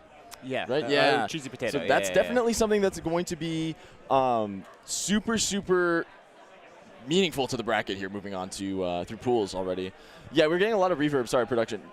Yeah, it's okay. Right. I wonder if that's not sure if that's on our end too. Oh, it looks like Remeron's sitting down. Shout out to Remeron, one of the best Orcanes in the biz. Gone now. It's gone now. Shout out to production, keeping it locked in. Quick fix. Quick fix. We love to hear it. Remeron's sitting down. Not sure who her opponent's going to be, but we can check it out at been exclamation point bracket. Been rocking the Orcane. Yes. One of the best Orcanes in the biz. Dangerous Orcane. Former Smash Mewtwo player. Was one of the best Mewtwo's in the world at the time, hailing from Quebec, and has competed in Ottawa for years, and has continued to stay very dominant in this game. Those fundies don't just go away overnight. No, not at all. They stay strapped with the fundies. Especially like when you're trying to carry a lot of similarities from one game to another, like Rivals 2 being that like true melting pot of platform fighters. For sure. You can understand where a lot of like basics come from, but from that prior experience, like using Orcane back air as an example. Like Orcane back air and Mewtwo back air serve different purposes, but they're both long disjointed options, so you can kind of configure the spacing in your head around that from like a ground perspective. There's not a lot of arithmetic that needs to be done. It's literally just, the back air is the move that hits behind me. It's strong. It's able to edge guard. Yeah, it's the similarities between the two characters, you say it yourself, Mewtwo and Orcane, they do share that tail. Yes. The tail is the difference maker, that big hitbox that you can use, that down tilt, of course. And sometimes that down tilt as well. They're basically the same, right? Yeah. And sometimes all you need is like one similarity or one thing that like gets you off the ground, and then everything branches out exactly. From there. It's party time, right? And then what a better not many better invitations in the game to the party than that Orcane down tilt. Orcane is a pretty good move. It's one of them. It's one of the moves of all time. Many people have been saying this. Yeah, it's been pretty under some spotlight since the first game. Inception, yeah. Since the first game. So shout out to Cesaro, my goat. Yeah, that down tilt is a problem. I mean, the down tilt leading into so much. Depending on the character, you can hit it into like up strong. You've got so many confirms. Obviously, Orcane's juggling game is fantastic as well. Yeah. Early knockdown percentages allow you to beat CC like operands and like beat a lot of like CC grab and being able to do sort of safe distance too, right? Like that's a big thing. Being at that safe distance, you're able to pressure with not just down tilt, but that F tilt as well. Really strong. Yeah, super great jab confirm as well. Like if you don't get anything out of down tilt at those percentages, you can just like jab 1-2 F tilt, force off stage, try and catch people DIing away as well, like a built-in mix-up. Like Orcane really good at those like scrambles between nair and down tilt, F tilt, jab, like covering a lot of that. Down strong as well. Down strong, yeah, I was gonna say that down strong super quick hits like crazy, pops them up, and the CC answer as well. One of the best CC answers you've got as an Orcane. Yeah. So lots of really fun options there. I'm excited to see who our competitor is going up against Remeron is. We've been seeing like a lot of different ways to explore the Orcane matchup, especially from like at a top level play. I mean, I'm sure all of us watched Evo. Yeah. The prevailing theory from a player like Cakeassault was like, oh, I'm going to lead Fleet and like utilize Fleet as a way to ignore a lot of puddle traps, just like force bubbles out very early to cover space. And then you can start parrying, and then the game kind of unfolds from there. You get to mix it. You either start parrying or you mix in like empty lands to go for grabs. Like you don't have to always be threatened by down tilt. But that evolved and like didn't always work. I mean, Orcane has a solid suite of like anti-air tools as well. So maybe you shift more toward like a B-Bat style of Fleet where I say Fleet because I think that's the character we had hovered before, but the game did just reboot. The game just is rebooting right now. Oh, okay, we're fixing some controller problems. Yeah. No But worries. that no is worries. why I brought up the fleet. I mean, yeah. The fleet is very possible. I'm not sure who the competitor on that side is. I mean, I'm not sure if we can even see on the bracket here. No, it doesn't even say. But that's all right. That's all right. We're chilling for now. We had Street Fighter just before this, and that went phenomenally. Yeah, that did went cause well. a little bit of delays, but There was some good Street Fighter, though. It's some good Street Fighter. I mean, I'm a big Street Fighter fan myself. Big fan of the game. I feel like there's a lot of like baseline gameplay that comes with all these fighting games that 100%. we have down here. So getting to see both the yes, someone got through for their whole life bar, and into like a super 6-set to round it out, which was Riddles versus James, I think it was. I forget his tag, but absolutely like crazy 6-set on that regard with some really awesome like round wave pickups from Riddles. Street Fighter's really cool. Street Fighter is super sick. Not the tangent. Not the I'm tangent. a Blanca enjoyer myself. It does look like I see a fleet on that screen still, so that might be the case. Excited to see where we move from here. I do think the fleet, kind of to your point, the fleet is a good pick into Orcane as far as things go. I do think that the character is well equipped to deal with a lot of the Orcane stuff that we were talking about, that tail, that down tilt. I mean, in the matchup, you watch a lot of Orcanes kind of move like a rook. You know, you got that vertical coverage, you got a little bit of that horizontal distron with that tail, but you don't really have a lot to kind of challenge a fleet that's hovering in that 45-degree angle. You really got to commit a lot harder to challenge that space, or you got to come in at an angle vertically first and then go to that direction laterally.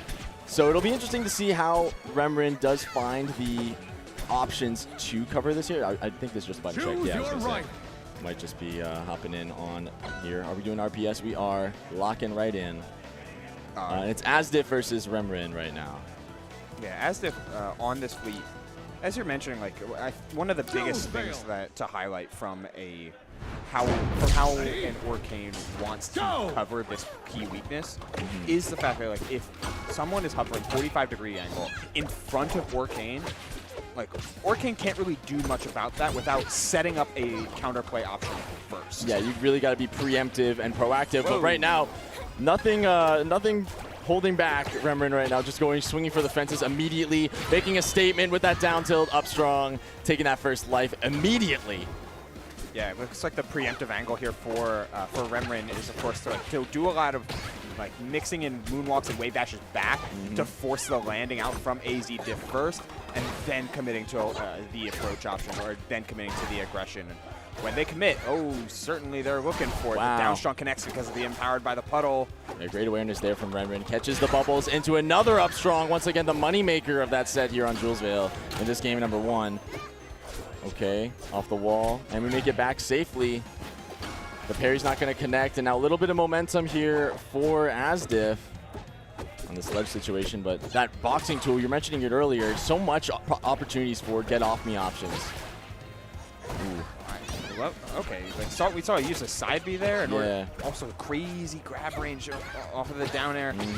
Trying to find one pickup, missing the follow-through off of that tech on the platform. Had it as well, but that's A-okay because we know we're reaching. We're going for 2 for 2 on the bouncing fish. That's crazy work. That move, every time I see it used, it's surprising. It's a jump scare. I feel like I'm back in 2010 playing the old school FNAF games, the way that thing pops up out of nowhere. You know, that stuff comes out of left field, man. Yeah, not quite 6 a.m. there, though. No. We're going to change the scenery a little bit. We got a much smaller stage. Didn't like maybe the platforms off to the side, but that's not going to stop Remrin. Remrin has one of the most optimized Orcanes in the biz. Yeah, I do appreciate getting away from Jules Vale. It's good for Fleet, but characters with really solid horizontal movement love a stage like Jules Vale. And part of the matchup that you're trying to play as Fleet is ways to weaponize like float air, float down air, like these kind of hyper-active like tech chasey options, and those are best exemplified with longer platforms and a shorter stage. Wow, and look at this recovery from Remrin, just like able to get all the way out, all the way back. Just not a single ounce of fear in her blood right now. Great side B from Remrin as well, and the hydroplane up strong. Doesn't matter how big the ceilings are on this stage on Tempest Peak, we got KOs with that up strong all the same. Yeah, Can't quite risk going too high and floating to some of these platforms when you have the puddle positioned perfectly and just like that. An easy ledge hog will do it as well. Yeah, we are putting on a clinic right now. It is the Remren show all around. Asdiv really got to make some crazy adaptations here to get back in it. Down throws are where it starts. Come back on stage, get the shield grab on deck. Okay. Trying to intercept off stage. This is what you need to do. These edge guards are really important, but that up B not quite going to reach with a special getup. That was the coverage option, though. It was the right idea, just the execution. And that slide in once again. And the side B. Man, the optimizations with that side B now are so cool to see. Yeah, she's so ready with the pickups on that. With the tornado carrying way too far out of the way of that forward strong. Yep. Okay, the spike, and we are gone. That game number 2 starting almost as fast as it, or ending almost as fast as it started. The crazy part about Rivals, too, sometimes is if a player is better than you, Oh, you feel it. you feel it. You feel it in everything. It is the most, like, demoralizing experience sometimes. Because And we're going to run it right back to Tempest. It seems the game plan is there. And, you know, to your point, you were mentioning the horizontal movement is really important for Fleet, but also notably you're extending the amount of offstage that there is to exist to kind of play towards that offstage win con. Now, Remren has also shown zero fear to going offstage to try to kill Asdiv here. So looking at another offstage situation created, the up air going to get another stock with only 31% to her name. Just locking down these stocks left and right. yeah, burning resources too quickly. Look at some of these instant jumps out of disadvantage. Like, Remren is trying to call those out and make them like absolutely life-threatening just for a simple like habit. Yeah, you really got to threaten the stock every time that you're burning a jump early in this game. Like, especially a character like Fleet who relies so much on the float. No puddle on the ground though for Remren just yet, and able to deny the space there. No bubble coming out, instead the down B version of it. Gets away with the flip, but there's nowhere you can run. There's nowhere you can hide. Remren is on the hunt right now. Okay, a little bit of something started here though. Oh, the platform didn't raise quick enough in order to avoid that. Oh, Oh, found one downer. Cheeky downster. You can't commit to those against Orcane. Oh, Thankfully, you're both survived, but not for long. Amazing awareness on the puddle placement there. Remren just on a tear right now. Back air, we going to see a stock? Has Asdiv taken a stock this game? Not quite. We might see one. No, back to safety on that plat. Gets back, whiffing the grab though. Let's see where we go. Nice, up strong. We got one. Can we get 2 more and maybe come back into this one? Remren right now looking for a grab, obviously looking to get some damage started big time. Able to get the up strong though off the top. Oh, going deep for the down air, going for the up air, the weak hit of the nair, not able to edge guard. You got to make it back to that puddle. Great awareness. Nair, gets the jab into the down tilt, reverse. 2 reverses. Nair, and another one, 2 for 2 off the puddle on the plat. Great awareness once again, just expertly placed, knowing those combos, knowing those percents, knowing exactly where you're going to end up. Amazing stuff from Remren taking that first set we've had on stream. Yeah, I mean, I really appreciate that Asdiv like committed to the information that they had. It's like the stage he selected was, in theory and on paper, extremely good. The way that he wanted to play, focusing more on a sort of lower to the ground, like low float, like pick up with grab, and then try to keep Orcane in the air. Not bad in theory. The problem is it didn't look like he was ready for just how quickly some of Orcane's scrapping buttons were. And the offstage game, as you mentioned, like is something that Fleet really needs to weaponize. And it seemed like they were just a little too eager to fling themselves offstage and not respect puddle. Yeah, they really were just going for it all. Like, oh, maybe I can hit this down air here. Maybe I can hit a nair off stage and really put Orcane in an awkward position. But you really got to make sure that you're not putting all your eggs in that basket. Exactly. Make sure you're still guarding that puddle, or able at least to get back onto stage to capitalize on the lack of position that recovering to puddle sometimes can lead to. And conversely, I think that Remren's game plan moving into that second game, specifically on Tempest Peak, having those puddles on the top plats and then finding 2 really great stocks off of those up Bs back to plat off of the nairs, just sealing the deal, showing the adaptability and malleability of that game plan on that Tempest Peak stage. So great stuff so far. Already off to the races here. Great start for Remren. Like sometimes you need that.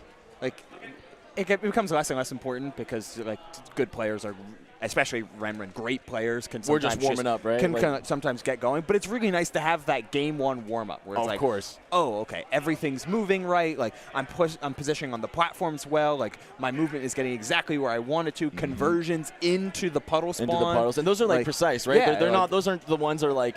Sometimes you'll hit them towards the puddle, and you'll either hesitate on pulling the trigger for that up B, and you'll miss the KO opportunity, or you'll do it and they won't end up in that actual location. So everything looking well oiled for Renren. I'm excited to see the damage she does in bracket moving forward here. 1,000%. We got Alfoam sitting down. The elephant is here. We got to address it. The elephant in the room. Oh, there he Locks is. it on. Yeah. That's the one. Alfoam. But if he plays a certain skin, it could be a mammoth. It could be a cow. Could be a zebra. There's a lot of different animals in this room. It could be a principal. I believe this is a Raster and a Loxodon, if I'm not mistaken. I wish I Strange knew. matchup. It's DJ Flemmo. DJ Flemmo and Alfoam. Alfoam. Now Alfoam, the foamer, one of the best Loxodons to do it in the Ontario region. We are familiar to his game. He'll be doing some things. He's a little bit of a crackhead. He'd be moving like crazy with this character. I'm excited to see what we do into the Raster. I know he's familiar with the matchup too.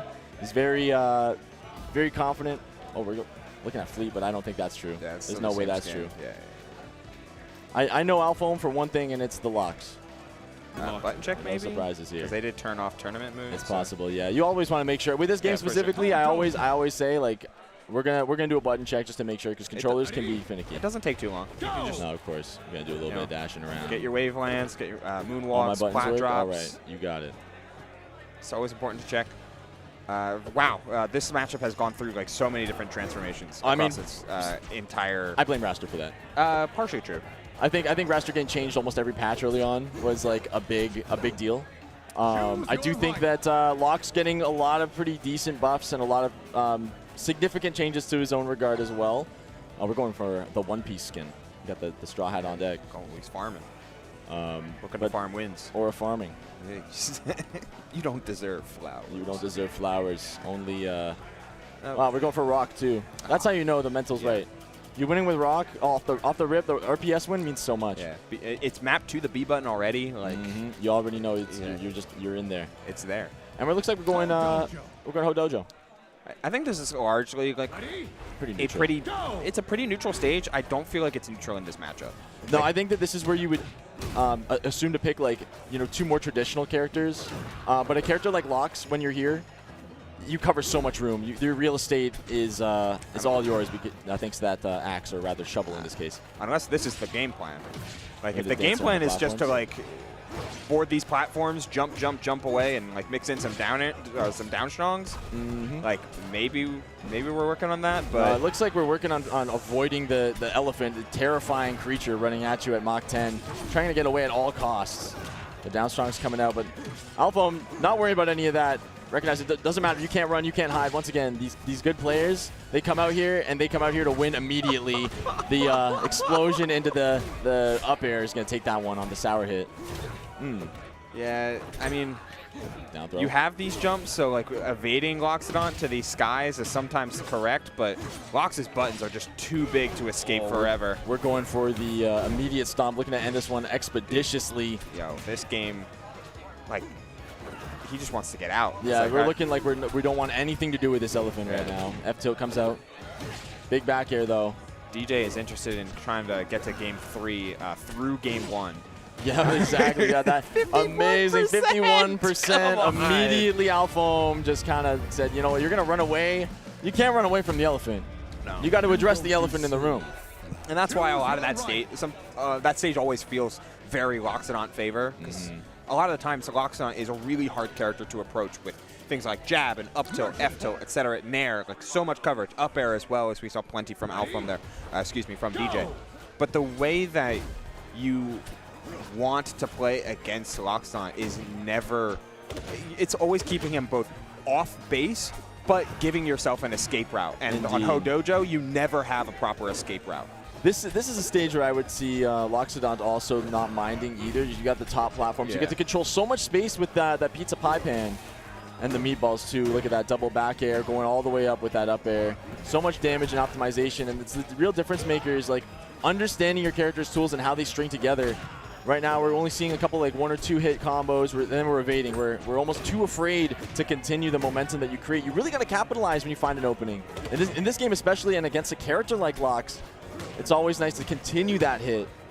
He is a big body after all. We're going all the way to the right. We're looking for the high bear. Oh, we're going all do the we have way down. jumps? No, we burned No it hops. early. No hops.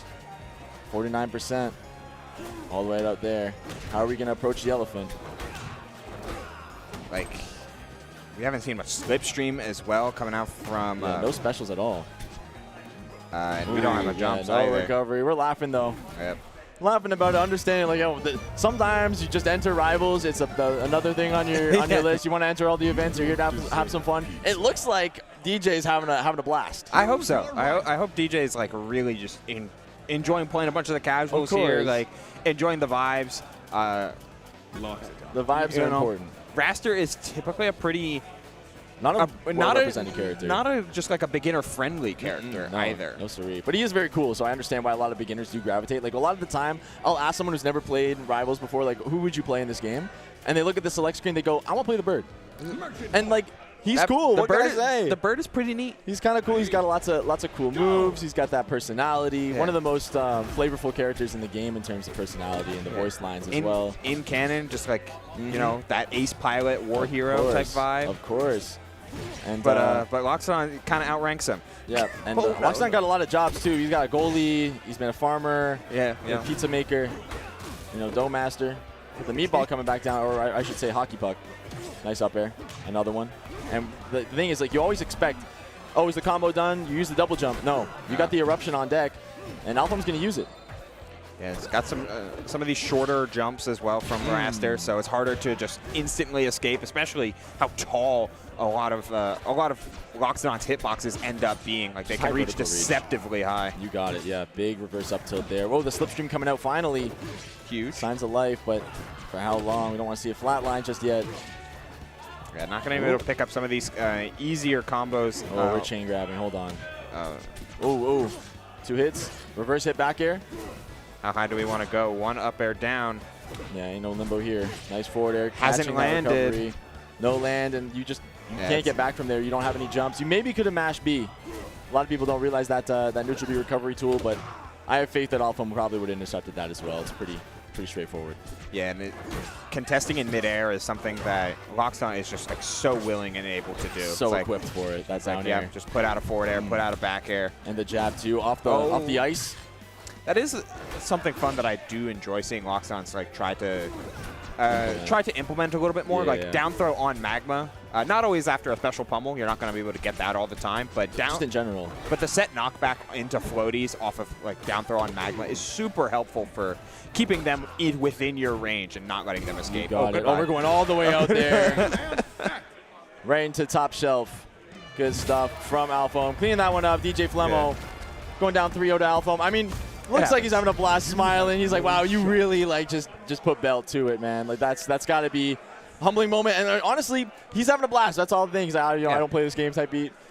That's the positive, hopefully positive take. Like, you know, sometimes you just gotta enter a bracket and just to get to see like not just how good some of the world-renowned, like how good the #1 seed is. That goes without saying. But how good, like sometimes the 32 seed, the 64th seed. Sometimes that gap is inspiring. You know what I mean? The skill gap is inspiring. You might get washed, and then you might want to get clean. You know what I mean? So take some time, practice, buy the game. I mean, DJ Flemo might come back next year, a whole new beast after that one. Hopefully, that would be a crazy story. That would be awesome. Yo, one day I got my behind ruined by Alphome, and then he comes back the next year and does the same thing right back. All I'm going to say, it could happen. That's the first chapter. This is the prologue. The first chapter, exactly. Origin story, villain origin story. Yes. For a Raster player, absolutely. You come back in with some crazy workshop character a year from now. You never know what's going to be then. Oh, man. You know, Shovel Knight might be out by then. I don't even want to think about, like, what could be the equivalent of the workshop 4 in Rivals 1? Some crazy nonsense. Some absolute McDonald, beast. The crazy, some crazy stuff there. There's a lot of crazy beasts in that game. I really like the Venom from Guilty Gear Lizard. Soul. Yes. Solio or whatever. Helios. Yes. That's the one. My God. What a cool character that was. great love letter Dude, to that fighting games. that was absolutely that was my vote. Yeah, personally. honestly, that was yeah. my vote. That one and the Johnny Panda with the katana and the coin. Yes. There's so much inspiration from Guilty Gear, which is so cool. Like, there's so much you can do. There's a lot of overlap. I mean, Lorena herself has heat knuckle. Oh, of course. Yeah, I mean, Lorena's a love letter to every grappler in any game. Right? Yes. You've got so much crossover. I mean, it's so Beowulf, cool. like Zangief medium Zangief, chop, medium like, chop, and the kick as well. Yes, yeah. There's so much passion put behind all these characters and their moves. And we got Raleigh sitting down. Shout out to Raleigh, one of the best APSAs to ever do it. I have the pleasure of losing to him at every single local I attend. He's from Kingston, Ontario. I have not taken a set off of him since he picked up APSA. So Raleigh, definitely a force to be reckoned with. I do believe he was captaining a couple of pools earlier, so we'll see if he's had the time to maybe practice and warm up a little bit. I'd like to think that he's warm. He does have a Clarin as well, but he hasn't pulled that Clarin out since like APSA was released effectively. So I'm excited to see what our friend Raleigh here. Shout out to Bird Esports, by the way. That's my org. That's how he plays his bird. Of course. I mean, he's got to play the APSA. I already know. Oh, it looks like we're going Forsberg. APSA Force. And, truly a classic matchup in a lot of ways. But also, like, Force typically has always been seen to do very, very well into floaties based off of just, like, raw poking behavior. And APSA is no exception with but it does come at a cost, because while Force can do so much poking, if APSA gets her greedy little hooves on him, oh boy. Oh boy, yeah. I was going to say, you probably tell us all about this matchup and how painful it is for Force, depending on the context, because I do know APSA's advantage state, one of the most painful in the game to be on the receiving end for. And, Forsberg, one of those characters that has very little tools and disadvantage, especially when you're getting scrapped with. You really got to play the bait and punish kind of game with Forsberg. You have to really, really weaponize Clone and Smoke to just get them to swing at the wrong position. Even slightly. Like what can be a win in disadvantage is choosing to spawn Clone and then forcing your opponent to play to choose a move that hits both Clone and Forsberg, as opposed to like just landing the strongest hit. Picking on a gamble, yeah. right? Yeah, exactly. Because if you gamble wrong, you hit that long startup on the up air, for example, on Opsa on a Clone, and you guess wrong. Now suddenly you're getting hit with like a back air, right? So you really got to pick. Raleigh, not sure how familiar he is with the matchup, because we've only got a couple of players in this in our region, but very excited to see how this goes for Raleigh here on the Opsa. But he's got motion. We'll see what happens. Oh, okay. Already great start to Sesto, the opponent here. Yeah, he's doing a good job already of like establishing Smoke and establishing Cape. Like, these are two things that you're forcing APSA to play around, maybe forcing her to play a little bit closer to the ground. Oh, nice catch with one back air. Very good stuff, and now you have to play around this. That down strong going to come out, covers so much options on the ledge. You got to play so careful around the clouds too. Raleigh, no stranger to throwing those out and getting lots of ping pongs from them. He loves getting those setups. But now this is where Ops is really going to struggle, is like landing. Really has to retreat to the left or right-hand side and come back in through the middle. It just gives all the time in the world to Sesto to set up something with the clones. Chose not to pop Cloud until it was too late, and the perfect shield allowing just a little bit of distance to be caught. Nice gameplay there from Sesto, and trying to get around it all the same down air shield, finding the punish, another one, and routing vertically, trying to take advantage of some of these landing troubles that APSA players have been known to get caught with. Nice coverage great at that. Coverage there. And another thing too is like Raleigh's been displaying a ton of like willingness to go back to ledge, and then just the raw coverage of Sesto doing a great job of using the disjoint that Forsberg has access to kind of avoid a lot of the scrappier options here that Raleigh's been using. Cloud on deck, Clone coming out, and you picked the wrong one once again. Yeah, all about these extremely loud, incorrect buzzer. All about these active hitboxes from Sesto so far. Sure. Just letting Nair's rock, letting the back airs rip early, trying to set up mines, but with all that smoke there, Forsberg can delay his recovery, like feeling like forever. Oh, this up air too, being really close to killing on that kind of DI. We gotta be careful. Ortho into the cloud, not popping it though. Gets the pop on the clone attempt. Grin back to stage, the forward strong. Not quite advised, not able to get the lightning either. And the back air is going to clean it up. Once again, you mentioned hitting the wrong clone or hitting no clone at all. Reaching for a kill where it was maybe ill-advised and paying the price for it. That back air cleaning it right up. Excited to see Sesto, or rather how Raleigh adapts to Sesto's use of that disjoint, because the bait and punish was definitely very well practiced. Yeah, it didn't seem like there was a priority to try and get rid of a lot of smoke. Smoke was also just put in a lot of weird places where you're not able to just clear it reliably. You have to deliberately put a cloud over there, and even then, like, you got to get into some it? really weird spots to be dealing with the smoke as opposite too, because you got to commit to jumping a lot of the time, or like throwing your cloud out there, and you don't always have the time to do that kind of thing. It's different if like the smoke's on the ground level, you're able to throw the F tilt through it, but it's really difficult to get a hang of getting rid of that. Oh my goodness, we're going all over the place. You know a player is locked into the game flow and like to the gameplay loop when they're pairing Absa F tilt 2. Oh yeah. Like that is that is a warm play. Yeah, he's playing it with some steam. Ooh. Ooh. Maybe some fire at that. Big explosion. Yeah, setting. Yeah, steam, smoke, everything. We are obscuring. Yeah. Look at that, and they're coming in hot with the aggression off the clone. We get the get-up attack. We get the cloud ping as well. Tick-tick again, though. We're seeing a lot of those tick-ticks happening. Yeah, but not paying off. They're really good into some recoveries that are auto-timed. You know, consider like Zetterburn, for instance. So much mix on Forces, though, right? Yeah. Force doesn't have like as much distance as some other characters have, but oh no, you can try and go out there and hit him because he's going to be playing with so much mix closer to the ledge. Oh, no parry on the Thunderline. I feel like the Thunderline was like kind of sneaky too, because the cloud was underneath the stage almost. Oh, yeah, like it was kind of went through the ground. I wasn't ready for that. I got hit by that one too. Good down strong though, cleaning up that second stock off of Raleigh, as Sesto continues to put the hurt on right now. Sesto from Germany, I just realized that flag. Yeah, that's kind of crazy. Coming all the way out here and showing why you are all the way out here right now. Very out of region. He's prepping for UFA, not too far away from it. That up tilt not going to reach. Trying to retreat here. Sesto just making it really hard for Raleigh to find his footing. That's strong. Coming in with the shield DI. I really like that. Getting nice and close, making sure you don't miss that punish. This is a fully combust available to Forsburn as well. Can't get hit by a tipper down tilt at these percentages. You know, hit fall forward air could lead to something.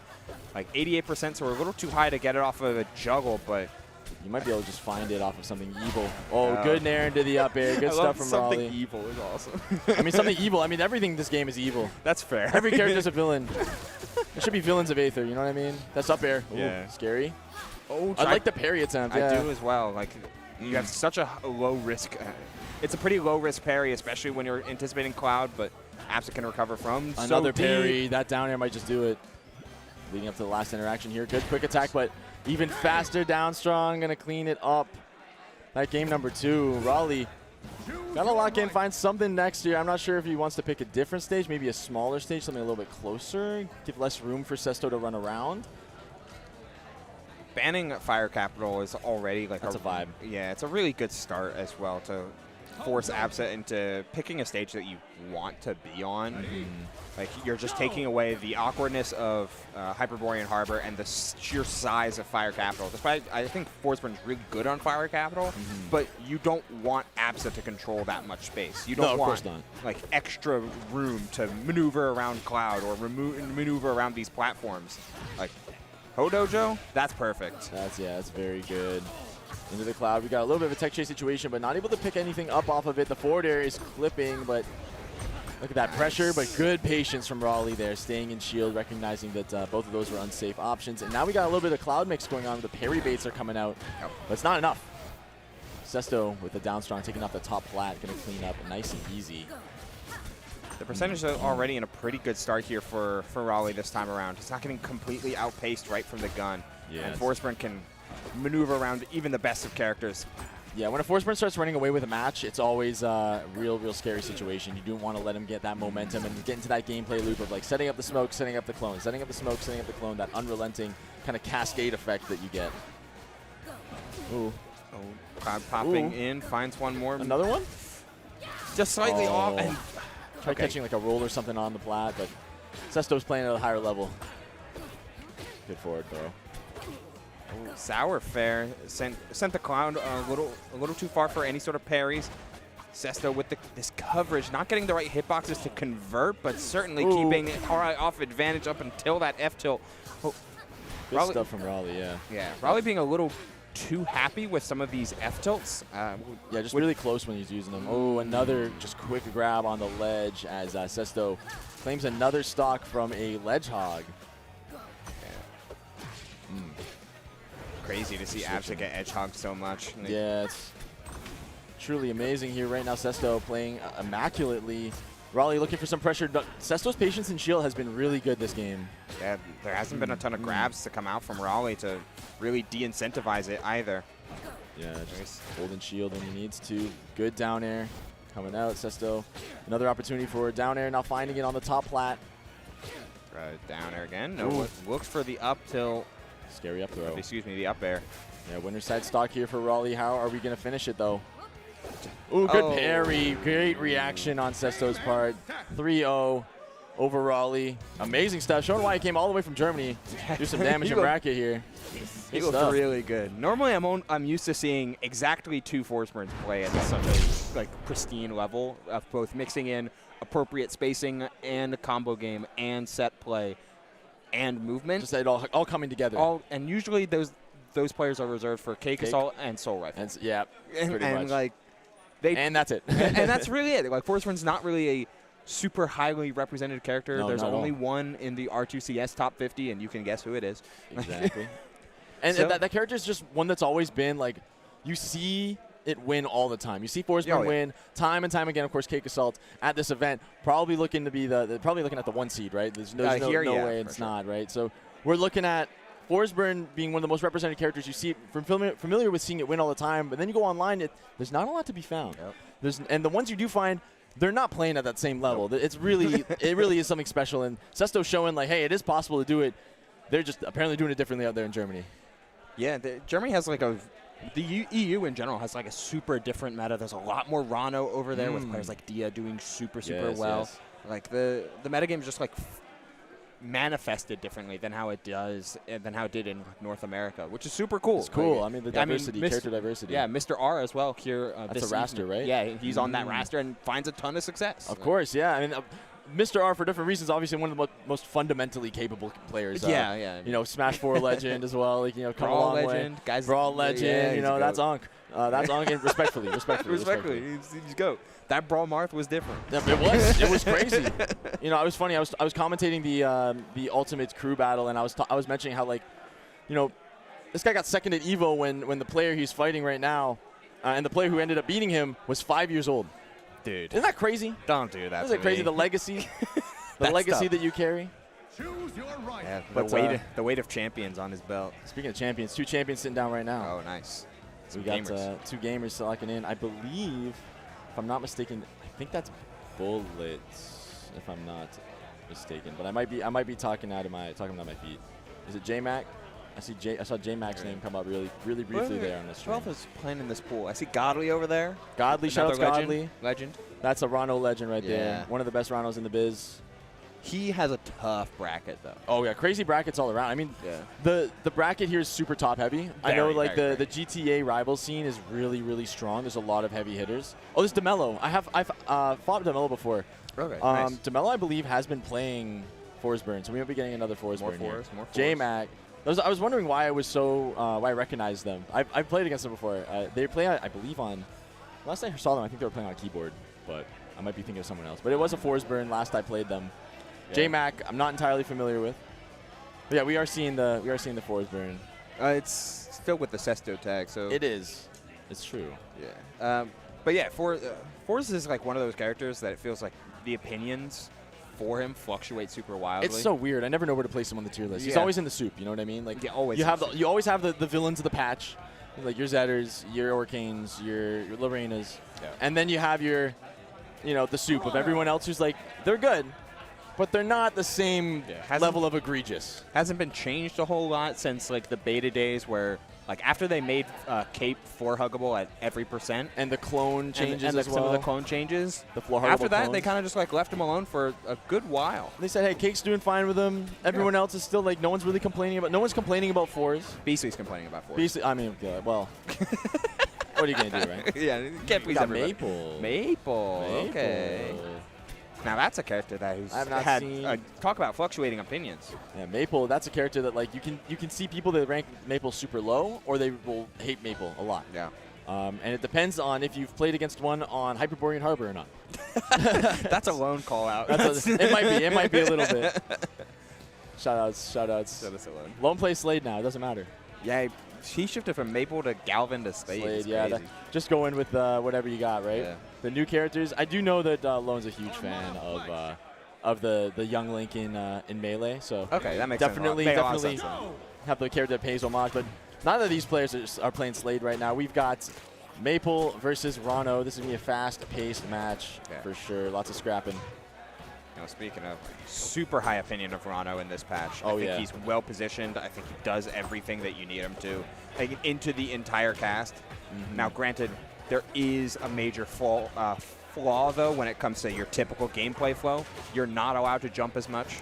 No. But on a stage like flagship, the Air Armada flagship, like, you have platforms that are just so perfectly accessible that you never need to jump. You're always threatening the air and the ground with your grounded normals. Yeah, not only that, but even if you do find yourself on a platform, you do have like the quick falling aerial through the plat to just like put on even more pressure. And you know, the falling forward air, the falling nair, the falling down air, there's so much mix there. The falling up air leads into like just about everything you can think of. This character has it all. Ooh, big wrap though. Oh, what are we down airing for? Not like this. You just had the forward strong again. You literally just had the forward strong, and no, you lost the stock for it. J-Mac coming alive here. Ooh, but DeMello answering right back. Yeah, to get the tip of that uppercut, you know. Frame 10, I believe, so you really got to make sure that you're going to reach it. You're going to pull the trigger early when you're that high up. Yeah, you really got to just lock that one in and take that stock. And DeMello did, for all intents and purposes, and this is the juggle game that you were talking about, those normals. It's so efficient when you have, when the stage opens up for you as a Rano player, when those platforms move away to the side and kind of usher in the combo game. Yeah, it's so perfect to bleed in between like your juggle tools, those like crazy plat drop aerials you mentioned tech chases too. as well. Like, you have so much tech chase ability in this, and in this meta right now, where like basically you get a grab with Rano. If your tech chase is on point, you're getting everything. That reverse fair was beautiful as well. Yeah, could not draw it up better. Oh, the drag down was interesting. I like the attempt there from DeMello, but not able to lock anything down. But this, I thought we were gonna see a fair potentially take advantage of Rano's lackluster recovery at times. Oh, second time's a charm though, getting right to ledge. Did not Into the bubble. spend the time you had though. Just went for a couple refreshes.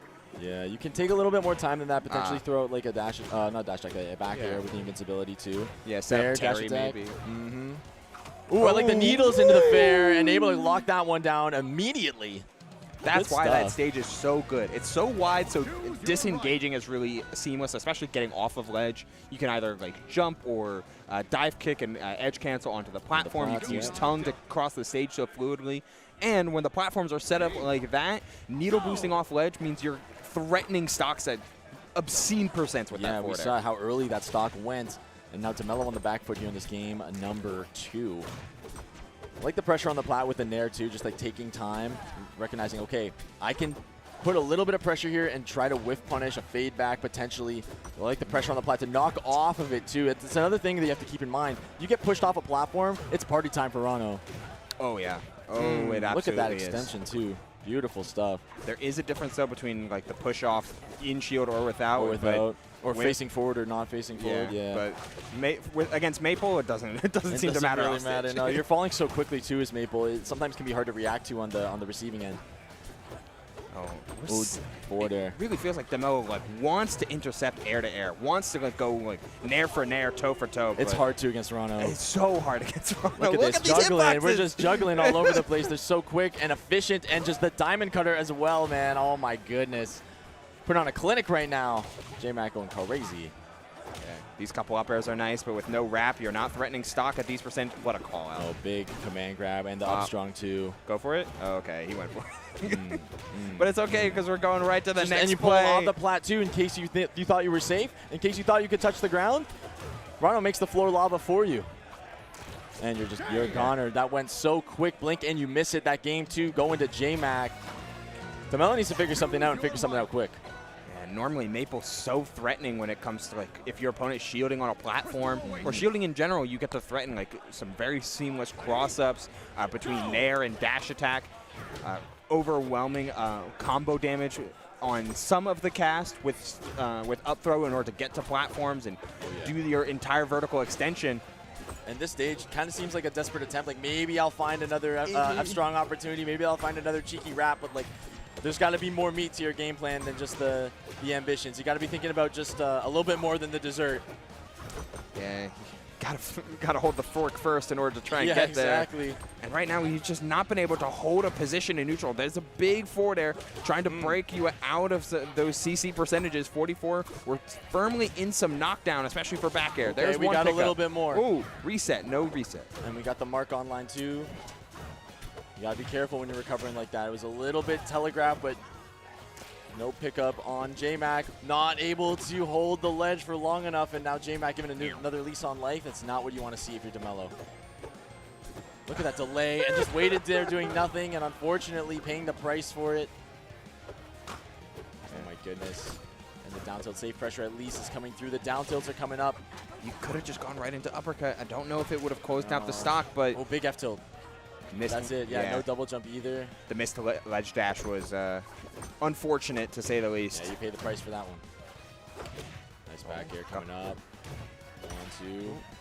Oh, I love the moonwalk up tilt attempt there too, but great pickup here from DeMello, but the platform pressure is not enough. You're just unrelenting here, coming back into the game. JMac going crazy. No. It's so scary. Rano just feels invincible on platforms sometimes. Sometimes, yeah. You have to be so cognizant of, like, the drop down back airs. Like, look at that. It's so much pressure, so much to deal with for a character, even like Maple, who's pretty low to the ground. But the fair is found. We're wall jumping. We're back up. Roll on. No he ledge made it hard. back. Makes it back. Yeah, not able to. It's so hard to sometimes to discern on some of these recoveries whether you should be putting out a back air or just rolling on. All the time in the world with that spike, too. And if you miss your chance at a stock once or one too many times, that's going to lead you to a perfect pickup for JMac to potentially win the set right here. Doesn't go for the uppercut again. Critical fair to intercept it, too. I think the attempt was there, but just a little bit too little too late. The movement is good here for DeMello, but slightly off on some of these tech chases. You called out the JMac's just so fluidly putting in delay timings. That's no jump. Yeah, no jump. Jump burned off stage. You have nowhere to run, nowhere to hide. Stock is gone. JMac moving on. And I love that from a gameplay perspective and really get to watch it break down. You're maximizing some of the faults in a matchup that were being displayed there from DeMello. Like, JMac was always liberally able to do any plat drop aerials, and there was no mix up to try and keep yourself safe, just in terms of, like, trying not to get hit by either forward air or back air. So he would just play left or right side and then disengage. And then the stagger pressure that came in from just either doing nothing or pressing early, it's super, super nice. Sounds good. And also the other thing too that I noticed was DeMello was not really going for a lot of the parries off of the timing stuff on the platform. Not a ton. If you see a Rano chilling on a plat, sometimes what I like to do, and, like, take my advice with a grain of salt because I'm a humble plat player, but you can throw out a parry, and a lot of the times they're so autopiloted to get that safe pressure off because it's virtually riskless when you go for those drop-off platform aerials. You get so much value. The risk-reward is skewed so much into your favor, and depending on the position, you can find a cheeky parry and really make them think twice before doing it, and it's just the threat of it. Even if the first parry attempt doesn't connect or you maybe get punished for it, it's something that goes added to their mental stack moving forward within the set. So definitely looking to do that more often if you are DeMello moving forward. And that matchup could be something to kind of shake that up a little bit and let them play less to their advantages. My advice was pretty similar. Like, but instead of trying to stay below and put out a parry, to go, like, if the Rano's on the platform, to just meet him at its level and stay there. Like, if the Rano's always going to, like, plat drop aerial, the aerial is hitting down here. Just stay at his level. Stay head on, 100%.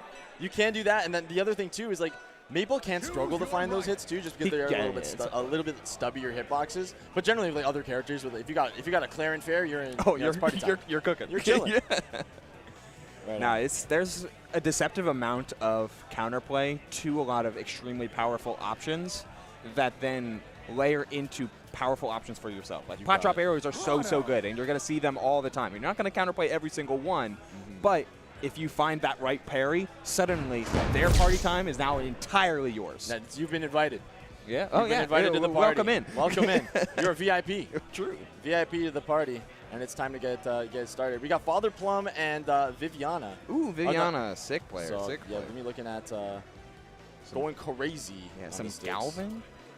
Some Galvan. Some Galvan action. I think Vivian has also been playing a lot of like Lorena as well. So some big bodies. Big bodies. Oh, I've seen the Slade as well. The Slade. Yeah. Father Plum, I believe, played. I'm trying to think here. It was Lucas in Smash Bros. From what I know, I have not seen Father Plum play any Rivals of Aether. Shocking. It's only been Smash Ultimate. I've only ever seen the Father Plum Lucas. I mean, he's on the Switch Pro controller, plugged in. The Switch Pro controller. That's Aura. You don't need no fancy fobs or nothing. Sometimes it is a nice controller. Sometimes It can be. Yeah. Many people have been saying this. yeah. Many people have been saying You can just like mask it as an Xbox 360 controller for Steam. it and, looks close enough. yeah, and it's like it gets there. It gets the job done. Gets the job done, right? That's what matters. That's what matters the most. We got the Slade. We got the Rano. More Rano. More Rano. Good character. There's a lot of Ranos here. Rano Gauntlet. Yeah. I mean, we got McDuckers.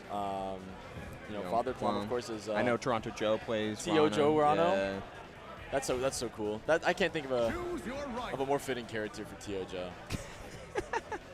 The Frog. The Frog. He's chilling. The Frog Ninja. All that the Aether Studios team needs to do is implement Rano into the narrative a little better. Yeah, honestly, Rano is like one of those characters that's kind of like undersung in the lore. Yeah, he's just chilling. He's just there. Happens to be around. Chilling at the Ho Dojo. Yeah, Not even his own stage. That belongs to Master. Yeah, he has Master Hodon. Yeah, the Swampy Estuary is not in this game. Nope. That's crazy. He got nothing. What's he doing? My frog is kind of homeless. Bro, yeah, Please. get You got the this Shrek skin? Let's get go. this guy a house. The Shrek skin on deck. Oh, no. Somebody Against once told me that rock, paper, scissors is how we start every set. I'm excited to see how Viviana does with the Slade. I know the Viviana Slade has defeated me on ranked before. I'm a victim. Yeah, she's. It is it's super clean player. kind of a gross character when you think about it. Yeah. The Slade champion. I think the Slade has like does have a lot going for him in his window and in his vortex. I think on paper, you look at like the potential man. There's It's a lot of definitely- potential man qualities with this character. Absolutely, like firmly in that potential man window, but some of it can be like actually performed. Oh no, Oh, oh no, oh no. wait. What are we doing already off stage like that? What is happening? Yeah. Ooh, big down strong. Yeah, like item play already is like it's such an enigma to try and like compartmentalize for just how strong it can be. Yeah, and Plus, it's not going anywhere. No, not at all. Plus, his grab game is super good. The problem is initiating. The problem is like getting those opportunities. He's a character that does not push the initiative well at all. No. Which against a bunch of other characters, especially Rano, who can like turn every situation to his favor sometimes with just how good his normals are. Indeed. You have to be picking your spots so well. And so far, Viviana delaying 3 times over in order to wait for Father Plum to commit to the recovery route. That's some good patience on display. Father, forgive me for I have fared. Getting back on stage with that though. Go for the down strong, not going to find anything there. But I like the way you can do the retoss. That is a very tricky angle to cover, and it's one that Rano finds himself coming in at a lot of the time. Sometimes when you're locking down that lane with an item, right? So you're kind of conditioning the jump just by holding the item all together by threatening the glide toss. Glide toss. Ooh, big diamond cutter. Good stuff from Father Plum coming right back in it against this set. Big up throw. Sometimes the evolution can be just that simple. Like other Ranos take a fair there, like Father Plum finds the up strong. Like that can be a difference maker. Exactly, and it's those small optimizations that add up over the course of a set. The Nair's not going to grab anything there, but the grab from Father Plum going to get something started. 1-2. Okay. Yeah, hard to extend against Slade sometimes. That Nair is very powerful. I love that. The fall off and then the rising Nair to kind of... Uppy? Ooh, evil angle too. Yeah, got the sour spot. Oh my goodness. That's such a great edge guarding sequence too. Where do you even go? Back to stage and off stage if you're Father Plum. a nice little vacation out there. We're going deep. And you're saying like you gotta find the grabs if you're playing Slade, right? So Viviana gonna be looking for even the saving up, the investment of getting that tether grab. Always nice against a character like Rano who wants to kind of play at that mid-range too. Yeah, Rano oftentimes spends a lot of time either way up in the sky or the same horizontal as you. So tether grab can certainly be helpful there, but most often than not, like, boots is the first priority. And oftentimes it's the only priority, especially to keep up with some of the platform movement. Father and Plum trying to show it off. Needle Nair, excuse me. If it was fair, it would have probably sent into a much worse position. Not much worse you can be than right here, though. And yeah, with the looping edge guard, closes it out. Final stock apiece, and we're going right for the Phoenix Feather. Yeah, you get the revive on deck, and you just make it the lead that much more insurmountable. The walk back, I like that. Gets the Nair, gets the fair. Viviana takes the first game with the Slade. Yeah, saw the DI in on that fair. That's the reason you go for that extension. Very good stuff. Showing the Sharks got the moves. Yeah, it's truly just potential man qualities. Like the normals themselves are egregious. They're not fully the problem. Some of them are a little lackluster. Like I think F-Tilt is like a little lackluster, but he's got the move set. He just needs like some development time and some like the base stats just feel a little to be desired, which is the point of upgrading the character. Yeah, the upgrades are really, it's upgrades, people, you know? Yeah, upgrades. What a movie. What a fantastic movie. Shout out to Ewan McGregor. Yeah. That guy rules. Shout out to Rodney Copperbottom. Oh my goodness, nice down air from Viviana, knocking the Rano up into the air. Father Plum now on the ropes, able to ledge cancel off of that. This stage here, I mean, we were talking about Lone Slade earlier. I know Lone has experimented with the tether grab kind of stalling on the sides too, and that is something that you've got to be aware of. If you let yourself go down here against the Shark, you can really just slow it down and then start threatening the early kills from the upstrongs. Right now, it's the Father Plum show. I love these side B1s. Yeah, the side B1 has been really the difference maker for Viviana's Slade that I've been seeing. It feels less committal, but still the same like application as you do with like jab one pressure. Yeah, exactly. Oh, look at that. Oh, the catch was really well placed, and you get back to ledge, but no punish as you ran into that last little hit. Oh, I love that. See the little back toss? It's so swaggy. Oh, nice little drift, and you still holding on? Okay, never mind. Rano with an item is extremely dangerous. Oh, yeah, you don't want it. Only second to, I think, Lorena with an item. Probably, like, when I see Lorena with an item, I am terrified. shaking in my boots. Yeah, like, get out of there. Go, go, go. And we mentioned, like, items aren't going anywhere. Like, we're getting item characters by the plenty. Oh, I love that. Great patience on the recovery, forcing the Nair out. Oh, I like that. Needle Storm. Yeah. Keep in mind, this is Father Plum's counter pick, so he's moving pretty well thus far. Liking these triple platforms, but so does Slade. And that chest is locked and loaded too with the shuriken. Not gonna matter though. Shuriken early went for the earrings. Yeah, the earrings on deck. That means you're gonna have that that loud and proud dare. Yeah, haha. That one is mad annoying to get hit by. Oh yeah. Oh no! Where's my Uber taking me? Bottom blast zone, Hyperborean. Hate to see that, and you were moving so well too. Like it was getting real close. Oh, the boomerang hitting the stage just a little too early, but we got two online. This is very scary pressure, but don't give Rano the chance to pick that one up. You're going to be regretting it, my friend. Oh, but punishing the item pickup. Sometimes you can get your eyes can be a little too big for your stomach if you see an item. Parry though. Love those parries. Yo, that covers the whole plat. Yep. That's funny. It is very silly. Ooh, too high. Yahaha. Falling up air. I like that through the platform. Great stuff from Viviana. Are we going to clean up the stock, though? Aerostall has the bomb. Bomb online for Blue. Do we want to get it to the... Oh, the self-parry for the invincibility is so smart. That's so cool. Okay. I've never seen that before. Welcome back, Malo. I was going to say, yeah, Malo's only the next character to come, right? There's got to be. He's probably close. People love Malo. All the items have been already implemented. Gooey's got them. Oh, we're going all the way down, down, down. That was so gross. That was, like, you didn't need to do that. But I love the Dead. idea. Like, the way that Slade can sometimes, like, be at his most fruitful is once you establish that lead and you get to truly just let your opponent come to you. You're getting suddenly you don't have to chase for gold anymore. Your interactions are a lot more plentiful. and you typically have that one upgrade online, like, yeah, Rano, chase me off stage. Let's see what happens. See what happens. Do you want to be out here with me? Are you out here with me, or am I out there with you? Let's find out. Watch these down airs. Now we go to game 3. Viviana right now on the back foot, though. Great adaptation from Father Plum so far. Even put on the corner in the back foot here, but it's like, you know, you're still able to capitalize. So much damage comes out. The chest dropped on your head. That's good damage. It is great damage. Yeah, unfortunately, sent the wrong way for at least the first part. Wow. That side B1 is such a, like, the low knockback from it. I love Viviana's creativity here. It's just that perfect mix. It's jab 1 mix-ups in midair. In midair, it really is. It's like when in Melee they discovered that how to do Marth F smash in midair by using neutral B. It's the same. It's the same kind of thing. Very similar developments. Potential man is potentialing. The potential is happening. Viviana right now showing us how the shark kind of moves. Not a trade you want to be taking. You're gonna want to read up on that one. I do appreciate, though, how like Father Plum has always been in it. Yeah, definitely not out of it by any means. And the reverse through the legs, the Michael Jordan hitbox. Thanks, Trevor. Yeah, that's the Trevor hitbox for sure. And that drop up on that plat too. I don't know if you want to play with it or not. Maybe you want to grab it, but narrowly missing it.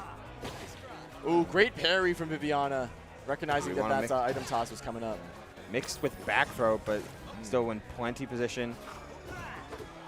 Any hit you take here can be so ruthless. Back throw, no wave. That's okay. Rano back here is pretty good. This could be the stock though. Yeah, big up B. That just sends it the nastiest angle of all time. Yeah, fainted out going low. Pretty nice there for Viviana. Looking still pretty firmly in control of her own their own pacing. Yeah, and you see a ton of like Viviana throwing these items and kind of setting them up behind, so you're able to retreat to them and kind of have a disengagement tool if things go awry and your normals aren't cutting it, right? Very good awareness there from Viviana. Big. That's side B1. Side B1, and you just get to go into Imagination Town. Yeah, no floor hug in sight when you're off stage like that. Nice.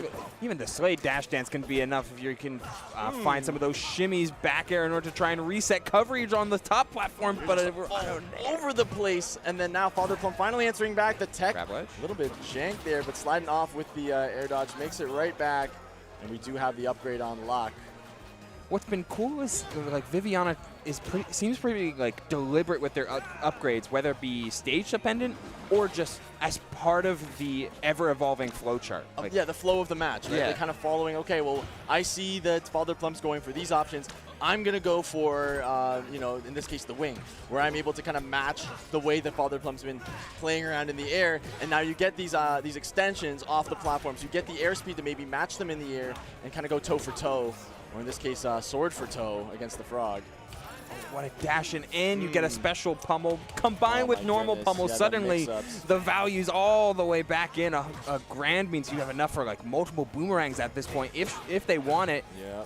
Doesn't look like they need it though, because you're picking up off the second hit of the forward air and it's still not enough. Crazy that didn't take the stock. And you mentioned the boomerang and the empty throw as well. Wave dash, glide toss off stage. We go for the fair, we whiff it. The up B, not quite gonna finish it just yet.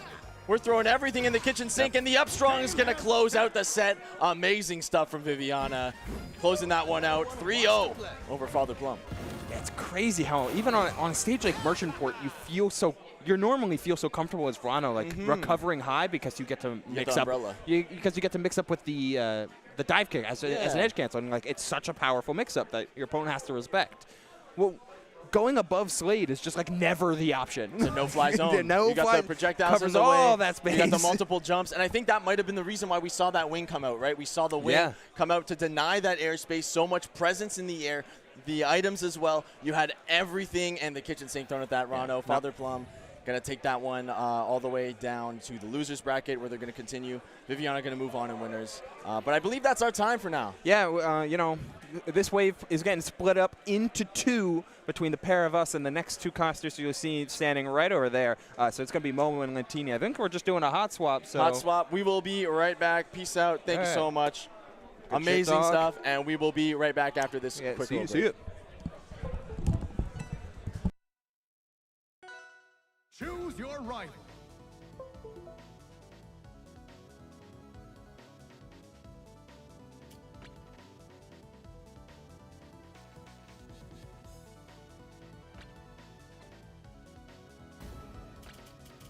Toronto.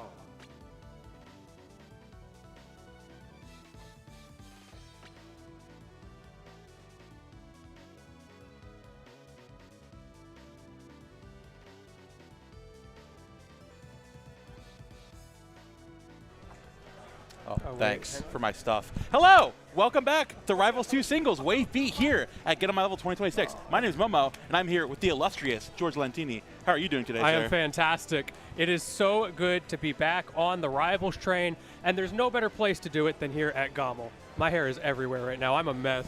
Dude, this whole room's a mess in the best way possible. You know, in the heat of the competition, no one knows what's going on. The warmth of my friends. That's what get us through. There's hella warmth in this room. I'm feeling a little no musky lack of today. warmth. I'm feeling so much. The power of friendship is overtaking us right now. I'm musky, no Elon. Let's get this. Oh, no. All right, who we got coming up? I recognize one of these players. We've got Sky from Pittsburgh representing the Lorena versus Godly. I don't know how Godly looks, but I know him by the tag So and the character. People have been talking about Godly. People have been claiming. This man. The path does not look good. There's a man named Cakeassault in the way. But nevertheless, the Godly top 8 path is very reasonable, very good player who does not get the opportunity to show off the skill as often as some of the others. So I'm very excited to see what happens throughout this tournament. Yeah, I mean, Godly is one of those players that is regarded to one of the best in Canada, but actually, in the few times he's been to the U.S., like Frosty Faustings earlier this year in January, he actually ended up winning that entire event. Ended up, I mean, clearly, like all these like local regional events, there was like Gourmet Bash 4 back last year, ended up winning that over Rongunshu, I believe. So just a very strong player overall. You talk about like local champions getting seeded decently well, but like this guy is like here to prove that the Canadians can hold it down. Yes. It's the home turf, right? You should have the buff. This is your opportunity. There's no more opportunity for Johns here, no excuses. As we get into game number 1 here, and I am very curious to see what the picks and bans are going to look like in this matchup. What are you predicting? I think when it comes to playing, I think the biggest thing Rano has against a character like Lorena is like verticality. So I think we're thinking a character like plays like Hodojo, plays like stage like Merchantport, right? As for game number 1, we are going to be going to Hodojo. Yeah, I'm actually a little surprised to see Lorena okay with doing this. The only thing I can think of is that Sky is looking for those upstrongs. Oh, yeah. That's the game plan if you're letting triplats fly. A big thing about playing characters that typically want to take more of the longer space, don't want to approach Lorena as much, is you have to be utilizing a lot more of that chair to make space. And when it comes to getting on the platforms, you can set up chair by tossing it up, and then you can accentuate, you can go all the way off stage, and you can almost take a man's life. And you get to do that because the chair is active, nice and easy to get back to stage. However, Godly on the chase, going to punish you for your hubris. Ooh, not a grab. Oh, finds the down strong. Great opposite deck from Sky to still to hang on. Not going to find that grab going in. Godly waiting out that bubble. Still hangs on. Great DI in off of that backer. Sky going for a very overzealous side special, and Godly punishing with the up strong perfectly. Who's just vibing out in the corner? Just waiting.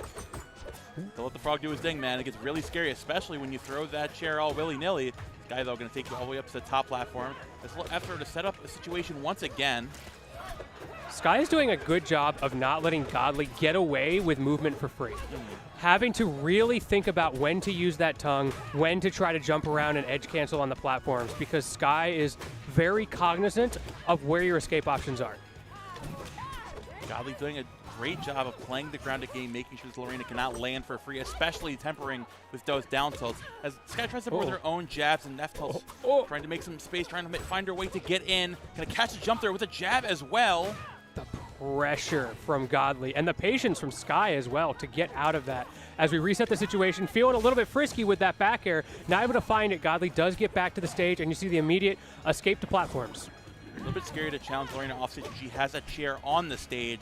Godly, of course, will be knocking that away. Finally, his opportunity to strike down strong off of the mistech. The chair all the way up there, and Sky gets back essentially for free, but no grab on the punish. Saved by the spot dodge there. Good perfect shield on the backer, going to give you some frame advantage that Godly takes full advantage of. And now we are up 3 stocks to 1. Tossing up that chair again, trying to play it through the bubble. Sky trying to find a way towards the end of this stock, but Godly can playing the corner so well. The bubble saving him there. The dirty bubble. Get up attack, breaking up the situation, and finally an opportunity for Sky to close that out. No bubble in sight, but now you're still down 2 stocks for 1. Again, chasing off stage. The up air drag down is not going to take it. Great neutral DI from Godly. Still to hang on there. Utilizing that chair recovery. Taking her time off stage. Going to grip him on the up air. Wait a minute. Nowhere is safe. And the down air as well, predicting Godly immediately going to the stage. So well executed from Sky. But at the end of the day, look who has stage control. Godly fighting for it, but Sky fighting a little harder. Biding your time there again. Coming in place with that nair. Nice little forward chasing Sky off stage again. Godly making sure to keep Lorena very uncomfortable. Gets very, very aggressive with that up special right there. I love it. Good Great tech too. Insta side B as well. Godly not ready for it. Expecting to go to ledge a second time. Tried to get rid of the bubble, but wasn't able to get there in time. Godly gets to live. Down strong, gets beat out by the bravest jab of all time. Sky now with her bearings over the ledge. Trying to keep away the bubble, just barely missing that there. Taking the time to reposition instead of chasing Sky off stage. Wait just a minute. She's got those. She makes it back. Utilizing the side on the chair recovery up throw. Here we go. Sky, it's time to activate. But Godly, one good conversion off stage and your stock is gone. You see Sky looking for that win con. That's a start. Once again, that down air. We are opening the seasons right now. Can you find an opportunity? No, drops it. And the reversal is all it takes. Such a precarious situation for Sky. Godly able to find the answers. Honestly, on the back of just barely missing out on that reverse restock, Sky is telling Godly that, yeah, this is going to be a hard-fought battle for Lorena, but it's not going to be free. You got to earn it. If I'm Godly, I got to make sure I am on my game. I am staying poised and doing the exact thing Godly's been doing, playing around the ledges, playing from the corner, utilizing those needles to try to force Sky to get over-aggressive underneath those platforms. As we go to a stage like Hyperborean Harbor, how do you think we're going to be going here? What do you think it's going to look like going into Harbor this game? Chicanery. Yeah, okay, that's fair. You think Lorena is taking you here to do something kind, to be graceful? She's here to box. A wise man once told me, no one ever picked Hyperborean Harbor with good intentions. Exactly. My intentions, devious. This is dastardly even. Quite mischievous. Oh, no. Sorry, I lost my train of thought because this guy's doing more devious chicanery. He's getting crazy. Let's add some skullduggery in there. Why not?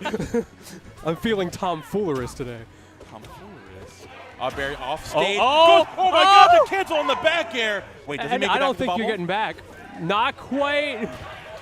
The So deepest well of commitments from Sky. Now up a whole stock, trying to extend this lead even farther. Godly trying to hone the exact thing on the cheese Lorena has been doing this whole game, but cannot find it for himself. Goes out there for another devious grab. No good intentions. That is the name of the game for Sky. That is what Godly has to think about. The world is cruel, Godly. Can you find a way to come back in this game to punish Sky for doing such horrible things to you on those first 2 stocks? Grabbing Godly with the up special into the double hit of the chair. Just tempering with those back and make sure if Godly overextends, he's going to get hit with that big hit grab underneath the ledge.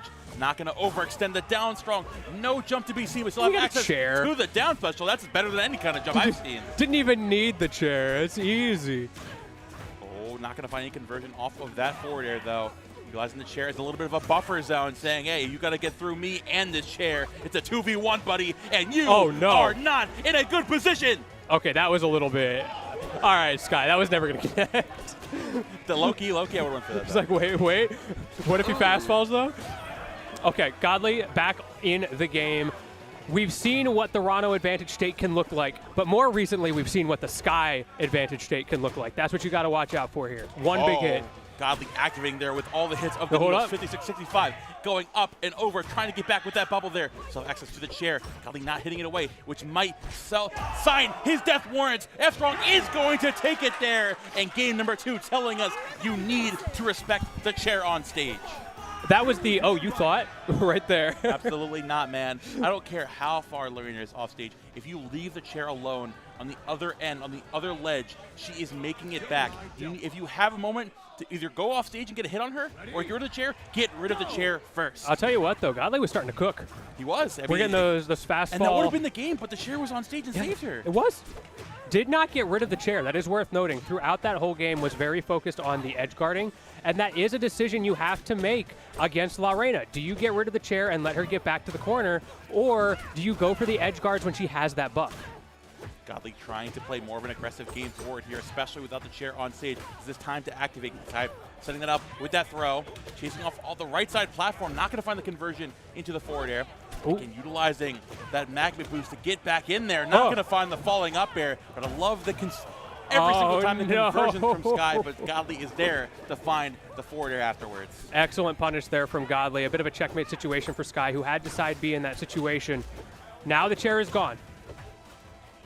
We're not going to find a landing there, though. Oh, delaying that big tongue, big over-aggressive mistake from Godly. They're going to take advantage of that. Going to find the official on the platform. Do it again. Take it. Maybe a second one will. You Oh my had God, it. the threat, the anti-pressure is more pressure than you've ever seen in your life. Insane pressure sequence from Sky. I feel like you could have let the up B rip there, but I respect the patience, making sure you're winning the game at this point if you can just get one more big hit. Oh, wait, nobody move. Oh my goodness, speaking 18%. Sky has been so devious with these falling aerials, the falling up air, and the back air specifically have been catching Godly when he's least expecting it. Bro, I do not trust Sky on Mischief Night. Oh. My bad. Going for something a little crazy there. Does not get the down air, but the idea is still circulating, percolating in Sky's mind right now. Just waiting to be let rip. Finds another chair hit. This is so hard to deal with, but unfortunately gets rid of it on their own. Dash attack into the air, going off stage with the chair toss. Isn't going to take it, but Godly positioned to fall for another back air. Of course, Godly going to recover high. Not going to challenge later that time. Learning his lesson, saying, get me back on the stage before I do anything. Up strong to the platform. Goes for the crazy up special. Now we have the time to do it.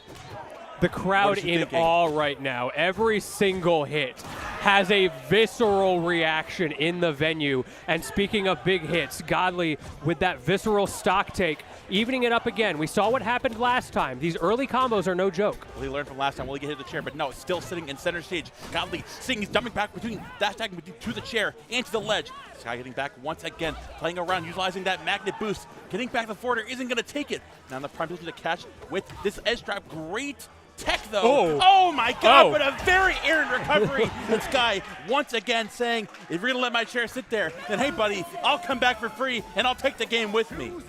I don't know if that F-Strong was a bait or what. It was like, looked like my ranked game right there. F-Strong at ledge, you're not gonna tech this, trust. Oh my goodness. And I mean, we saw 2 games in a row where Godly had Sky on the ropes, had a like 40 to 50% conversion. But was sitting there. Was thinking about it this time. Last game wasn't even thinking about it. This game, like, do I hit the chair away? Do I take the time? Godly saying no. I'm focused completely on this edge guard. But with the access of the down special back to the chair, Lorena's recovery is on a whole other level. We did see a little bit of adaptation on that front, hitting the chair sometimes, but to your point, when it came at the cost of a big edge guard opportunity, was never willing to pull the trigger. Will that change?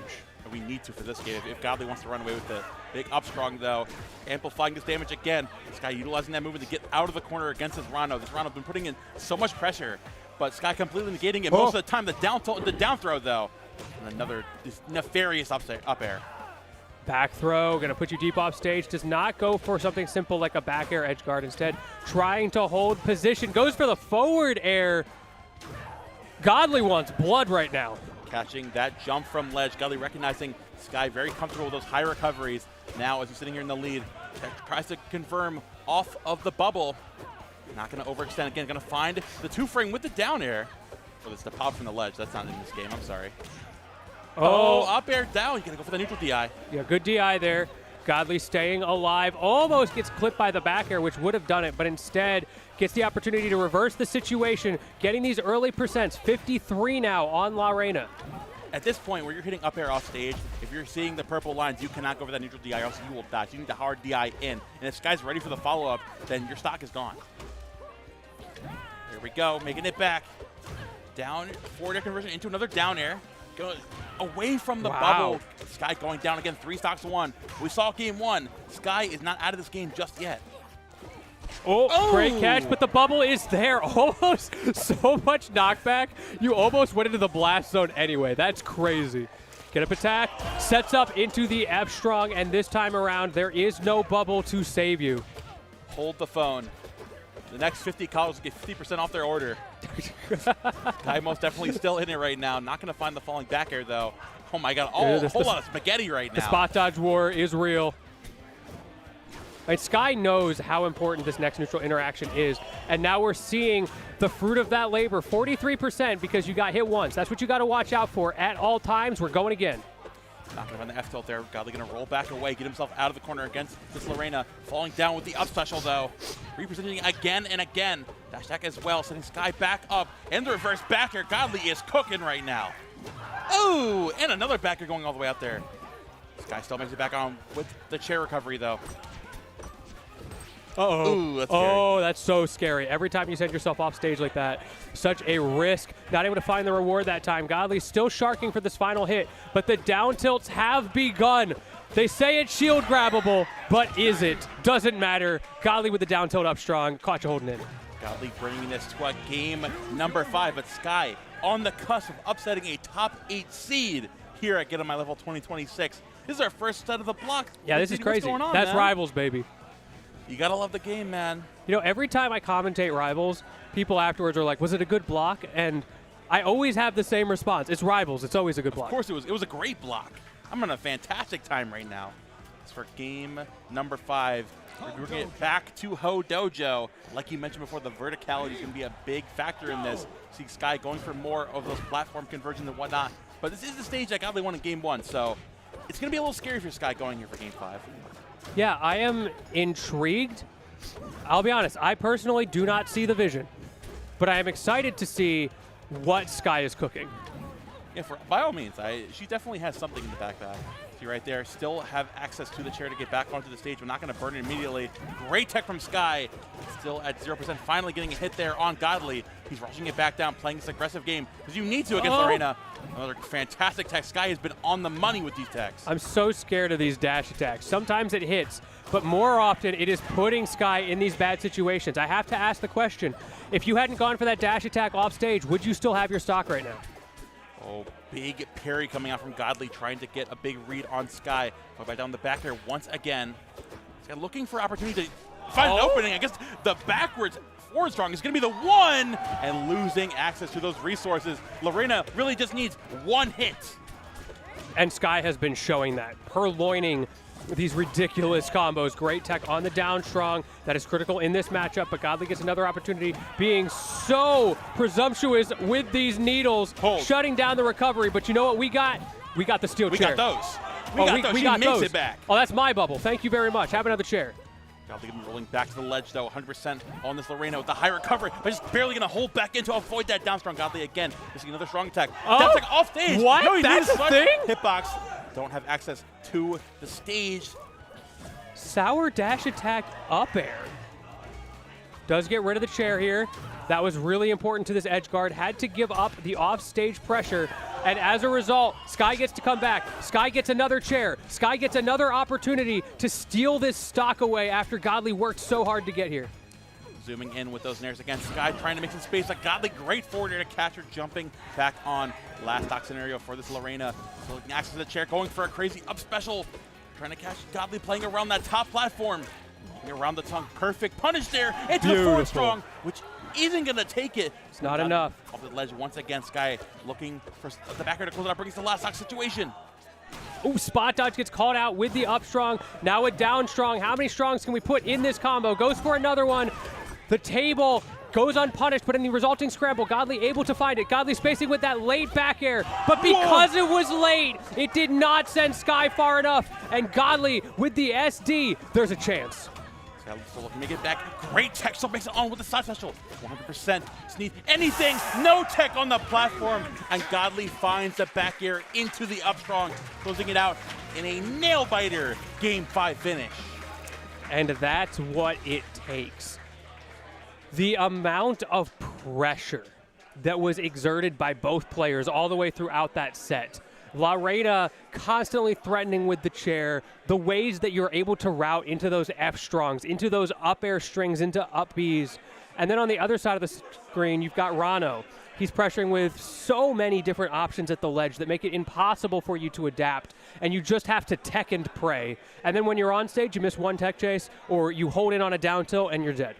You saw for the entirety of that second stock in game number 5, right? Where Sky was trying her damage to get back on the stage, but Godly completely honed in on those edge guards, saying, I cannot let Lorena get back for free. The last 2 games, I've been letting her get back almost completely unscathed.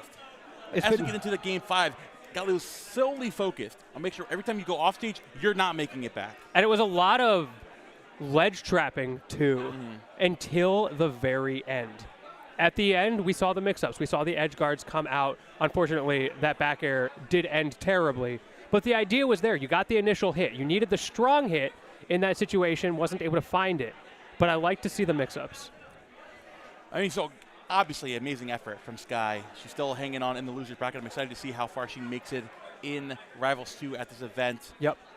We still got a whole lot more of Wave B coming up very soon. You know, I was ready for this. Yeah, you're ready for this. I know you're ready for it, too. Oh, I'm always in your ready. heart. It's in there somewhere. I believe it. Don't look too closely. I meant to wear the ABSA pin today, and I forgot. I'm sorry. Can't believe this I'll let you down. Thank that you is a all sick shirt, though. so much. Thank you. I mean, this is part of the Evo Compendium, by the way. True. You got some great merch for this event as well. Oh, StartGG/GOML/shop. If you've seen anybody walking around wearing the various merch options, that's a great way to support the event. If you like what you see here, and it's really cool wearable merch. I like the branding. You've got like the little cloud, and it's like, if you know, you know. But if not, you can just wear it in public. Yeah, I mean, everything about this event, whether it's like the location, whether it's the vibes in general. I mean, you can see, if you can probably hear it too, this room has been absolutely ecstatic. The vibes of the event. I mean, this last set, this is pools, and we're going crazy like this. It's been fantastic. Every other game, too. If you're not getting my level, then I'm glad you're watching, though. Thank you so much for tuning in to Wave B Rivals 2 Singles. Once again, I'm Momo, joined by Lentini. As we get through a little bit more action right here, we're just, unfortunate, a little bit technical difficulties, but, you know, if you're a long-time viewer, a little bit par for the course. You know. You know. I do see Rongunshu sitting down. So expecting to see some fun Clarin gameplay. I feel like Ron has been a combination of traveling to a few fewer tournaments and also underplacing a little bit, maybe a bit out of practice at times. And I am excited to see what he is able to do up here in Canada this time around, because I know he's got a lot to prove, and I'm sure he feels it. The crazy thing, too, is Evo, he ended up getting 17th place at Evo. Right. Which for most players is still pretty good. But not for Ron. That is actually his worst placement offline ever in Rivals 2. Which is crazy. His first double-digit placement offline. Everything else, I think his worst placement before that was like 5th at an offline major. So clearly Rongunshu in his home country and his hometown of Toronto as well, he is like, I want to say like 20 minutes from here. You've got something to prove. You want to be holding it down. You're still one of the absolute titans of this game. People kind of been forgetting your name. Yeah. You know? It's the same thing as Godly, who managed to clutch it out. It was close. Managed to clutch it out. There's no excuses here. Oh, yeah. And hometown? I know you got a good night's sleep. And you play Clarence? No, stop. I mean. Joking. I'm joking. I mean, sorry. Reddit, please. I am joking. Yo, can I get a Nolt post about this? Can't believe this. Yeah, Clarin, I mean, you bring it up, is in an interesting spot. I think one thing that is notable is they finally fixed the bug on the thing they tried to implement a while ago, where if you floor hug tippers, you don't go into tipper stun anymore. Yeah. And that is still pretty new. And the counterplay around that is still developing a little bit on both sides. I'm excited to see what Ron has in the bag of tricks, because there's going to be some things now that you have to hit confirm instead of just hitting the button and going into the next thing, unlike before. Yeah, it was like in the past, hitting tippers on stage was like kind of like getting someone to run a bubble, where it's like, okay, now I have my plan. I have it all charted out of which the next step of the combo, where I'm going to be hitting you, where it's going to be sending you, whatever, so forth, whatever. Yes. Now, if you can actually floor hug the tippers on the stage, now there's a whole different layer of mix, a whole different layer of mental stacking going on for Clarence, which obviously, considering a player like Rongunshu, I feel like he's definitely been trying to figure it out. They've definitely been considering it. I'm excited to see how this comes to fruition going through the rest of this bracket at least. Same. I've definitely been messing with it on the receiving side. And I don't feel like it is a dramatic change to Clarin. Granted, I don't play Clarin, so maybe there's something I'm missing there. But the counterplay to her feels similar. It's just a little bit more consistently rewarding. Yeah. To be able to floor hug when you're like doing like a run-up shield and you get clipped by the tipper because you're a little bit off, or you get hit early because they see you coming in. So that is something that is hurting the character in neutral. Outside of neutral, it's I don't think really going to matter at all.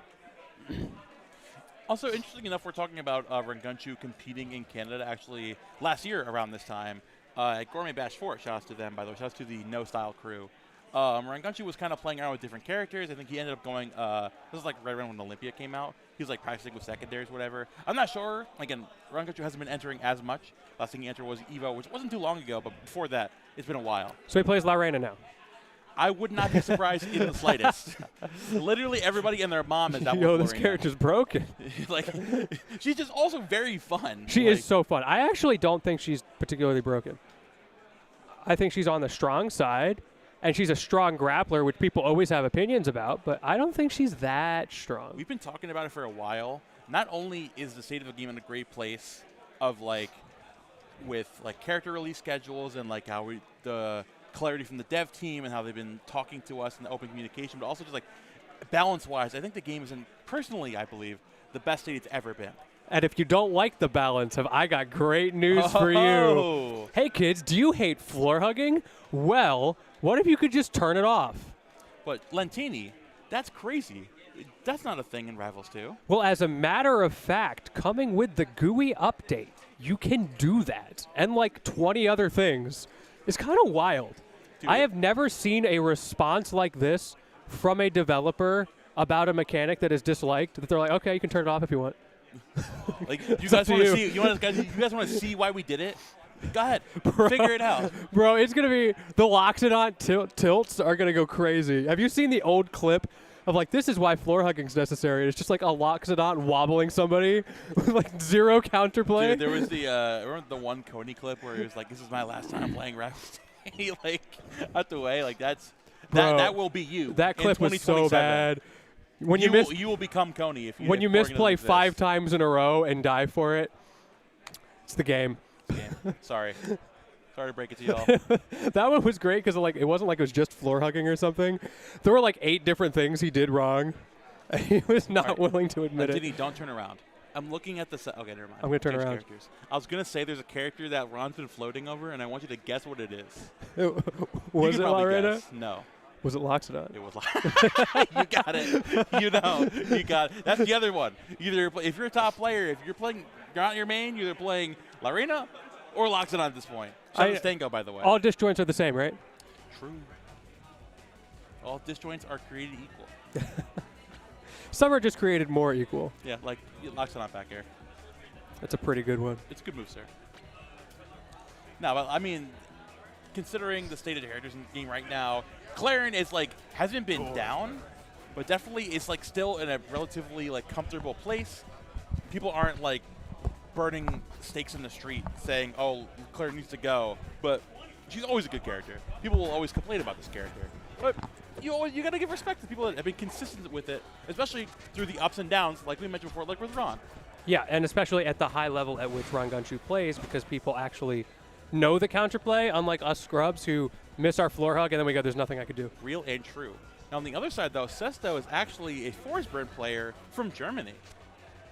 Lots of international talent here at Get On My Level. I'm excited to see, like, I think the biggest player that comes to mind when it comes to international rivals is Dia over in the UK, the Rano player. The different upswing of the meta, like, it reminds me of kind of like early game rivals where like Rano and Raster were like the 2 like dominant characters of the scene, where it's like there's definitely a different idea of how the game goes on. It's kind of like like Japanese players versus American players. Yeah, there's definitely, depending on region and depending on different kind of level of talent, different tournaments, you definitely get a different perspective of the game. So seeing the 2 worlds collide is going to be super interesting. It's always fun to see, like you said, perspective, like a tier list from another region. Oh, yeah. And you're just scratching your head trying to figure out how in the world they came to the conclusions that they came to, because they've got some character that everybody in your region says is trash, and they put them as the best character in the game. You're like, okay, buddy. There's someone out there in like the Netherlands putting Slate at number 3, and I don't know how. I don't want to hear from that person. All right, looks like we are ready to go. Rongunshu versus Sesto, all the way from Germany, like you said, but it is Ron who takes first blood. early on, going to rush down through those clouds. Ron recognizing the biggest thing a Force wants in this matchup is to get set up with that smoke and have a little bit of time to mess around, be a little bit of a deceiver. You know, there's this Force guy, he's kind of sneaky. Yeah, in the last set we had Belligerence, and this one we have Deception. Let's see how it shakes out. Again, Rongunshu is just so on point. Getting rid of all of that smoke. I love the positioning from Ron, using that neutral special to hit 2 parts instead of just the 1. Doesn't get the kill with the down strong, but able to continue to convert with the up airs. He's been deceived. He's back in with that clone. We're going to find the grab, though. High recovery from Cecil coming out. Great usage of the downer into the dash attack, keeping Ron off stage. Great punish there again with the forward air. Cecil, I mean, it was kind of in the blender for a little bit, but looking to have a pretty dominant advantage as well. Yeah, once you get out of the corner, it does get a lot easier. Speaking of, relatively small stage, so lots of opportunities for edge guards, for ledge traps, a lot less opportunities for the more methodical spacing on stage. We run employing that typical Force-Ring counterplay, just a hard hold down and away, get that Omnitech on the forward strong as Cecil tries to make it back. Playing out of there, gets deceived again with the back air though. They're playing fantastically, goes with the deep air as well, taking the first stock of the set. That was so well executed to get the timing on that back air just right. Rongunshu not ready for it. Those are the kinds of things that you need to edge guard a Clarin. It can be exploitable, but only if you are on point, and Sesto is on point. There's one thing Seth's been doing well so far as well. It's been honestly following the DI of these crazy mix-ups, but the hitfall there, well, certainly is going to take it there. Rongunshu now on the board. Sesto still looking pretty comfortable here. And now there's just so much smoke polluting the screen. A little bit of deception coming out. Again, it's okay, though. The clone wants nothing to do with this. He's out. Sesto is in. Goes for the tech chase. Dash attack going to do it. Great tech on the forward strong from Rongunshu. But Sesto doesn't care. If you're going to tech, you're going to go deep. He's coming down with you. Sesto recognizing there, Ron trying to get away from the ledge immediately, not to deal with the 400 shenanigans of the cape and the down tilt, catching you with the down air. Now down a whole stock. Rongunshu looking to play aggressive here. Not close to the stock with the forward air just yet. Playing right at the gun with the ledge once more. Ooh. F-tilt a little bit risky there from Sesto, trying to get any sort of smoke up. Not able to find it. Down air going to put you in advantage. Now we got some smoke to play with, but just like that, it is gone. Go high above the ledge. Sesto now looking to reset. Nice dash attack out of the corner as Rongunshu tries to temper with those jabs. Amazing techs from Sesto again. CI has been proving extremely fruitful, hanging on against these Clarin conversions. Ron started so strong. So to see Sesto find the rhythm so quickly is quite admirable. Not to get anything off of that. Good DI from Sesto, reading the F strong. Insane recovery mix of going high with that up special though. I'm going to leave dash in, not going to find the conversion off of that down strong. Not going to find the downer either though. Sesto just waiting for his opportunity to strike. Great dash attack into the down strong, chasing you onto the dual cell platform. Now we are in final stock here in game number 1. I mean, Raj is so good at that. It doesn't matter if the platform is moving, trying to run away from your combo strings. He's going to get those limited time deals anyway. Goes high with that recovery though. Great parry from Rongunshu with the punish. Well, the down strong goes, super deep out to the neutral special. Not going to find the closer on that one as well. Up airs going deep. Sesto keeping the pressure up. 115 needs one good hit off stage to do it. Goes deep with the back air again. Oh, no! His greed Sesto. punished in perfectly right there. Generational greed. His greed sickens me. Needed it so badly. You found that drop zone bear the first stock. It was a good mix-up, but like, you ever hear the term of the once a set option? Yeah. There's a reason it's called once a set. You cannot go for that every time because it's super risky, albeit a really great mix-up. But Rongunshu saying, hey, wait a minute. If you're going to go deep for that back air, then I'm ready for it. Clearly was ready for it that time. Going a little bit back away and just covering that ledge. Sesto can't get back. Unfortunate way to go down for game number 1. But Sesto, I feel like he's definitely got a lot of gas in the tank here. But now we are in game number 2, and it is interesting to see the stage selection going back to Jules Vale. What do you think is the thought process here from Sesto to stick it out with a small stage? I think it's the type of area you can take up with the smoke here. He's been doing a great job of covering most of the stage, being able to maneuver around with the clone, able to catch around Gunchu, like mixing up with the consistent crosses on his shield and what have you. That's especially getting off the ledge, having that platform there as a layer of safety has been his saving grace for most of these recoveries. Like right there especially. Another factor that I think is very relevant here is that Sesto was doing a great job of edge guarding Ron, and Ron was not edge guarding him as much. We were seeing more traditional kills with the down strong and such, or just using like pure knockback. So a small stage gives you more opportunities to edge guard Claren. Looking back up there, great. Wave land into the down strong. Rongunshu taking stock one, a very clean manner. But Sesto, of course, not gonna take that lying down. Oh no, an unfortunate way to go out. I mean, you got it right. It's Rivals. You got it. Man, Ron had such a lead, and just like that, it has evaporated. This gives Sesto an opportunity to take advantage of the small stage yet again. It is going to be so much more poignant now that you've got an even game. Wave dashing in so aggressive. Once this combo finds the combo, reset the neutral. Nutty downer off stage. Sesto looking to continue this pressure right now. We're going to knock the line down, though, going deep with the double forward air. Missing the tipper on the second one. And gets ledge hogged again. Rongunshu not giving it up that easy. Outplayed. Yeah. Played the 50-50 and lost. Rongunshu still keeping up the pressure right now. Continue to playing around that ledge, not overextending, recognizing that Sesto, a very aggressive player. He's like putting himself off stage and working out a lot of the time. But when it doesn't, it's fatal. Right. Okay, fair from the ledge. Actually going to get punished. Sesto has very little end lag on there, but Ron was ready for the immediate advance afterwards. Speaking of advancing fair's off the ledge on Ron's side, a lot more successful. No. Strong, but Ron is looking to take the stock right now. Missing the parry as well. The Claude combustion goes deep the back air once again, but after last game, Rongunshu has shown he's ready for it. Sesto's got to be careful, especially with the F-Strong coming through in spades, though. My goodness, that's a new one. Yeah, that's a tough trade there for Rongunshu. Usually Claren not one to lose out on a trade against the tipper. But this time around, we're able to answer back anyway. I don't care if I lost the trade because I won the war, winning game number 2 and now up 2-0 in the set. Choose your right. As we move forward here into game number 3, if you're Sesto, you've got to like recognize that this taking a Josel again? I mean, I was going to say you got to recognize the comfortable tactic you have of going super deep off stage and playing around with clone on platform. Ron's caught up to it at this point. Like, I understand it's what you're really good at, but like at this point you got to recognize we got to mix things up here. Right. I am intrigued by this stage selection, running it back again. I don't think it's bad. I think it's fine. But you need to take advantage of those edge guards that we saw in game number 1. In game number 2, Rongunshu was the one who was edge guarding, who was ledge hogging, who was creating situations just like that. That is your counter pick. That is your fault, Sesto, for going here. Strike through the heart, and you're too vain. He gives Love a bad name with that one. Big F-Strong coming out. Sesto, of course, looking to amplify the dash attacks off of the ledge. Oh, the deception with the deep forward air. Sesto, I've been falling for most of these clumps, I'm not going to lie. If this was me, my brain's scattered all over the place. Get up attack. Well played from Ron. It's an important option to show every once in a while, and now we're getting a little bit privy to Sesto's dash attacks as well. Sesto has been using those very well, but as soon as you get predictable, it's super punishable.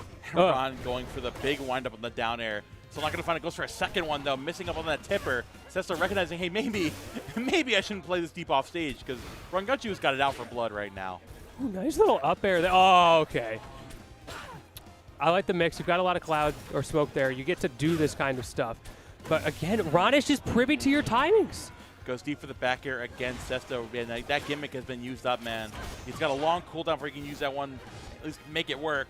The smoke goes deep for the down air. Of course, Rongunshu ready for it. Going to catch that jump, though, with the second down air, saying, hey, one dare won't work. What's another one? Yeah, I got 2 gimmicks. My second gimmick, the same gimmick again. He won't be ready for the same thing. Trick up my sleeve. It's another sleeve. There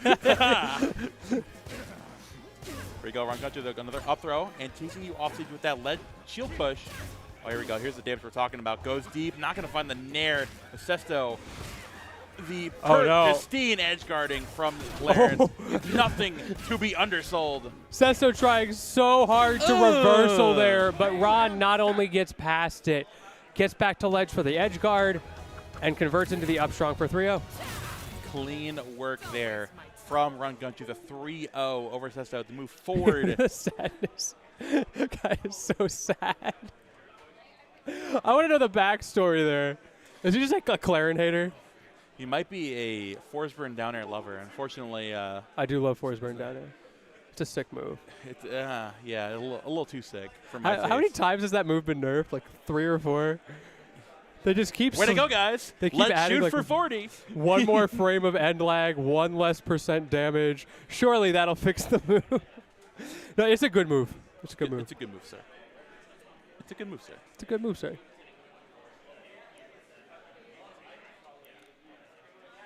Okay, looks like we are going to get one more set before Top Cut. I'm excited for what we got coming up here. So much good Rivals today. Oh, yeah. I can't keep up. This is the place to be, man. I mean, you look at at this point, you look at Rivals tournaments, and you're like, expecting like all of the crazy top seeds, and you look at one that doesn't have all the top seeds, you're like, oh my God, this is like, there's no one here. Why do I care about this? And it's like, I mean, yeah, we got Cakeassault, we got B-Slave. It's like, it's gonna be so exciting to see a tournament where it's like, the path is not completely ordained. You know, it's like players like Godly that could make a crazy one. Players like, of course, like Sky. That's one. Like, yeah. I'm looking. Like there's that's my dark horse right there. There's clearly those open slots in the top 8, and possibly even the top 4. You never know. Don't never get complacent in this game. Godly That's all I'm believers saying. won the last one, and that was a tough one. So you never know. Me when I'm religious. Sorry. My fault. Oh, you got me. I'm a godly believer. Oh, crazy. but I think we've got a heater for our final set. Okay. We have got the man, the myth, the Mexican, Mr. R. Senor R. Mr. Senor. Mr. Senor, is that what you said? Mr. Senor. Mr. How you doing, sir? Next time I talk to him, I'm calling Mr. Mister and just see what he does. Like, Yo, what's up, Mr. Senor? Who told you that? How you doing? He's like his fake identity. I'm in Witch bro. That's Play his, name. his superhero name. He dresses up in a cape as Mr. Senor. Oh, what do you call the squiggly N? It's just like the N with the squiggle on it on his shirt. Oh, I forget.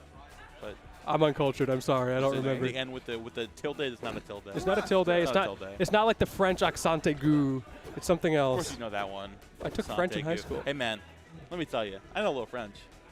Oh, S'il yeah. vous plaît. It's not even how you say that. Stop gatekeeping? You're missing entire letters. Stop gatekeeping, question mark? Anyways, Mr. R. Yeah, like I say, he's been, it actually was an honorable mention on the last R2CS, because, I mean, he's been a really good player. Yeah, deservedly. Didn't really get out as much, you know, but been focusing on getting out to a lot more events for this upcoming season, piloting the roster, ended up getting 3rd at Smash Factor, at 13th last year at GOML. So yes. Considering the different landscape, considering how much you've been focusing on the game, you even said before he like got upset in Ultimate, or like, oh, how you feeling, man? It's like, honestly, I don't really care about this weekend. I'm focusing on Rivals. Right, it was Go. so funny. He was. I'm not gonna say who he was flaming, but he was flaming someone who's pretty good at the game. Like, dude, I beat them, and I haven't been playing Ultimate. I've only been playing Rivals. They need to feel bad about themselves. It's like, yeah, Mr. R, that's the toxic energy we need in this community. They should feel bad about themselves for losing to you. And the other side of things, we've got Jessu, their player from Ontario, actually in ABSA. Let's Ended up go. getting a 97th at EVO. W character. Canadian talent has been coming out for all of these Oh, nice sets. These ABSA. players are pretty strong. Oh, my. All right, sure, dude. What the hell? Sure. Fake gamer. I've been owned. Super Character- Major, when I get you, Character can't do it. I had to switch to Slade. Now Slade can do it. I'm gonna say a bad word. Super Major Super play. when I get you. When I get you. When I get Kidding, you. by the way. I love your app. Shout out to SuperMajor.gg. Anyways, final set of our block here. We got Mr. R versus Jessu. Let's get right into it. I mean, we could very well see, like, you just get clapped up game 1 and then an ABSA comes out. We don't know Jessu's entire character pool, right? That's true. This could be a brand new We slate. could see Lorena. We don't know. Dash attack, not a connect there. Down throw is very scary against the floaties. It looks like Mr. R has the good level 1 game plan against it. But let's see if Jessu goes for the down throw side B, perhaps. Not going to find the up special conversion, but setting up these slipstreams immediately. The double shuriken, that might be a little bit of a flying hazard there. Yep, there we go. Some jab checks, catching Mr. R holding in. Down tilt at the ledge as well. It is so hard for the bird to get out of the corner sometimes. So we get a little F tilt into a falling fair off of that platform. Missing out on another falling fair. Mr. R looking to accentuate getting through there, utilizing the extended movement off of that slipstream, but as it goes away, Jessu trying to take the opportunity to pull out a shuriken. Oh, this is like some aerial assault. What is going on here? I do like the stall from Jesu. I think was trying to wait out the slipstream there and maybe waited a little bit too long, spent too many resources and became telegraphed. Look, I can understand the gameplay style of using your money, just like dropping it on the consistent barrage of shurikens. Oh, a nice little ground up social there, right? Focusing on keeping your opponent at bay with projectiles, and a character like Raster especially wants to get aggressive, rush back in, and that's when you utilize your bigger disjoints like your up tilts and your F tilts. And we got the teardrop as well. Just get that little bit of recovery. Been able to get it a couple times so far. It can add up over the course of a game. I think it was like 5% alone right there. That matters. Gets it back in hand once again. Mr. R rushing back through. Guess who's slowing things down? Another drop top. Crisscross applesauce. That's not the lyric. Back there again. Tries to drop the chest on him. That's a loot box right there. Legendary drop, but great tech though. Feels like a loot box the way it's slapping me in the face. Just landing there once again. Finally get the slipstreams out of Mr. R, looking for his way to break through. The forward air is not going to close it out. Great DI. Oh, what are we buying? The feather. Interesting. I don't like the feather. I'm going to be honest. I think it's really bad. It's like low-key a meme option. Like, obviously, it saves you when you get knocked away, but it's like a Rhino bubble, but it's really telegraphed. It's weird. Oh, okay. We would have saved you right there. If you're taking your Rhino bubble to the repair shop and you're like, how can I make this bad? Can you do that for me? It's like an aftermarket cat on your Rhino bubble. Can you make it so that my Rhino bubble, instead of falling into it, I bounce off of it back at my opponent? I gotta check my Rhino bubble, dude. It's weird. Are looking to close the stock out soon, though. 164 on this Raster. Rushing down to the end of the stage. This back throw, not gonna find the up strong though. But nice nair to close it out. Jesu has been consistent with those lingering nairs from ledge. And we still got the feather. Hasn't needed it yet. That's going to make it a little bit harder for Mr. R. Nope. You're back, baby. But here's the problem. Now you're still in the corner. Is able to fight back through. Okay. That ended up working out.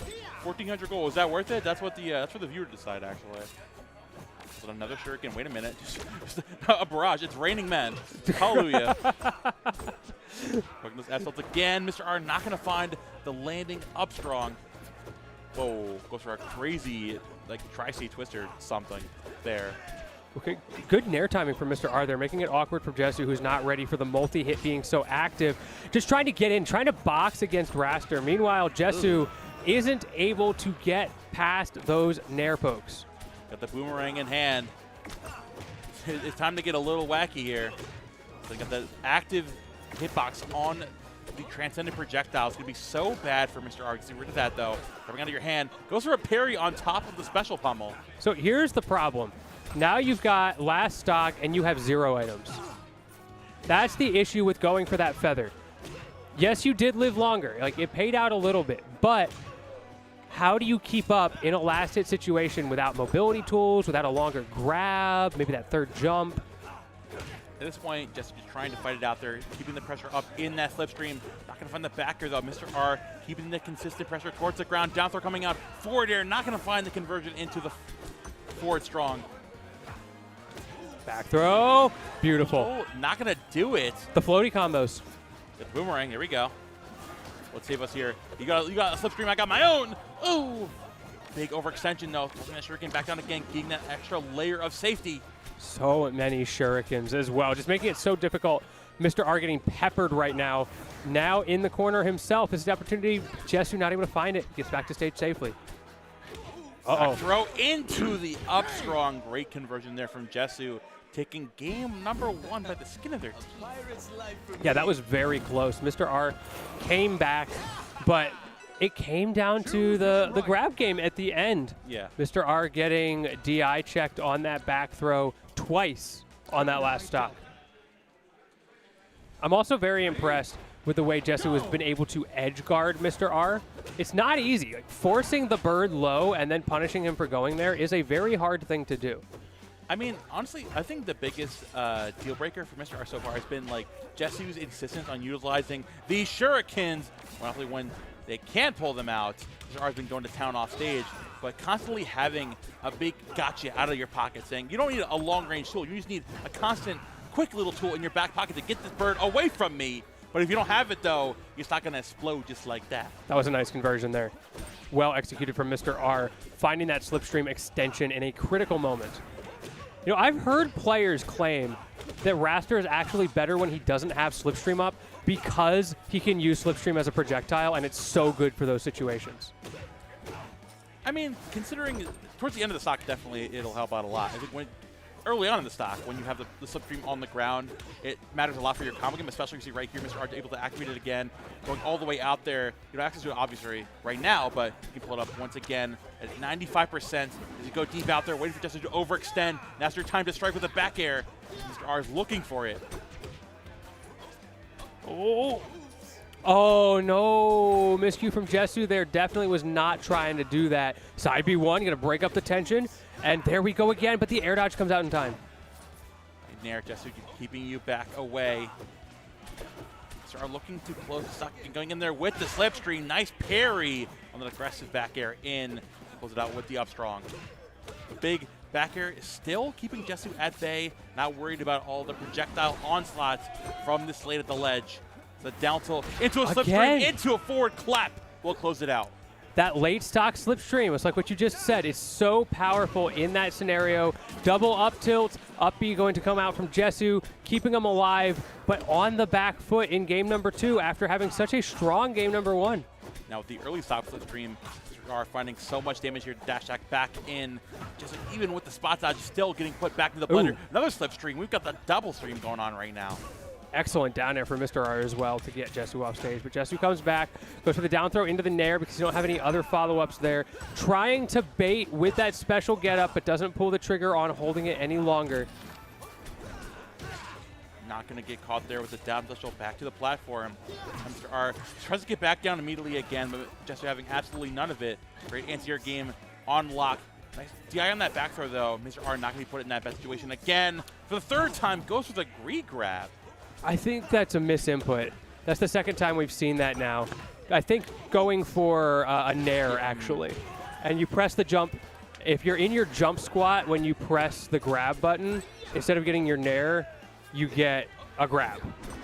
The late recovery with the side special. Great pair from Mr. R. Not going to find too much value off of that one, though. With Shuriken, the last second, $1,600 in your bank account. What are you going to buy? I hope it's not a feather this time. That's all I'll say. I think it might be a feather, but first you have to find an opportunity. Oh, we see. Yeah, there's the nair. There's the feather. Yeah, the feather. You know what? At this point, I'm with it, Jesu. You got it. You've won me over. Yeah? No. You're a very easily convinced man. No, I am not. You just lied to me, dude. Got the Shuriken, trying to keep it the onslaught alive. There's a little bit of projectiles while you can. Falling nair, Mr. Arc. Oh, that's the ugliest feather usage I've ever seen. And it didn't help at all. That's crazy. He died to bad DI off of the back air, and it was like the most subtle, like, ding, like. Who could have foreseen this? You know what I'd love to see as a buff to that? I think. No. All right. Imagine if you could, when you had the feather, either way, when you hit the blast zone, it is consumed, but you are allowed to tech the blast zone. And you just like stop your momentum there instead of ping-ponging back, and you can choose either you tech and you stay there, or you don't and you bounce back. That seems fine. I think that seems okay. I just think it'd be cool. Teching the blast zone is such a fun idea. That is fun. I understand that. I think it'd be okay. But as we get into game 3 here, though, I mean, Mr. R having absolutely no business playing the projectile game with the Slade. He's rushing it back down here with the slipstream. Big up airs, chaining the forward airs as well. Not going to find a landing up air that time. 70%, absolutely nothing to scoff at. Jesu getting full usage out of that excellent Slade nair. We see the trade with the late hit there, making it very difficult for Mr. R, who's getting stuffed out a lot in these situations. And now we see the mix-up for that Shuriken, catching Mr. R off guard the moment he's trying to bait it out. Again, down throw comes out. Not going to find the up special he's been fishing for. He wants you to hit the scrawl so bad. Like, Mr. R, when you hit it, I got you with the cleanest scrawl of all time. Big parry, there we go. Okay. Still not going to do it. Oh, forward Oh, air. no. Oh. tragedy. And this can be some of the trouble against Slade. He's kind of hard to pressure in the corner when he actually gets his up B out because it's so big. So if you can't cleanly close a stock, sometimes he does just live forever. Oh, the down strong conversion there. Mr. R now amping it up. Falling dash attack. 61% on the Slade off of a singular combo. Yeah, he's not having this nonsense anymore. He is here to scrap, and Slade can struggle to get an opponent off of him. That's slower frame data. Sure, you can't floor hug it, but does it matter when you're in disadvantage? The forward air, Mr. R still not going to let it rip just yet. Good air dodge back in, but again, the utilization, Jesu, of that nair has been so good for keeping this Raster at bay and dropping the loot box on him. Is it a legendary drop or is it a common?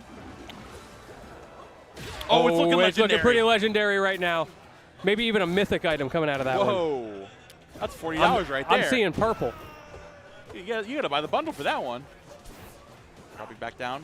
Now with the Shuriken in hand, Jesu trying to climb their way back into this game. Nice little down throw. Can see find out they're only going to find the singular hit of the side special. 30%, nothing to scoff at. But Mr. R just finding so much more momentum every single time he gets a hit. And we're seeing it right here. Oh my goodness. Bro, whose turn is it? I don't know. They're just pressing It buttons. feels like the last two people in musical chairs are like fighting, like grabbing the chair, trying to jump over it. They slowly crawl past, and then they try to run around real quick. Oh, okay. Whoa, whoa, whoa. Jump scare down air. Kind of good there. Just to now bring the last stock situation. These two are playing Rivals the way Sakurai intended it. This is the grounded footsies Rivals known for. I'm going to press 8 buttons. Let's see what We're happens. in the FGC room, bro. I'm feeling it. Forward air, back air. Dragging you back away. Just still hanging on here. Just got to be careful. Oh, Yeah, you know that's coming eventually. big special Let it get-up. rip. Oh, look at the money he's Beyblade, spending. Beyblade, All let of it rip. Bro, he's only got $100 reduced to his name. He spent like $900 on that Bro thing. dropped his rent on that special get-up. That's crazy. That's crazy. Bro saw that in great the set. shop, and he's like, I need this. Mythic pull. Special get-up. Oh. Back throw again, but great there. Mr. R just still hanging on. Holy. F tilt. Knocking from the falling up air. How has Jesu brought this back? Basically, by spending all the money on the get-up, special get-up, clearly. Man, this generational wealth, it sickens me. We got the Bezos get-up. Yeah, the Bezos get up. That's it. into the That's upstrong. it. Mr. R missing the DI the one time. Jesu making it count. Now going up 2-1 in the set. He's gotten him with that back throw mix-up several times. He knows exactly when to pull it out in Mr. R's head in those moments. Choose your right. And now, the hometown heroes, Not Absa, the Slade. the Slade. Bringing it to game number 4, up 2-1. Mr. R, the invader, getting shut down a little bit. Jules Vale. Bring us to Jules Vale. Now, Lentini, tell me, how are we feeling about this Jules Vale counter pick for game 4? I feel like the entire idea here for Mr. R is I want the closest blast zones you'll let me have, because he keeps getting close on these edge guards, and then he's not getting the kill. Yeah. There have been so many like almost kill opportunities, and then Jesu just lives to 150 every single time. Yeah. So you know that like super close blast zones are just going to be banned. I mean, I'm liking the usage of Jesu utilizing the Jules Vale platform right now. They like doing those falling up airs. Actually, right there, we just saw their up air coming out. Being able to utilize how something is supposed to under, how Mr. R wants to move, and use that to your advantage for following up with your disjoints. Oh, this is the opportunity. Doesn't get the hitbox you're looking for there, unfortunately. And now Jesu is schmooving with that platform, taking full advantage of the Shuriken as well to make it tricky. Resets in the corner. Down air, not going to close it out, but it's another rinse and repeat. So much movement. Oh, great. Perfect shield there into the up strong again. Jesu has got those on lock. He does. Every day of the week. So consistent when he's not accidentally grabbing you. Falling up air again. Mr. Arzo needs to take the stock yesterday. Don't want to get hit with this snowball. Great shield there again. Jesu playing the pristine defensive game, especially when Flipstream is not here. This movement, the mix-up. My goodness. This is the Slade of legend here. This is exactly what people are talking about when they say, let him cook. Let's see what the items can do. Let's see what the mix-up game can do. That side B showing the ability to be tricky with that. Okay. But sometimes you special get up. You spent like $200 on that. That's crazy.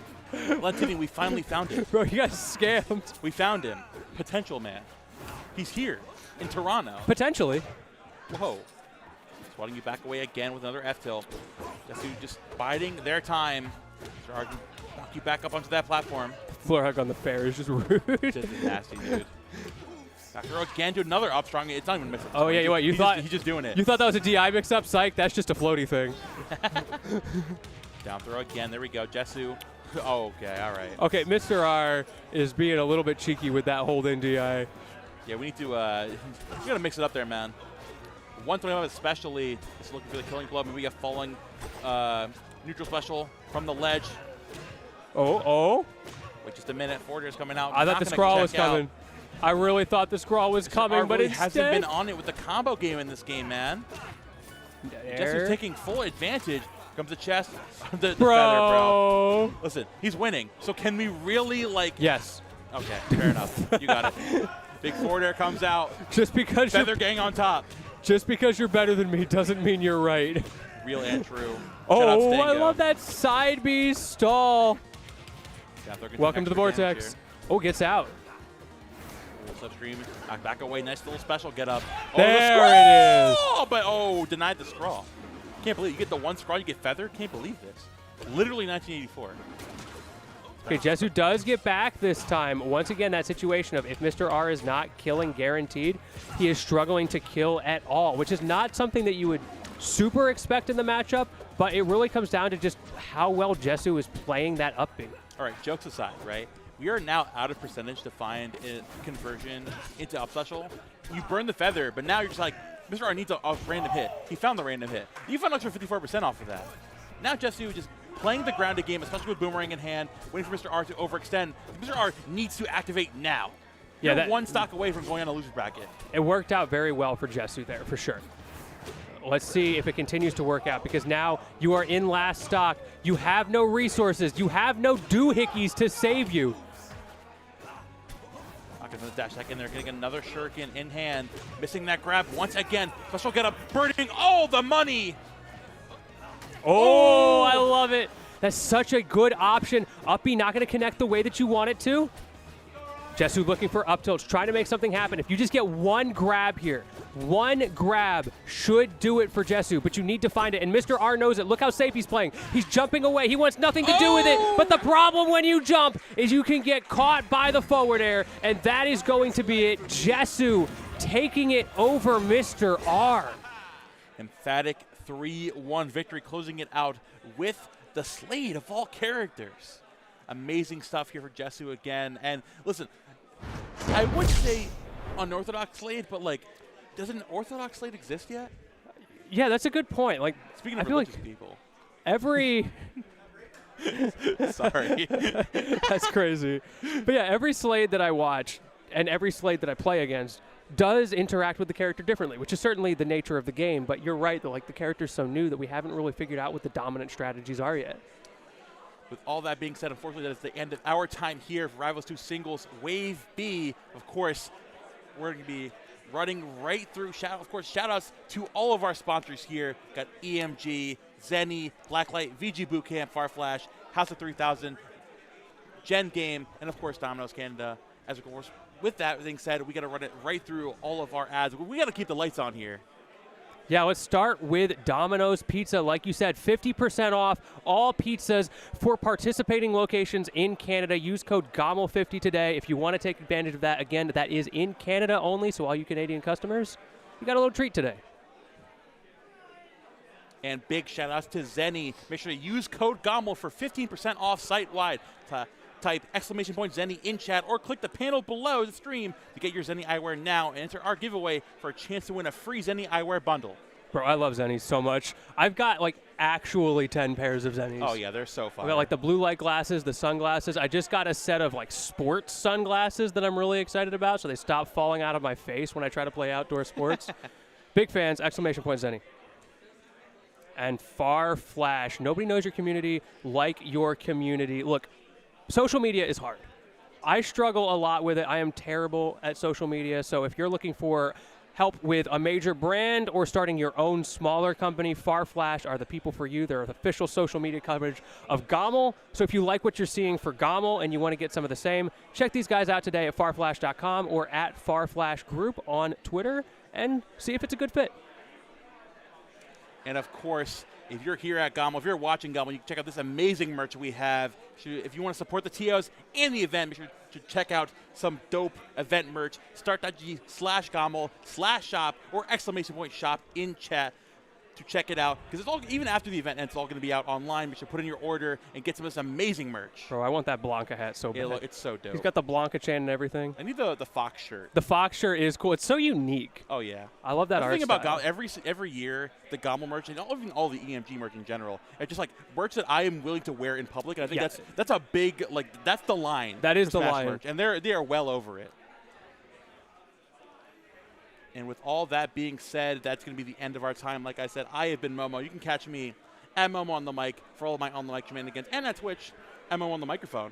More streams coming soon. Lentini, where can they find you, sir? You can see me down below at George_Lentini on Twitter. Always love being on the mic. Always love being on the mic with you as well, Momo. Been a great time. You'll be seeing more of us as a duo later, but that is not to happen yet. Instead, we're going to do a little swap out. We're going to look at some Top Cut. So don't go anywhere, y'all. We will be right back after this short break.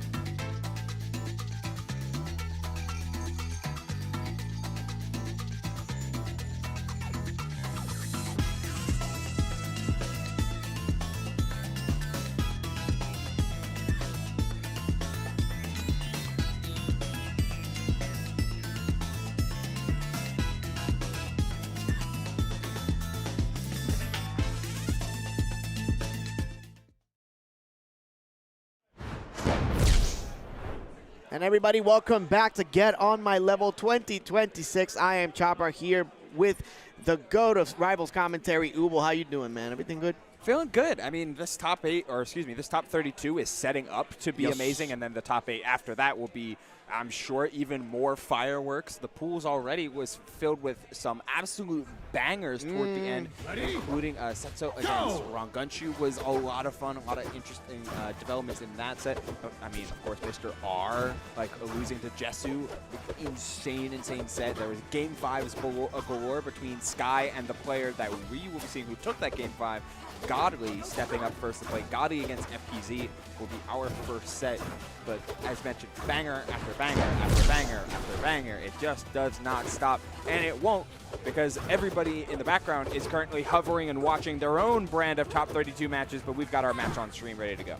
You see both players already setting up, getting those warm-ups in before actually starting. And this looks like a team kill, if I'm not mistaken. Godly and FPZ, or FPZ, however you want to say it. A couple Canadians out here.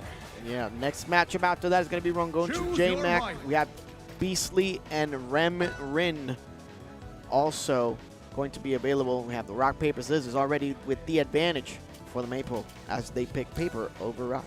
Yeah, stage determines a lot in this matchup. It determines a lot in a lot of matchups, but these two just seem to function both wanting similar access to similar ideas, but in different dimensions. So, like, of the 2 remaining stages, I'm sure that Godly would have wanted to go to Hodojo, but FPZ fully interested in the length of a stage in addition to platform access, and that is exactly what we're getting here on the Armada flagship. It's not Air Armada. Air Armada's in the background. The Armada flagship. Multi-platforms is moving constantly on the sides, and you're going to have at least having those walls right at the sides as well, and you can hear the themes. Thank God for that, by the way. That's one of the best changes that they've done. That being said, now Maple actually getting a lot of damage and a lot of mileage versus the Rano. Early cash out on some damage to get Rano off stage, but I mean, that's the name of the game in a matchup like this. Like, Rano is a really hard character to mess with on stage. His normals are so good, and his ground speed is insane, along with that dash and then needle boosting. The movement is second to none. But you gotta get Rano off stage and put him in a position where he has to rely on his mediocre air acceleration. Grabbing the ledge here, able to find one quick punish, triple nair, but we're getting all the way up there thanks to the 4th one. Having that tether online, turn that combo into from just raw damage to set up for a kill. Nice stuff from FPZ to take the first stock of the set. Yeah, we were talking about Rano's speed overall. The Maple, no slouch on that either. Good combinations by Rano, actually taking them all the way up to 113, barely missing the up strong that time. Back throw now sets him up. You got to have those on deck every time. I love the idea of the first up strong. Shout out to Maple up tilt, by the way. The first up strong being pulled into position because of the platform, but you find the second one all the same. 74% walling out with some of these backers, but man, FPZ is just layering in and layering on both the mental stack and the damage that comes from these up tilts. Like, Maple a lot of times can kind of fish for those up tilts as a reversal. Like, whenever she wants the shield, she can sometimes up tilt instead to try and catch someone being a little overzealous on offense, and FPZ weaponizing it there. Yeah, doing a tremendous job at that too. 7-9, only 11% of extra credit for the Maple, but now actually starting to rack it up a little more. And the forward throw actually trying to put them in a precarious situation. Letting up, that's the fair. The tech as well on the platform, but still going to get some more damage in. Okay, triple roll. It happens sometimes. Yeah, happens to the best of us. Big jump on there. That's another forward throw trying to get it, but I mean, Maple slowly but surely just racking up that damage, and now actually gets him with an up air, sealing the deal. Yeah, it feels like Godly doesn't want to get too vertical. Their combo routes are almost exclusively trying to route in things like down strong, things like forward air. Hasn't felt like he's too eager to try and go into up airs too early, unless it's going to take the stock, trying to keep that move fresh maybe. Well, that's a great tech after the forward tilt actually gets angled down, which is trying to get a 2-frame situation. Does it again. That's another one. Yeah, perfect angles. You are tethered though, so you can't get clipped by just about anything, and yeah, that'll do it. Another Maple up tilt there catches the ledge drop double jump coming out from Godly. It's nice and active frame, solid media. I think it's active for like 3 or 4 frames. That up tilt, very solid stuff. Yeah, tremendous stuff, and that's the first game as well. FPZ trying to move on. And and here we go immediately to Ho Dojo. Like Rano wants to have access to multi-dimensional platforms more often than not, because he wants to utilize those as not only ways to get his movement started, but also to allow him to circumvent one of his critical weaknesses, which, as mentioned, is that air acceleration. Like, you don't want to be caught in midair. Well, luckily, there's 3 platforms to always be in position to land or to put yourself on to get the party started. And right now, with a super even game as such, it really feels like Godly, when he's not messing up his wavelengths, like he's feeling a lot more in control of his spacing. Yeah, and this is the testament to what you mentioned as well. Both characters are going to try to find similar things to be able to be successful in this particular matchup. Nice. And this is working out tremendously for Rano. That does not mean that Maple can't take advantage of those platforms either, but it's looking good for the Frog. Absolutely. Like, if we catch if you get caught by a stray Maple up air on this stage, like, you know what's coming. Oh, wanting to go extra vertical, though. Pivoting. Saw the up tilt, could have gotten the up air, but the combo would have ended at up air. So pivots into a double dunk with the forward air, makes it all the way back, and thus your game is completely even when it could have been a Godly and a massive lead. Yeah, and in contrast as well, the Rano just going for the back air and seals the deal with another up air. Getting a lot of mileage out of that up air over the course of the set. Yeah, trying to keep it fresh. Oh, FPZ getting caught lacking. And it wound up. It's a lot of range for that up tilt as well. I just checked it out. It was a frame 7 move, but because of the hitbox actually gets so extended, it is good coverage overall for Maple. It just really sets her up for success. Ah, that's tough. Yeah, and you can just grab ledge there. Maple having to pull all the way back. Yeah, active for 3 frames. Yep, very nice. And we're seeing like FPZ use it to pretty great effect and showing just Godly showing a lot of respect to that like encroaching zone from Maple, trying to stay either on platforms or immensely vertical. Not going to close out that combo though, and we're starting to get to the percentage where you're lacking some of those windows. Thankfully, the bubble, some of those combo windows, but thankfully the bubble saving 1 life for Godly, but not the second thanks to the forward air. Now already used the second jump too, so there was no way they were going to be able to recover from that one. With that said, still combinations coming into play. Now the poison dots are completely disappeared, which is why Maple isn't taking any more damage, but 51% sending them out to the left side. Fair and Nares trying to cover every single part of the stage, Ho Dojo, and this is home territory for Rano, and for a reason. That's why we get that game number 2. Sometimes it's just that easy. Sometimes that just happens if you're Maple. Like, Maple. Choose your right. I talked a lot about. We kind of saw the lacking recovery from Rano sometimes, where he has to like, set up a lot of resources to make it back, and it takes a long time, and he's very committal in that regard. But same thing for Maple. Like, if Maple doesn't have a tether point, her recovery is just 1 hit away from being absolute garbage. To say Absolutely. No, wholeheartedly agree. Again, similar characters in what they want to focus on their goals to be established on each, but like 2 totally different kits as to how do you want to get those combo extensions and boxing games and all that jazz, right? So, I mean, picking a better stage this one for Maple, Merchant Port just trying to go in and just set it up. Boom, boom, a little bit of a shoulder block. So I'm just Maple after tilting over here. Absolutely. I mean, if it's working for FPZ, it should work for me too, right? Yeah, absolutely. Oh, look at that. Oh, not very nice. You know how many times I've been trying to do that in friendlies when we spend like 5 hours playing and I could not get that once? Oh man, my Rano sucks, but this one doesn't, which is great. Godly's moving, yeah. Oh, but excellent catch there from FPZ. Getting the bubble out of the way so you ensure, not only as part of making sure you can close out the first stock, but also keeping it lingered and discarded for a long part of the second stock. Oh, Rano's bubble, and a very important resource. You want to deny him of it as many times as possible. Oh, try for the forward air jab, but slightly out of range with the Trevor hitbox. the speed of them as well. Multi-hits on the down air, and the fair actually getting him on the outside, looking in, and just gets that stock cleanly. How fast Godly can be sometimes taking these stocks. Like, hyper focused on trying to catch FPZ whenever he goes off stage. You can see the gears turn as soon as he corners FPZ, excuse me. Up tilt again, trying to get some more mileage in. Dash attack is also hitting, multi jabs, and now we're getting some damage on here. Needs to get some, at least for 47, but 43, it's only a small differential percent between the two.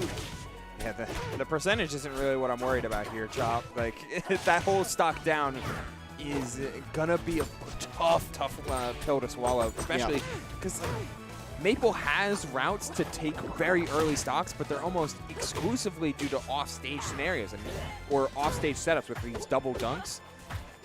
And approaching Rano with these amount of hitboxes flying is certainly a tall order to hit at least a nice spot dodge to get away from the grab, but you're still not exerting any offensive pressure. It's all Godly all day. All day, all night, and then some. Forward strong just to see if maybe they can get some more stuff going. Not quite going to be able to hit the mark, but the down tilt is just going to send Maple onto the side, looking in. Landing on stage and now controlling it. That's a fair. Not many opportunities to be able to recover if you're Rano, but again, this is Godly we're talking about, so manages to do so just fine. Yeah, had the bubble available, spot dodge, so we're seeing, I mean, we're just in pure F-tilt percentages, but we don't have a chance to find those. We needed F-tilt Nair to at least give ourselves a chance, but a couple sour fairs sending straight up, and we have that up air on deck. Such a reliable finisher whenever you fall out of some of those, some of your throw percentages. Tremendous work so far for the Rano. One win away for advancing on to the next round for sure. Yeah, winner this plays the winner of Cake and, excuse me, it was Cake and Outcast, right? Yeah. Oh, well, just Cake. Yeah, Cake 3-0 over Outcast off stream. So winner of this will play Cakeassault for a top 8 slot. And you know Godly's looking for that. Godly having a lot of just one of those like hidden boss type of mentalities, despite having some wins under his belt. A win over on a win at Frosty Faustings this past R2CS season. So that was just as you were talking about him being like a hitting boss. I mean, Godly just turns it up. That was a great exchange. I guess hidden boss isn't like the correct wording for it, but you know, he's a player that's gets a little swept on, doesn't attend everything. Like a dark horse type of deal, underdog. That's the right word. Yeah, dark horse. Oh man, getting a lot of mileage out of the down tilt as well this matchup. So you're going in early. Oh my god, okay, gets hit by it. Okay, that works. It's damage. It's momentum. He's got that flow state going. Too far in order to get a proper pop-up thanks to that nice DI on up tilt. You pick stages and allow Godly to pick stages like Ho Dojo or Rockwall to get these vertical combos going, since you always know your off-stage game stays relatively similar. But we're not seeing extensions off these platforms. We're not seeing the verticality, the up air like 50-50s. We're not getting those. I mean, that's just a true combo, but like, it's seldom happened these past 3 games once Godly guaranteed control. It's not looking good for the Maple main. Godly 1 win away, 1 stock away from actually advancing into the prize that is getting to fight Cakeassault in bracket. I mean, you're always trying to win. No matter who's in front of you, you're always trying to win. Oh, miss on the grab. FPZ hunting for one of these up tilts, hunting for one of these big starters. Yeah, you can just grab that. You can do whatever you want to that special gut up. There's no hitbox. FPZ taking full advantage of it. Drop zone back air, needs another wave. The reversal nair was huge, delaying it ever so slightly. Godly did not touch ground, which means no resources, which means it's a 1 ledge hog away and 1 stock away from FPZ bringing this to a game 5. Yeah, exactly what you need if you're the Maple as well. 75% of extra credit, you're still going to need to actually play immaculate defense versus a plethora of different fairs that are going to come from every single angle. The Rano is no slouch when it comes to actually hitting those KOs. Whoa, the special get-up, or excuse me, the get-up attack. Huge range with those whips. Not quite there, just the spot dodge game. So fun. Oh my God. Yo, 112, 54. No, that's so tragic. FPZ was playing so well around Rano's platform pressure. Whenever FPZ would board a platform, he would be so tuned in on whenever Godly would want to do an empty land grab or put out an aerial, like such good defense in those specific situations. The problem was he would never convert. He was always like playing solid defense, making Godly work for it. Damage and damage and damage would rack up, but he would lose the war of attrition. And that's kind of where the fault in the game plan and the House of Cards fell apart. Yeah. I mean, you eventually you have to sit in the lab and just start getting those confirms in and trying to, you know, just practice different scenarios that you need. And the confirms were like slightly there. We saw a bunch of like tether confirms and stuff, but it was never the long stuff, never finding the opportunities, or whether it be between Godly's good DI or just like getting the wrong hitbox. Like FPZ never able to truly get those full breadth of conversions. So it's like true like, you know, like up tilt, up air, like double fair type like conversion type of stuff. There was none of the stuff. To say none of the least. stuff. None Got of the stuff. You're missing some of the stuff. No, for sure. But it also has to do a lot with how you want to counterpunch. And yeah, of course. Yeah, I mean, if you're going to be able to know, okay, this is punishable, okay, I can do this, and then what comes next after that instead of getting those straight hits in. Yeah, it's a drawing board thing, and you'll be able to do it. But, I mean, there's still opportunities to be able to continue in the bracket. That was winner's side. And like we mentioned beforehand, Godly has the ultimate prize of actually fighting against Cakeassault in winner's quarters. Yeah, we'll get that later, I'm sure. Yeah. And the next up, we're actually going to have Beastly versus Remrin. Ooh, fun So that's going to be set. another fun set. 100%. Yeah. We saw Remrin. Remrin was actually the first set played in the Wave B pools, and then she disappeared. We never saw her again. But because she just cooked people too fast. She made it out winner's side. One of the cleanest Orcanes out there right now, and she is so good in singles and doubles. That's great.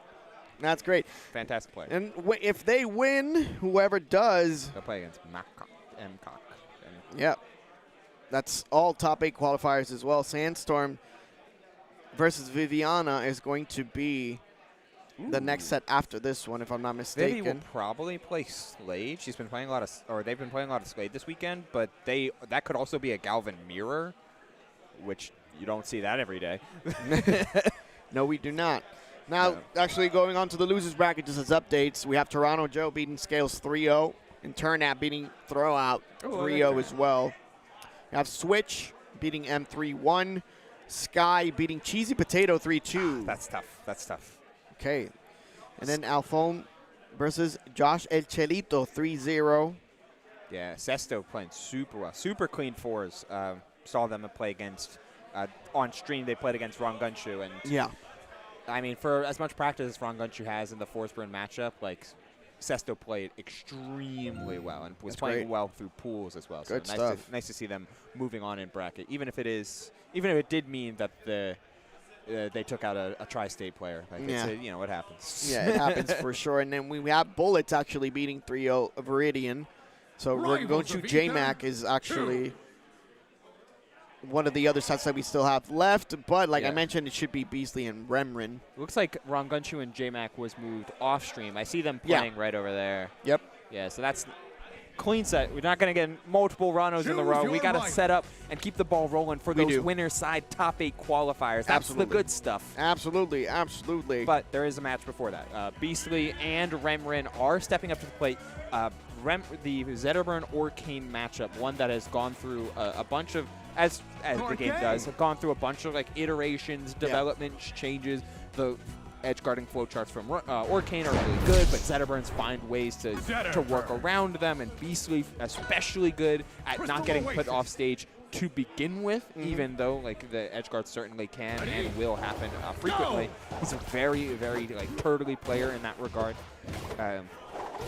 Has a lot of Zetter in general has a lot of ways to like keep Orcane pinned down. Like, if Orcane is not facing backwards, Zetter can kind of like landing forward air, down tilt, shine like for free a lot of the times and just apply like general hitbox pressure.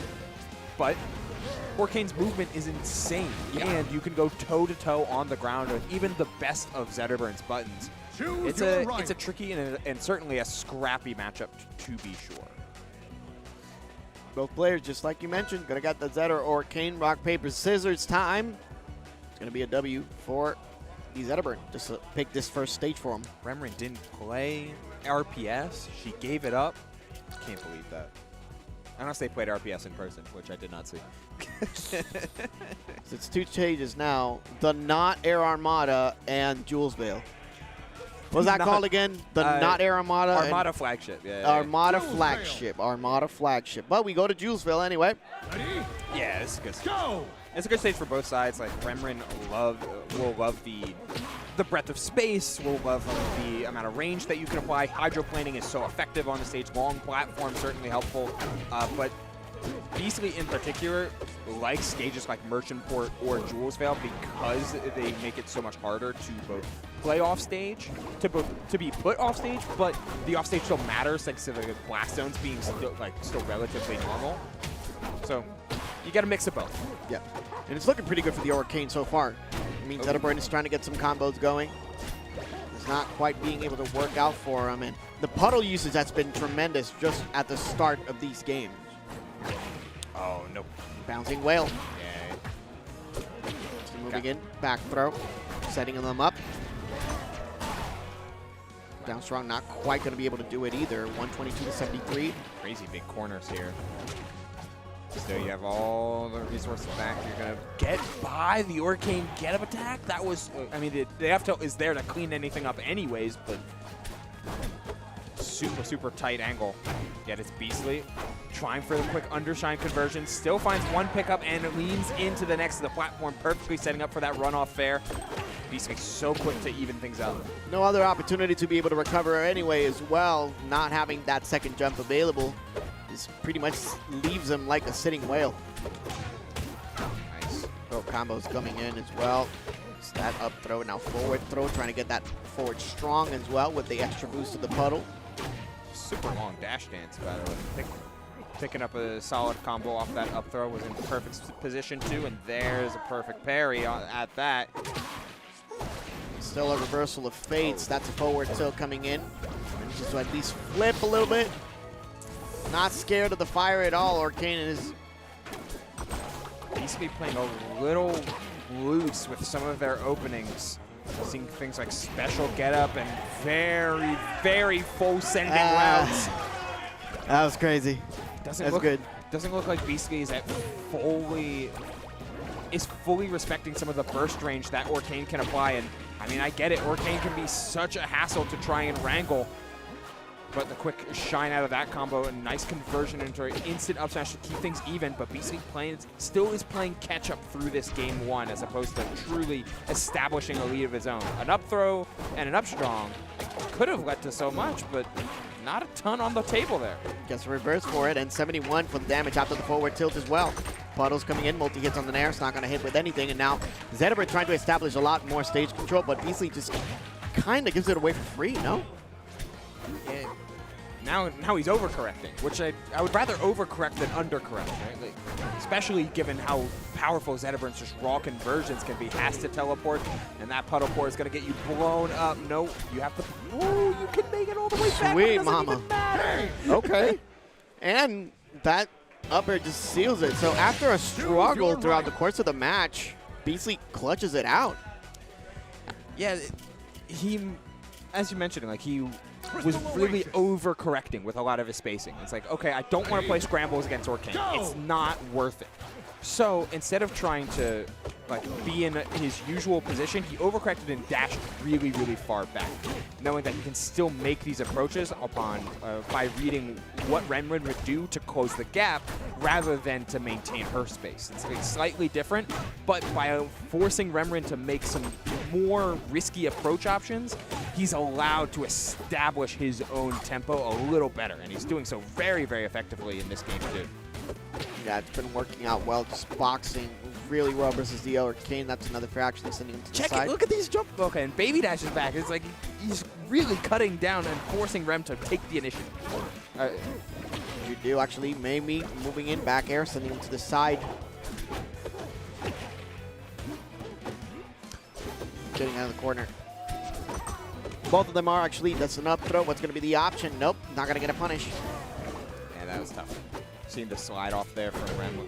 Oh, that was great spacing, though. And actually, the little short hop actually to avoid that down tilt and getting that fair away. It's going to be the next option. Exactly. Just shine up strong. Yeah, perfect stuff there. Off of that down throw, too. Was that perfect? Was that at the right percent for that to pop up? Oh, still manages to squeak by. Rem hasn't been putting out a ton of like nairs or anything like that on closer to the ledge. Looking for something up top, but it's not going to be able to work so far. Okay. Yeah, Beasley getting called out there, trying to go to ledge with that clean angle. No dice on this part. Oh. Oh no, too slow in order to get off the platform. That's another up throw, and you're still underneath Zetterburn. Get out of there. I mean, not many opportunities to be able to get out all the way up to 80 after just a few seconds. That's the power of Zetter. Oh, that was great movement as well. Oh my god, that was crisp by Beasley. Man, you have so much going for you as when you're up close and personal, like Orcane can be. Your jab is so good. Nair, you know, all those nairs, so fluid. You have things like up tilt and and down tilt. Such good up close moves. But Zetter has just the perfect equalizers while being able to play at just one space away than you want him to be. Yeah, but that said, this is good offense so far by Rembrandt. I'm seeing multiple nairs, like you mentioned before, and actually using those resources a lot more. Try to get some stuff going, right? So, being interrupted, however, just a couple of uppers by the Zetterburn. Not quite going to be able to actually set him up on fire until you get that shine now. And the nair's coming in again. Just gets interrupted after the backer just with a forward tilt. Rockwall too big in order to punish the puddle, but Beasley still in just firm control of center stage. A whole stock up here in sub 100%. It's feeling like only a matter of time here, Chopper, but you can't sleep on anyone. Not here, not during this bracket. Definitely not Arcane. Like you mentioned, the boxing game, Arcane likes it. Arcane likes to actually be up close and personal. That being said, you continue to actually eat every single one of those fares from Beasley as the short hops come into play. In the proper spacing, you're going to have a bad time just like that. Yeah, the downside there. Looks like Ram was trying to find a cheeky reversal off ledge, do like neutral get up down strong maybe, neutral get up grab, something that could get to get her maybe even an edge guard or just some momentum on her side. But at 170 forward throw, dangerous stuff. Again, Zetter having just like a great tool for every situation, and at 170, the inevitability that you get from having a kill throw is just so like mentally relaxing. Yep. And also matchup knowledge every time the Rembrandt is actually going for that up throw, manages to actually go to the back of it, just not get those multi-hits on those bubbles. Doesn't really set them up for success in any way, and we're seeing it right now, just Beasley controlling everything on the stage. Yeah, he's looking very confident here. Quick down to, overshoot down air in order to at least get some combo going, some damage is rocking, an offstage situation that didn't fully amount to an edge guard, but damage is damage. And lots of it if you're Arcane. 138 with magic percent on to Beasley. By the way, this is a really tricky stage to want to take Beasley. Beasley's so good on a stage like Merchant Court. It's wide.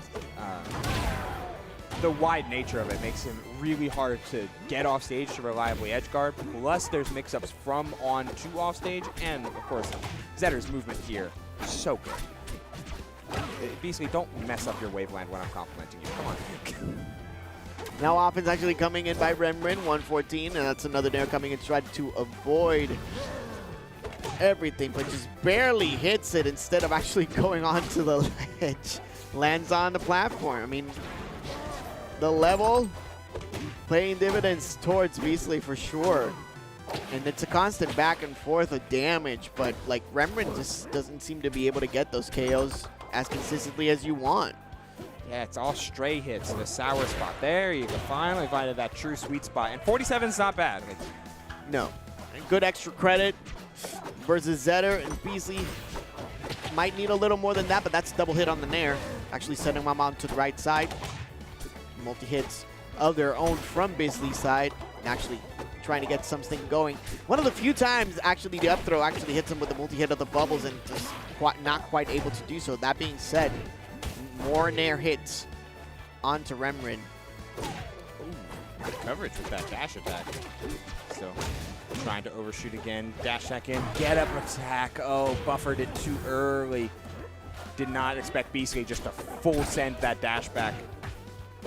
Tries to read a shine now as well. Remrin kind of giving into some, or trying out some like bigger reads here to try and make up the difference before Beastly gets a little out of hand. I like that she's playing with an extra emphasis on trying to stuff Beastly out, though. We're seeing a lot more overshoot nairs. Got to get out of this spot, though. Got to at least make it back to ledge before Beastly gets the cook. Yikes. Man. Just the fire ticking. Oh, I like that. Okay. That was sick. Okay, and 55 extra credit, which is actually a pretty good percent to be able to survive at least a little more. Some of the onslaughts that Zetterbrand is actually going for. A couple of back airs, not quite going to be able to hit the mark, and just a reversal of fates again. Beastly back on the stage control end. Keeping Orcane directly in a face-to-face situation.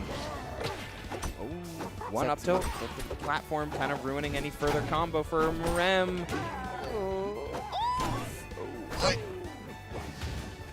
man, fire set up. Needs to be careful. Back air. Okay, forward strong coming in. Gets the back air. Oh! That was clean. Exactly what you need for Remrin. That's one on the board, but you need two more. That felt like her first, like the first true back air that she landed. Coming from off stage, you saw the wind up from Beastly, but still able to stuff that out and get the full conversion after. And sometimes, Chopper, all it takes is one clean interaction to get some wind in your sails. Yeah. And to get the crowd into it. Everybody and their mama just trying to root for the home crowd favorite, and Remrin doing whatever they can to be able to actually take care of this Fire Lion.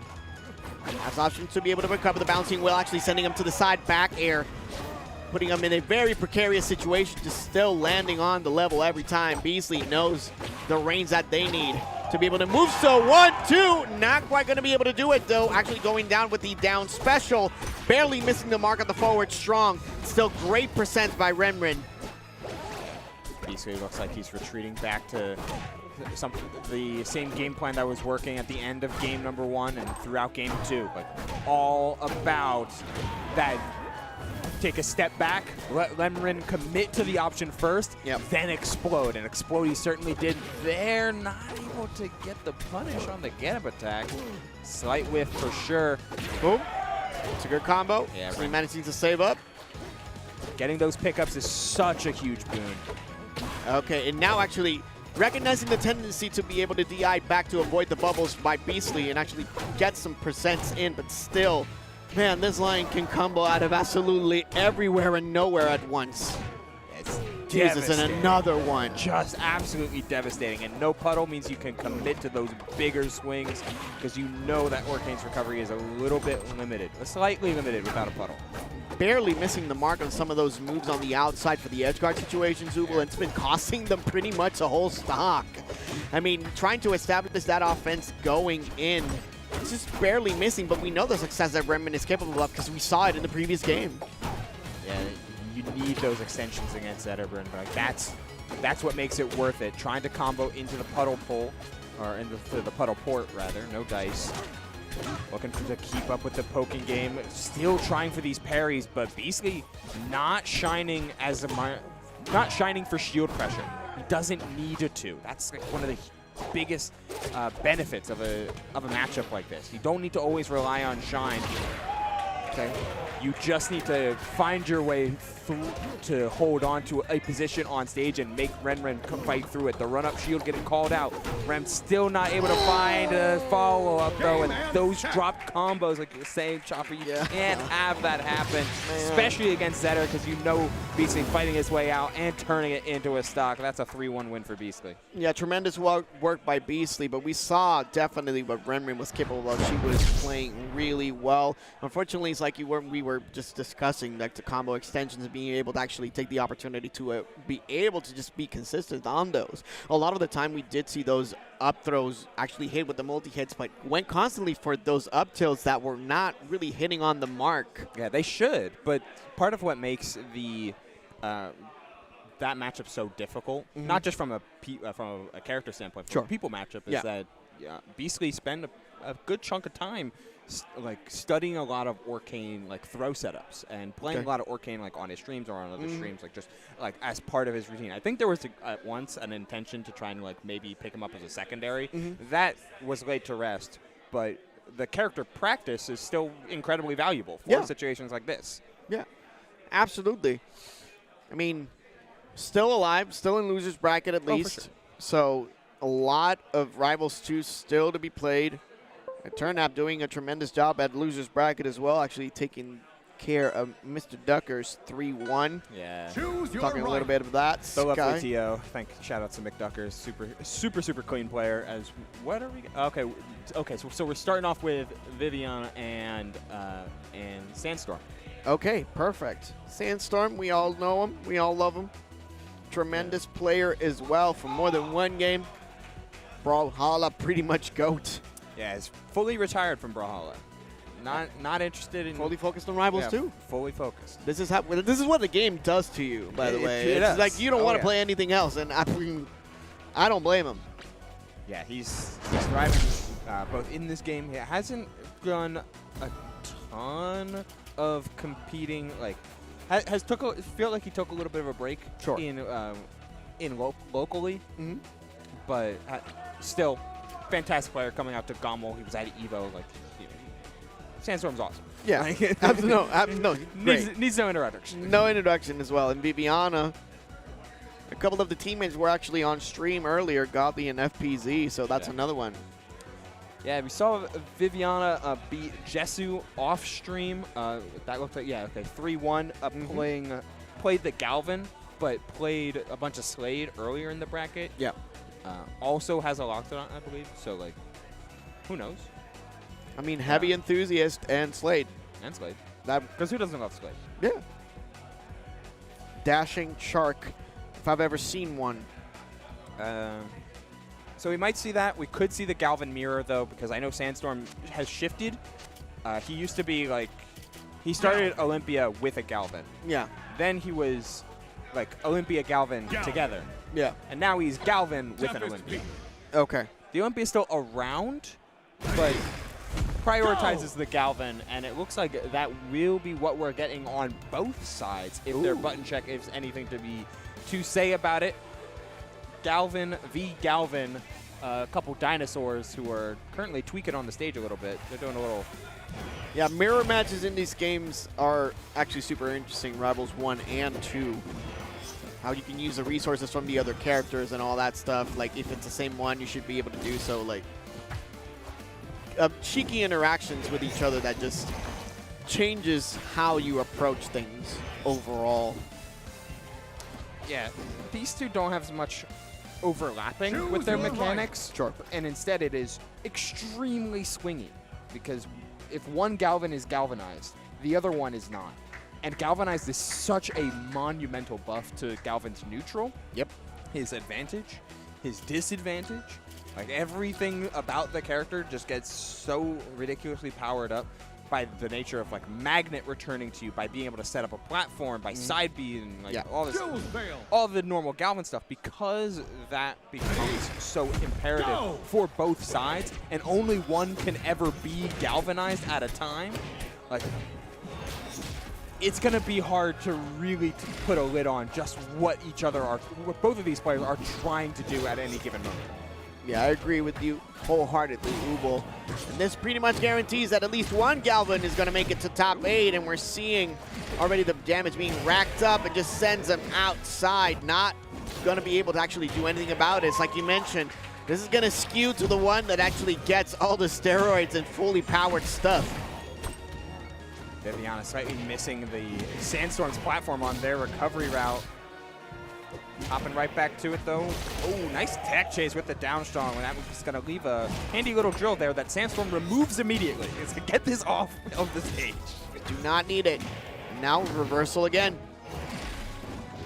Galvin tried to look for something. Oh, wow. Barely surviving that time. Another precarious situation for Sandstorm. Oh, just seals the deal with that one. Yeah, I guess, you know, you can see it on the HUD, but it's good to clarify. Sandstorm is the blue Galvin, Yes. while Viviana is the retro gray Galvin. Both colors look tremendous. I enjoy it. Yeah? Wait a little Dude, bit for it. Sandy. Oh my god. Sandy. Come on, man. Because, like, what else is he doing? Yeah, man. Oh, a couple of down airs. Some more damage coming in. Combos onto the drills, and now 1, 2, forward tilt. Sending him to the side one more time. Back air is so good. So good. Fortunate. Oh, trying to just run up parry and maybe anticipating Nair out of shield. Viviana, like, scrapping right back. I like that. Oh, so aggressive, Sandstorm. I like that. That full drift to get out there, and then you have the multi-purpose side B to get right back. Yeah, okay. Get rid of that. No. This thing, get out. All right.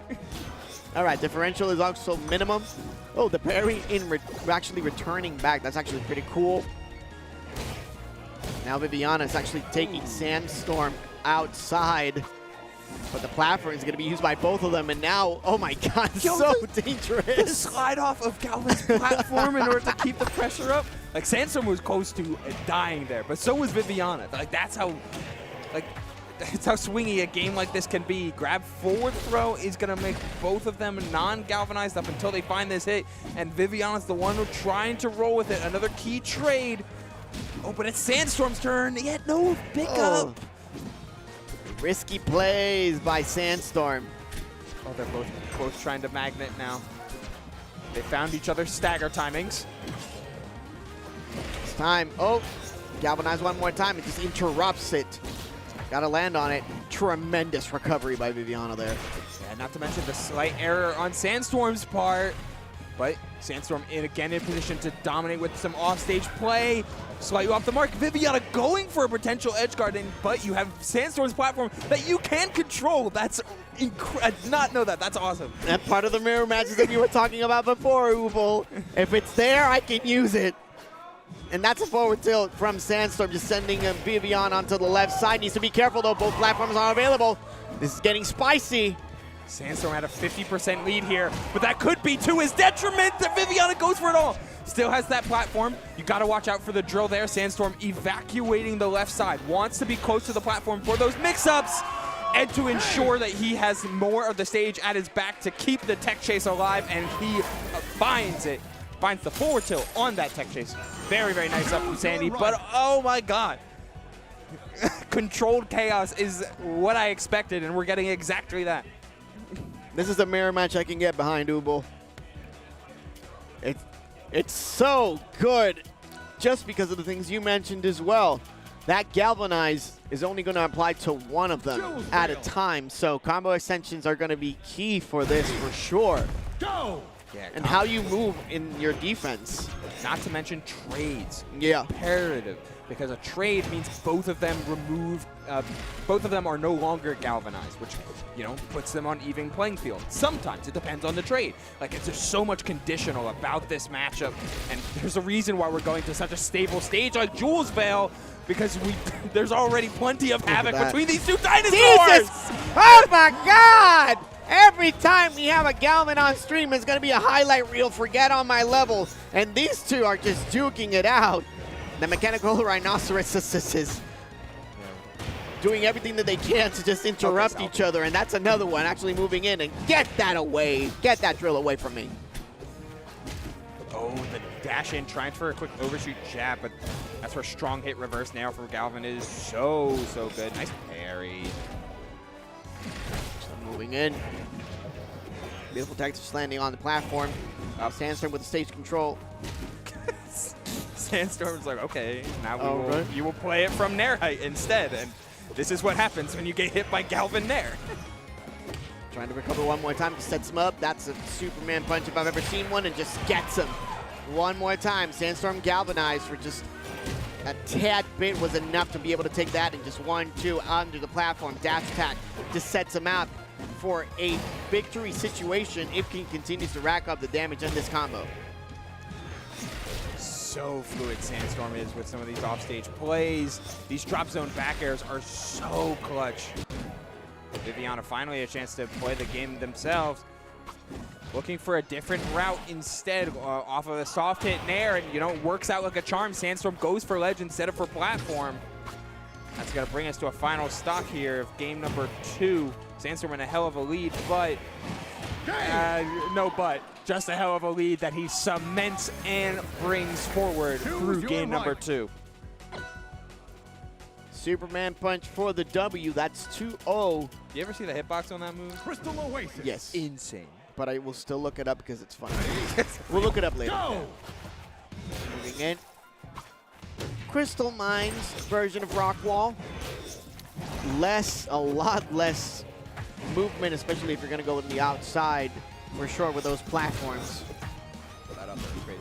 Lots of KO potential for the sides as well. Okay. Viviana has found themselves under sharking both of those platforms. Took her turn a little bit, but Sandy firing right back. Clean opposite tech. And to get right back into your happy place. Boboto coming in, just differential small, less than 10. A little bit more now. Superman punch just again. Setting him up on the outside, just like that. Sandstorm in the lead for now. Oh, the return! Outside again. Superman punch just goes for absolutely everything. Offense. You can never forget just how good Sandy is at.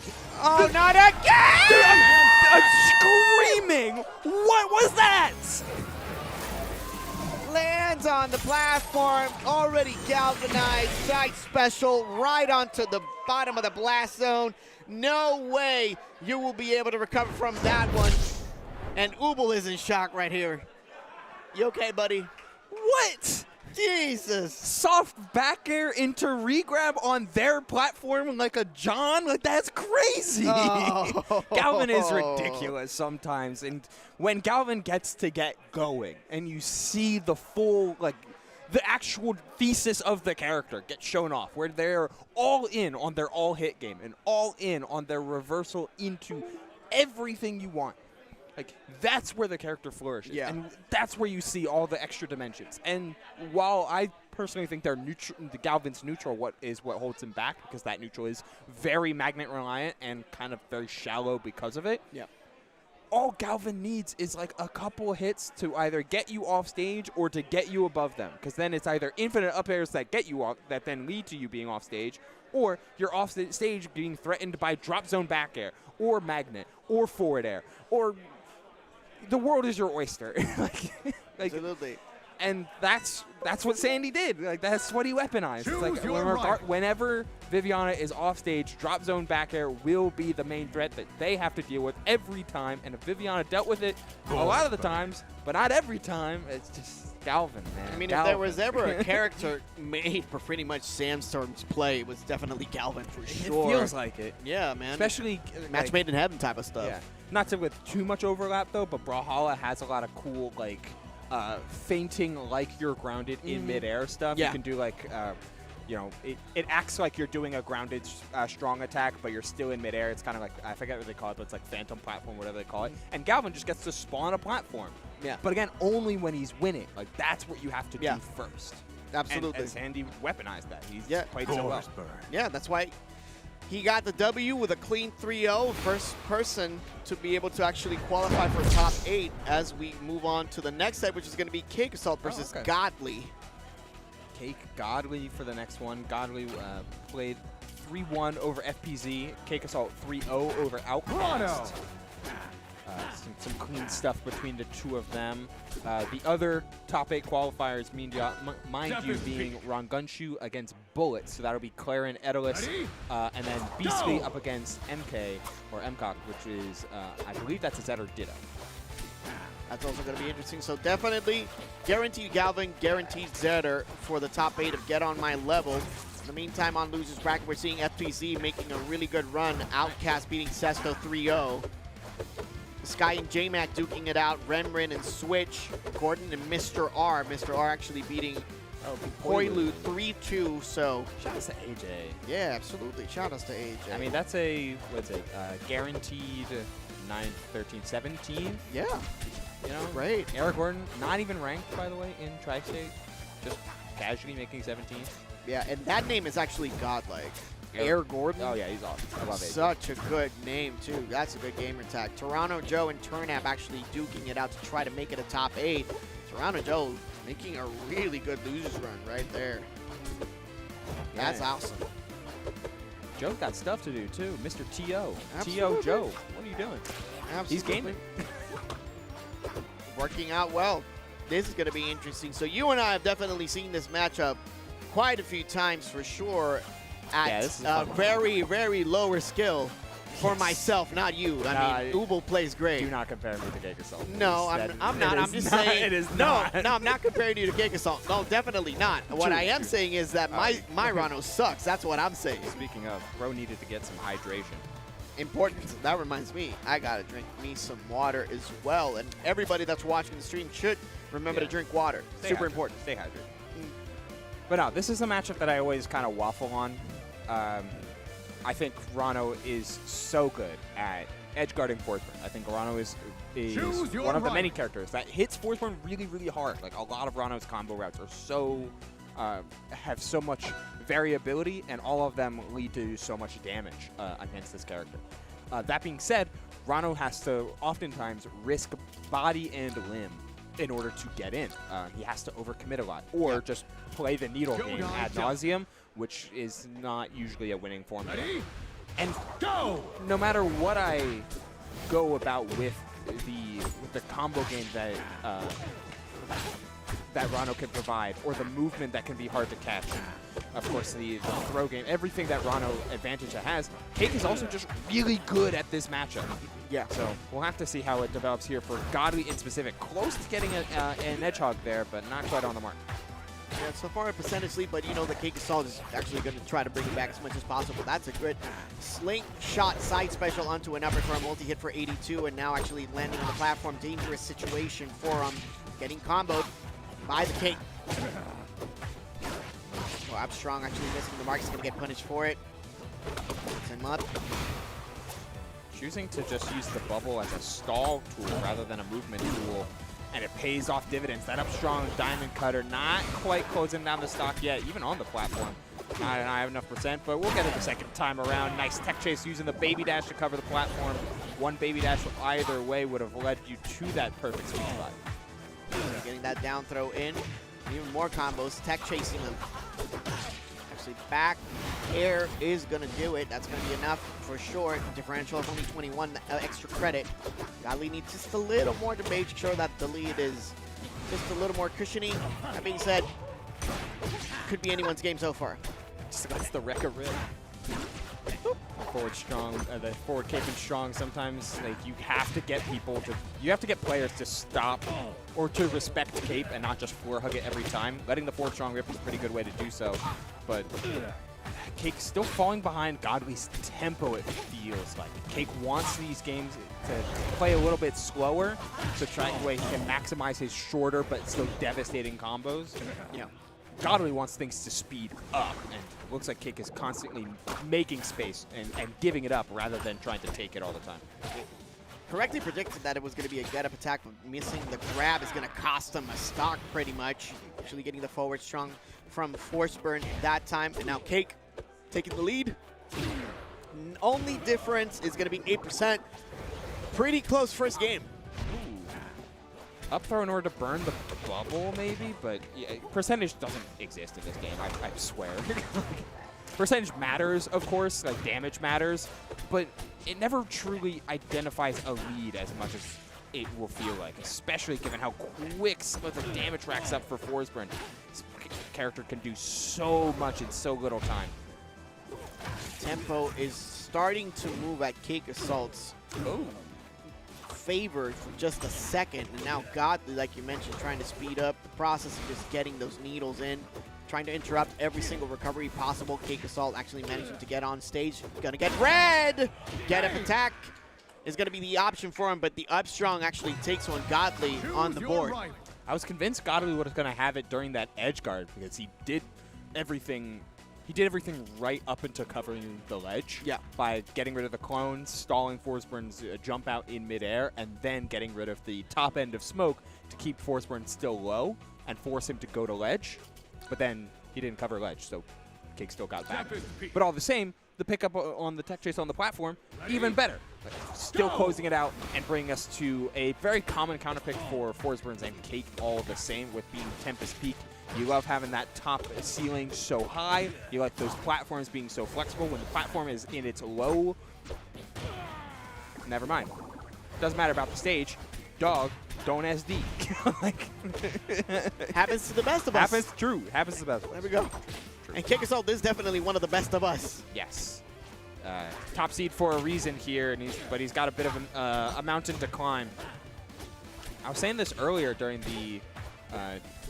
one of the earlier commentary blocks. Like, actually, no, I was saying this in the last set. Like, doing a lot of talking. Sorry, a lot of it mixes together. No, you're good. You're good. Godly being a dark horse in this bracket and having the 8 seed means he had to go through Cake in order to make winner side top 8. Yeah.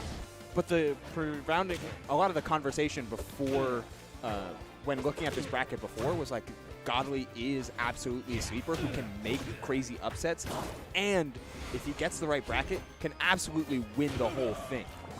And if he's able to win the right bracket, if the right bracket is going through Cakeassault, like he is with a full stock up, granted Cake with 2 absolutely monumental errors in this game number 2, like, can't be a dark horse after that.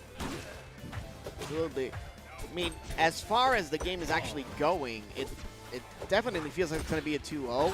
But we did see Cakeassault actually clean up that first stock from Godly pretty quickly. So, again, we're not going to count him out just yet. The Needles are setting up actually for tremendous play. And Cakeassault is just trying to reestablish his own tempo and momentum.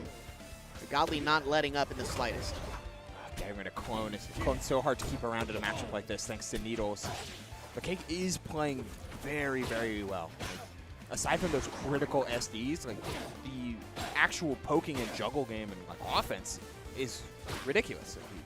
As you mentioned, the first stock was cleaned up at a relatively low percent. Took a lot of damage here on this last stock, but still bringing it to a last stock, and you know how Combust can be just such an equalizer.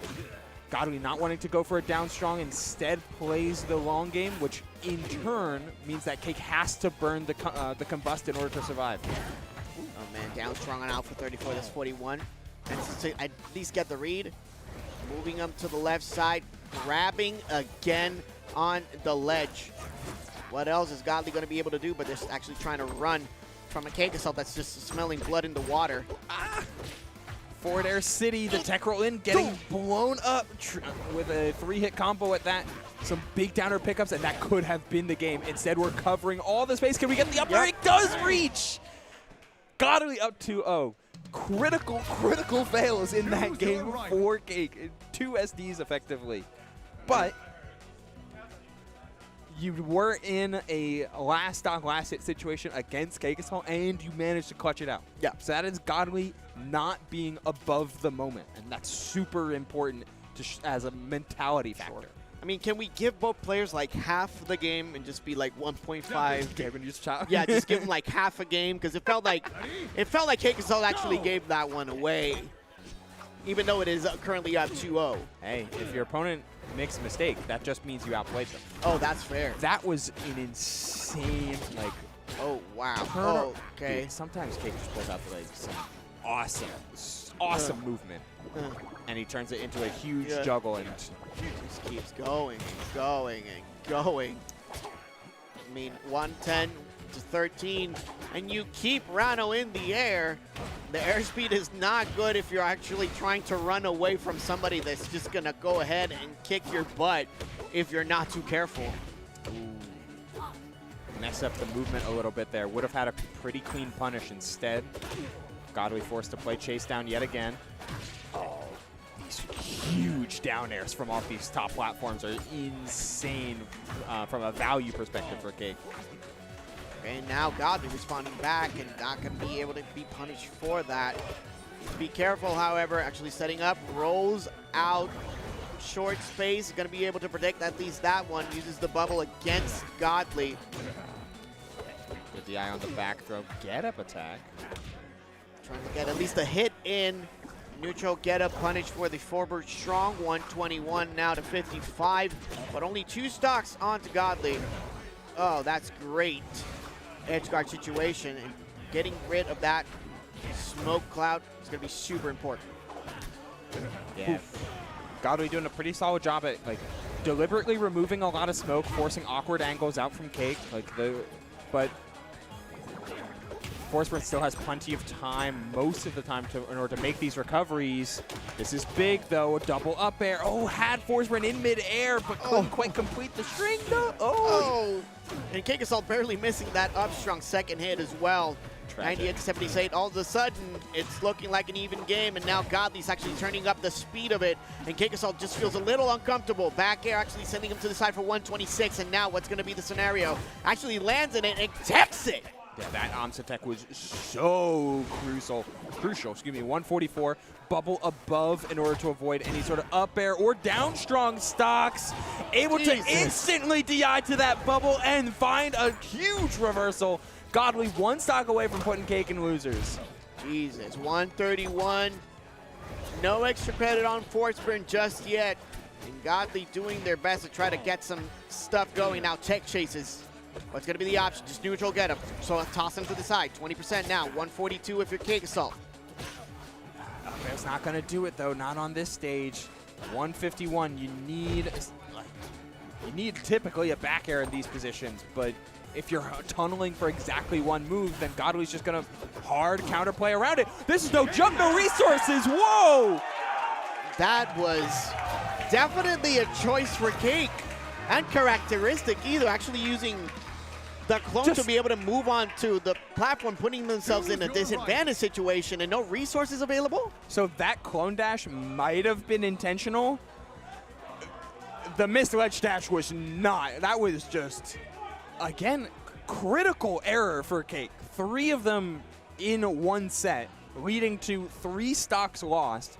And granted, Godly smelled the blood in the water and found the down strong that meant you're gone, but I mean, it goes to show just what a razor's edge some of these players are playing at against each other at these top levels and in these top 8 qualifiers. Whether it be a misinput or just a flat-out mistake, a fat finger, whatever you want to call it. Yeah.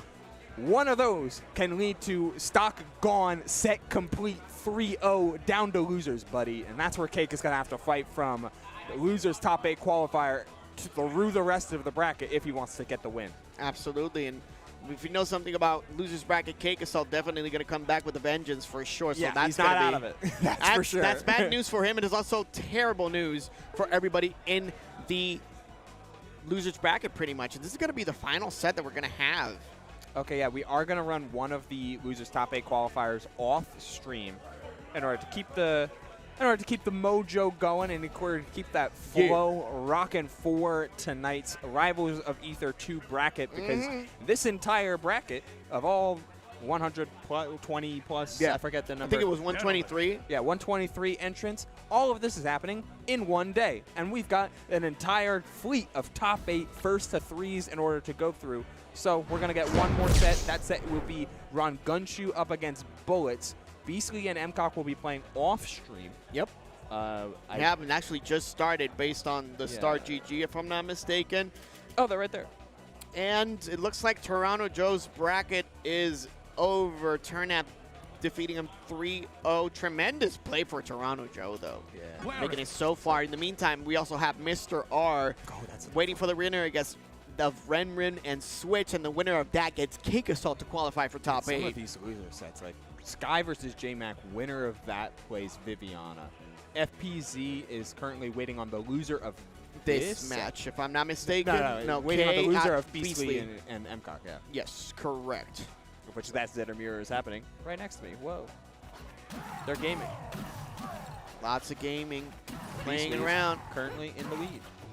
Rongunshu and Bullets now on stream. Rongunshu never fails to disappoint. Never seems to disappoint, actually. I don't know if I said that wrong. It sounded... He is amazing. And every time that I see him on stream, I'm going to be able to do lots of heavy damage for sure. Yeah, he's coming off a rough one, though.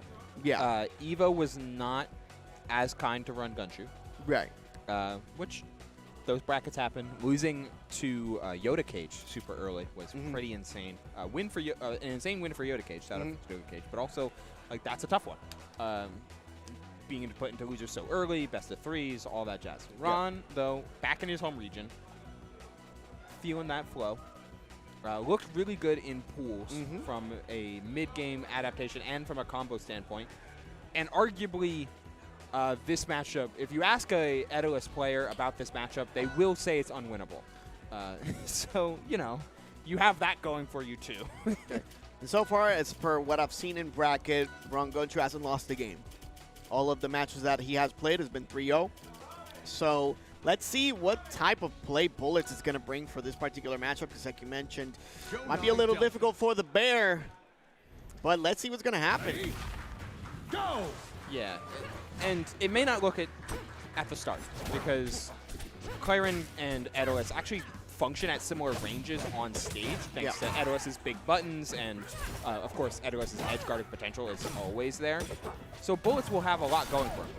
But if you get put off stage wrong against Claren, like, there's sometimes just not much you can do. And a parry is a great way to start this damage, evened up, and then some double up air.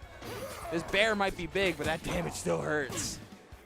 Sets him up for the up throw, side, forward tilt. What's going to be the option that's going to be playing for the Edalus? Actually trying to recover upwards. 107 this time.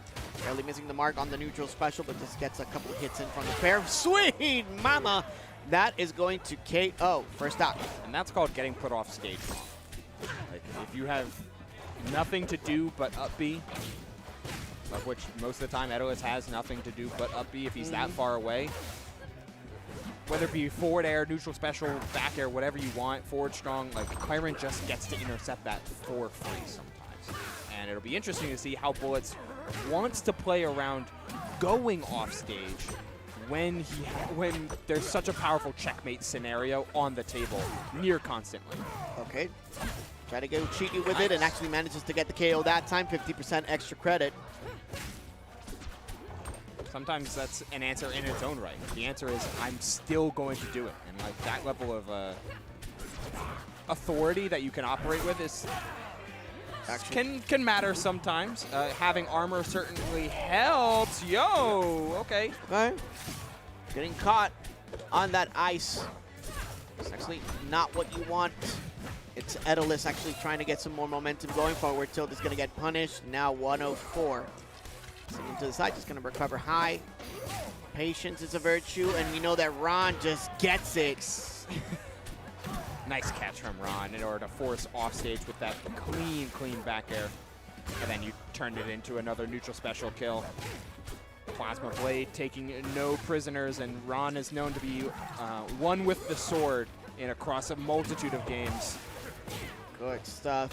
Tech being punished as well. Up air, just as a get off me option more than anything, because Rongunshu is all over the Ice Bear and doing everything that they can to be able to actually just try to get this stock as soon as possible. Oh my God, the coverage. Up, down, left, right, and center. You cannot do anything at all. Like, Bullets' answer early, and it was kind of working early, was to attempt to contest.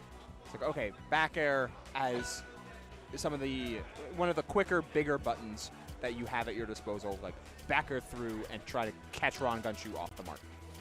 Keep in mind, Rongunshu up game 1 here.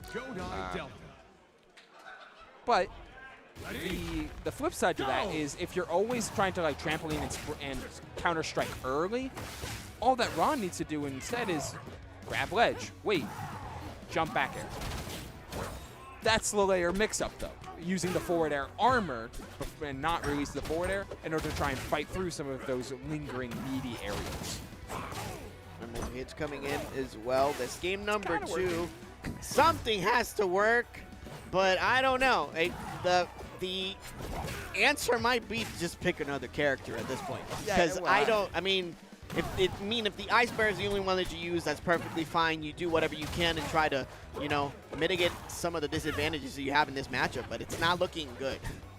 Yeah, Edois Clarin is very, very bad, but you can't switch now. Like, efficiency in gameplay comes from expertise. Sure. So, I don't know if Bullets has been practicing any other character but this big old bear. Yeah, and so far actually did some good stuff to rack up some damage all the way up to 101. Actually recovering as outside as they possibly can just to avoid any type of offense, but I mean, Rongunshu's not letting up. Early spring, but couldn't get to the wall in time in order to wall jump. Okay, big. punch in the face. Getting that stock, super important. No extra credit onto either, so it's pretty much a reset. As bad as this matchup is, Chopper, like, Edolis' strengths are still there. Yes. And the strength that the ways those strengths can manifest are seemingly can come out of nowhere, especially from a reversal perspective that Bullets was looking for. That affair is cheeky. Look how controlled Rongunshu is playing. It's hard to find any gaps, let alone gaps while you're already in a bad spot. Oh, man. That air dodge is actually going to cost him quite a bit of damage, and the stock. You can't really afford to actually make those mistakes, especially in this matchup, especially against Ron, who you know is just going to go ahead, give him an inch, take a mile type of scenario, smelling blood in the water. The Firecat is just making sure that this is going to be an endless kebab with the swords and poking them non-stop.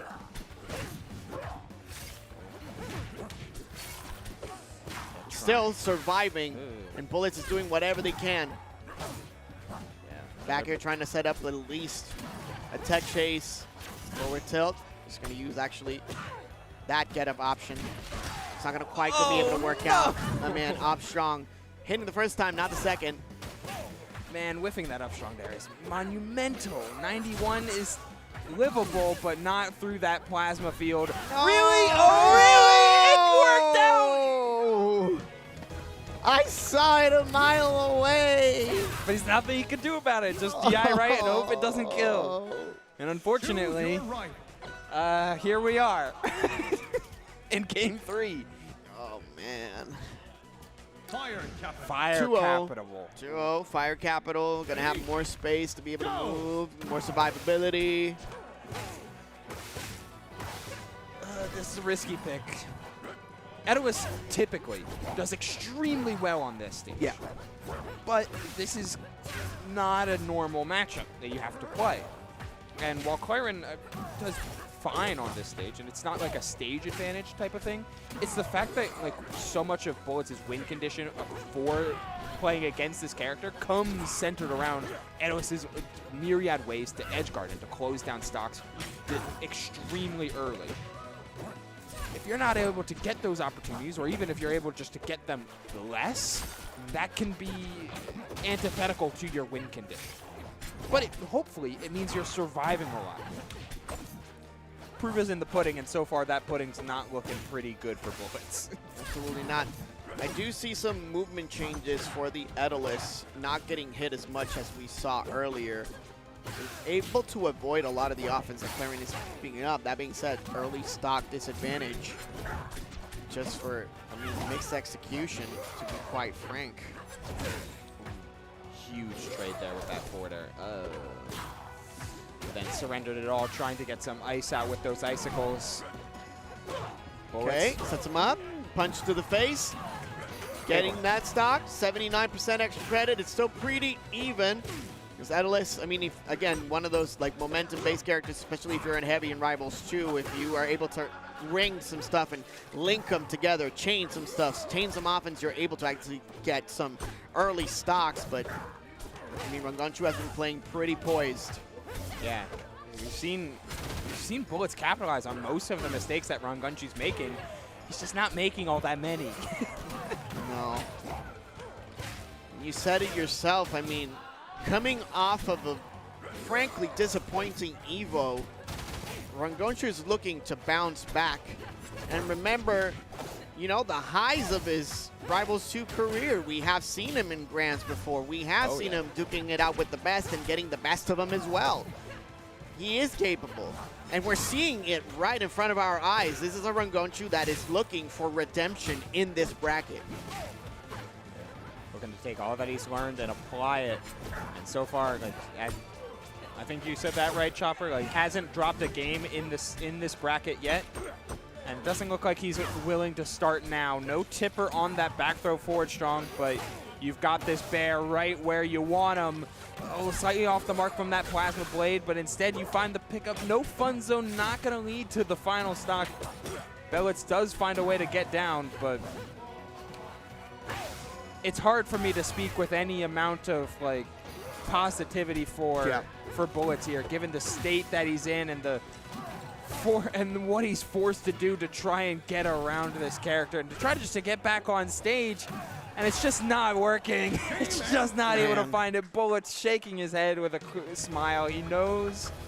He knows. Yeah. And Bullets far from out of it. A chance to make top 8, playing through Turnet, I believe, is who Bullets will get to play against, but that is Rongunshu with a 3-0 perfect record, taking himself into top 8. Going into it for sure. So at least winner's side of top 4 is looking pretty nice. It's Godly versus Rongunshu. It's Beastly versus Sandstorm. That's going to be at least the winner's side of it. And still a lot of loser's side to be played. But as we got word from production, it's probably going to be our final set of this block. We are going to go ahead and read some ads, though.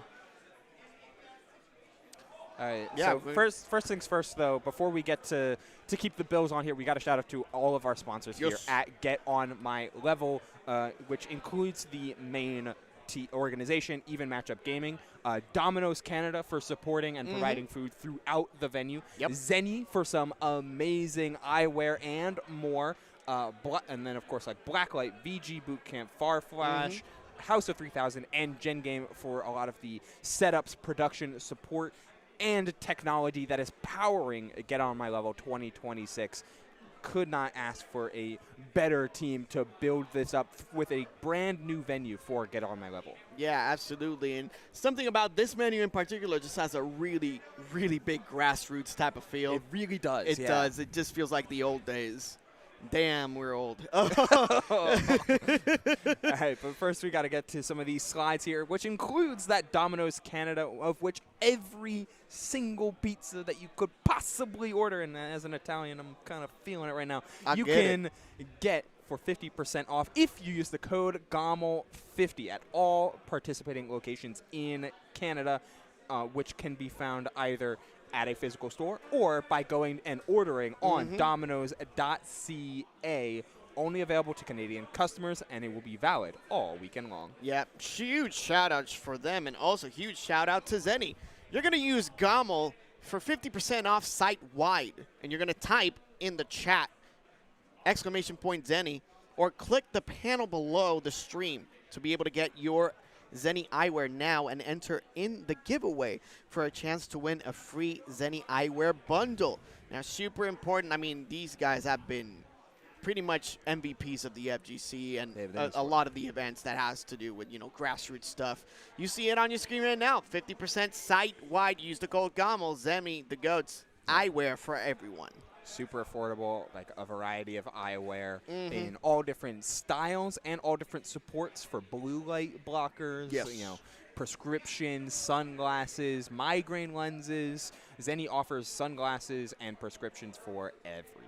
Absolutely, for everybody in the community. And speaking of, whether you work for a major brand or you're just starting your own company, the Farflash team can help you build your presence on socials, live events, and pretty much just make a splash in grassroots spaces. So nobody's going to know your community better than your community, right? So the official social media coverage is brought to you for Get On My Level is Farflash for sure. Just start planning your next grassroots engagements. Get the community together, and if you need some assistance, Farflash has your back for sure. Yeah, you can go to farflash.com and reach out and start building something worth talking about, thanks to their support and your own and key ideas.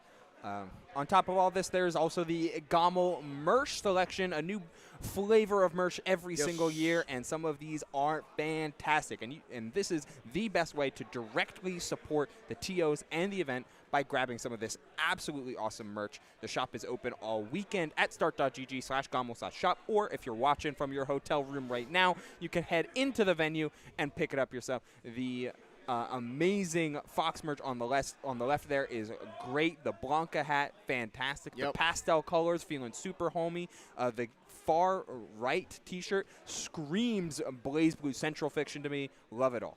Get on my level for sure. And if production actually puts it on, I actually want to have the caps available as well. Do like me a little bit of that merchandise. So just go ahead and just look it up in the shop. Support GOML. That's going to be it for at this block specifically.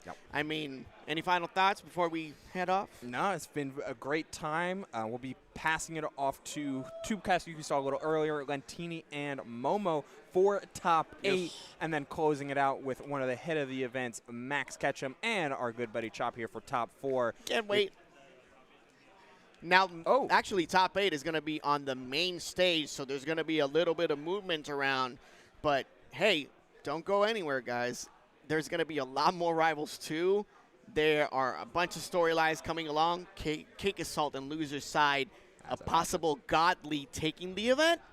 Stick around. Find out. This is GOML 2026.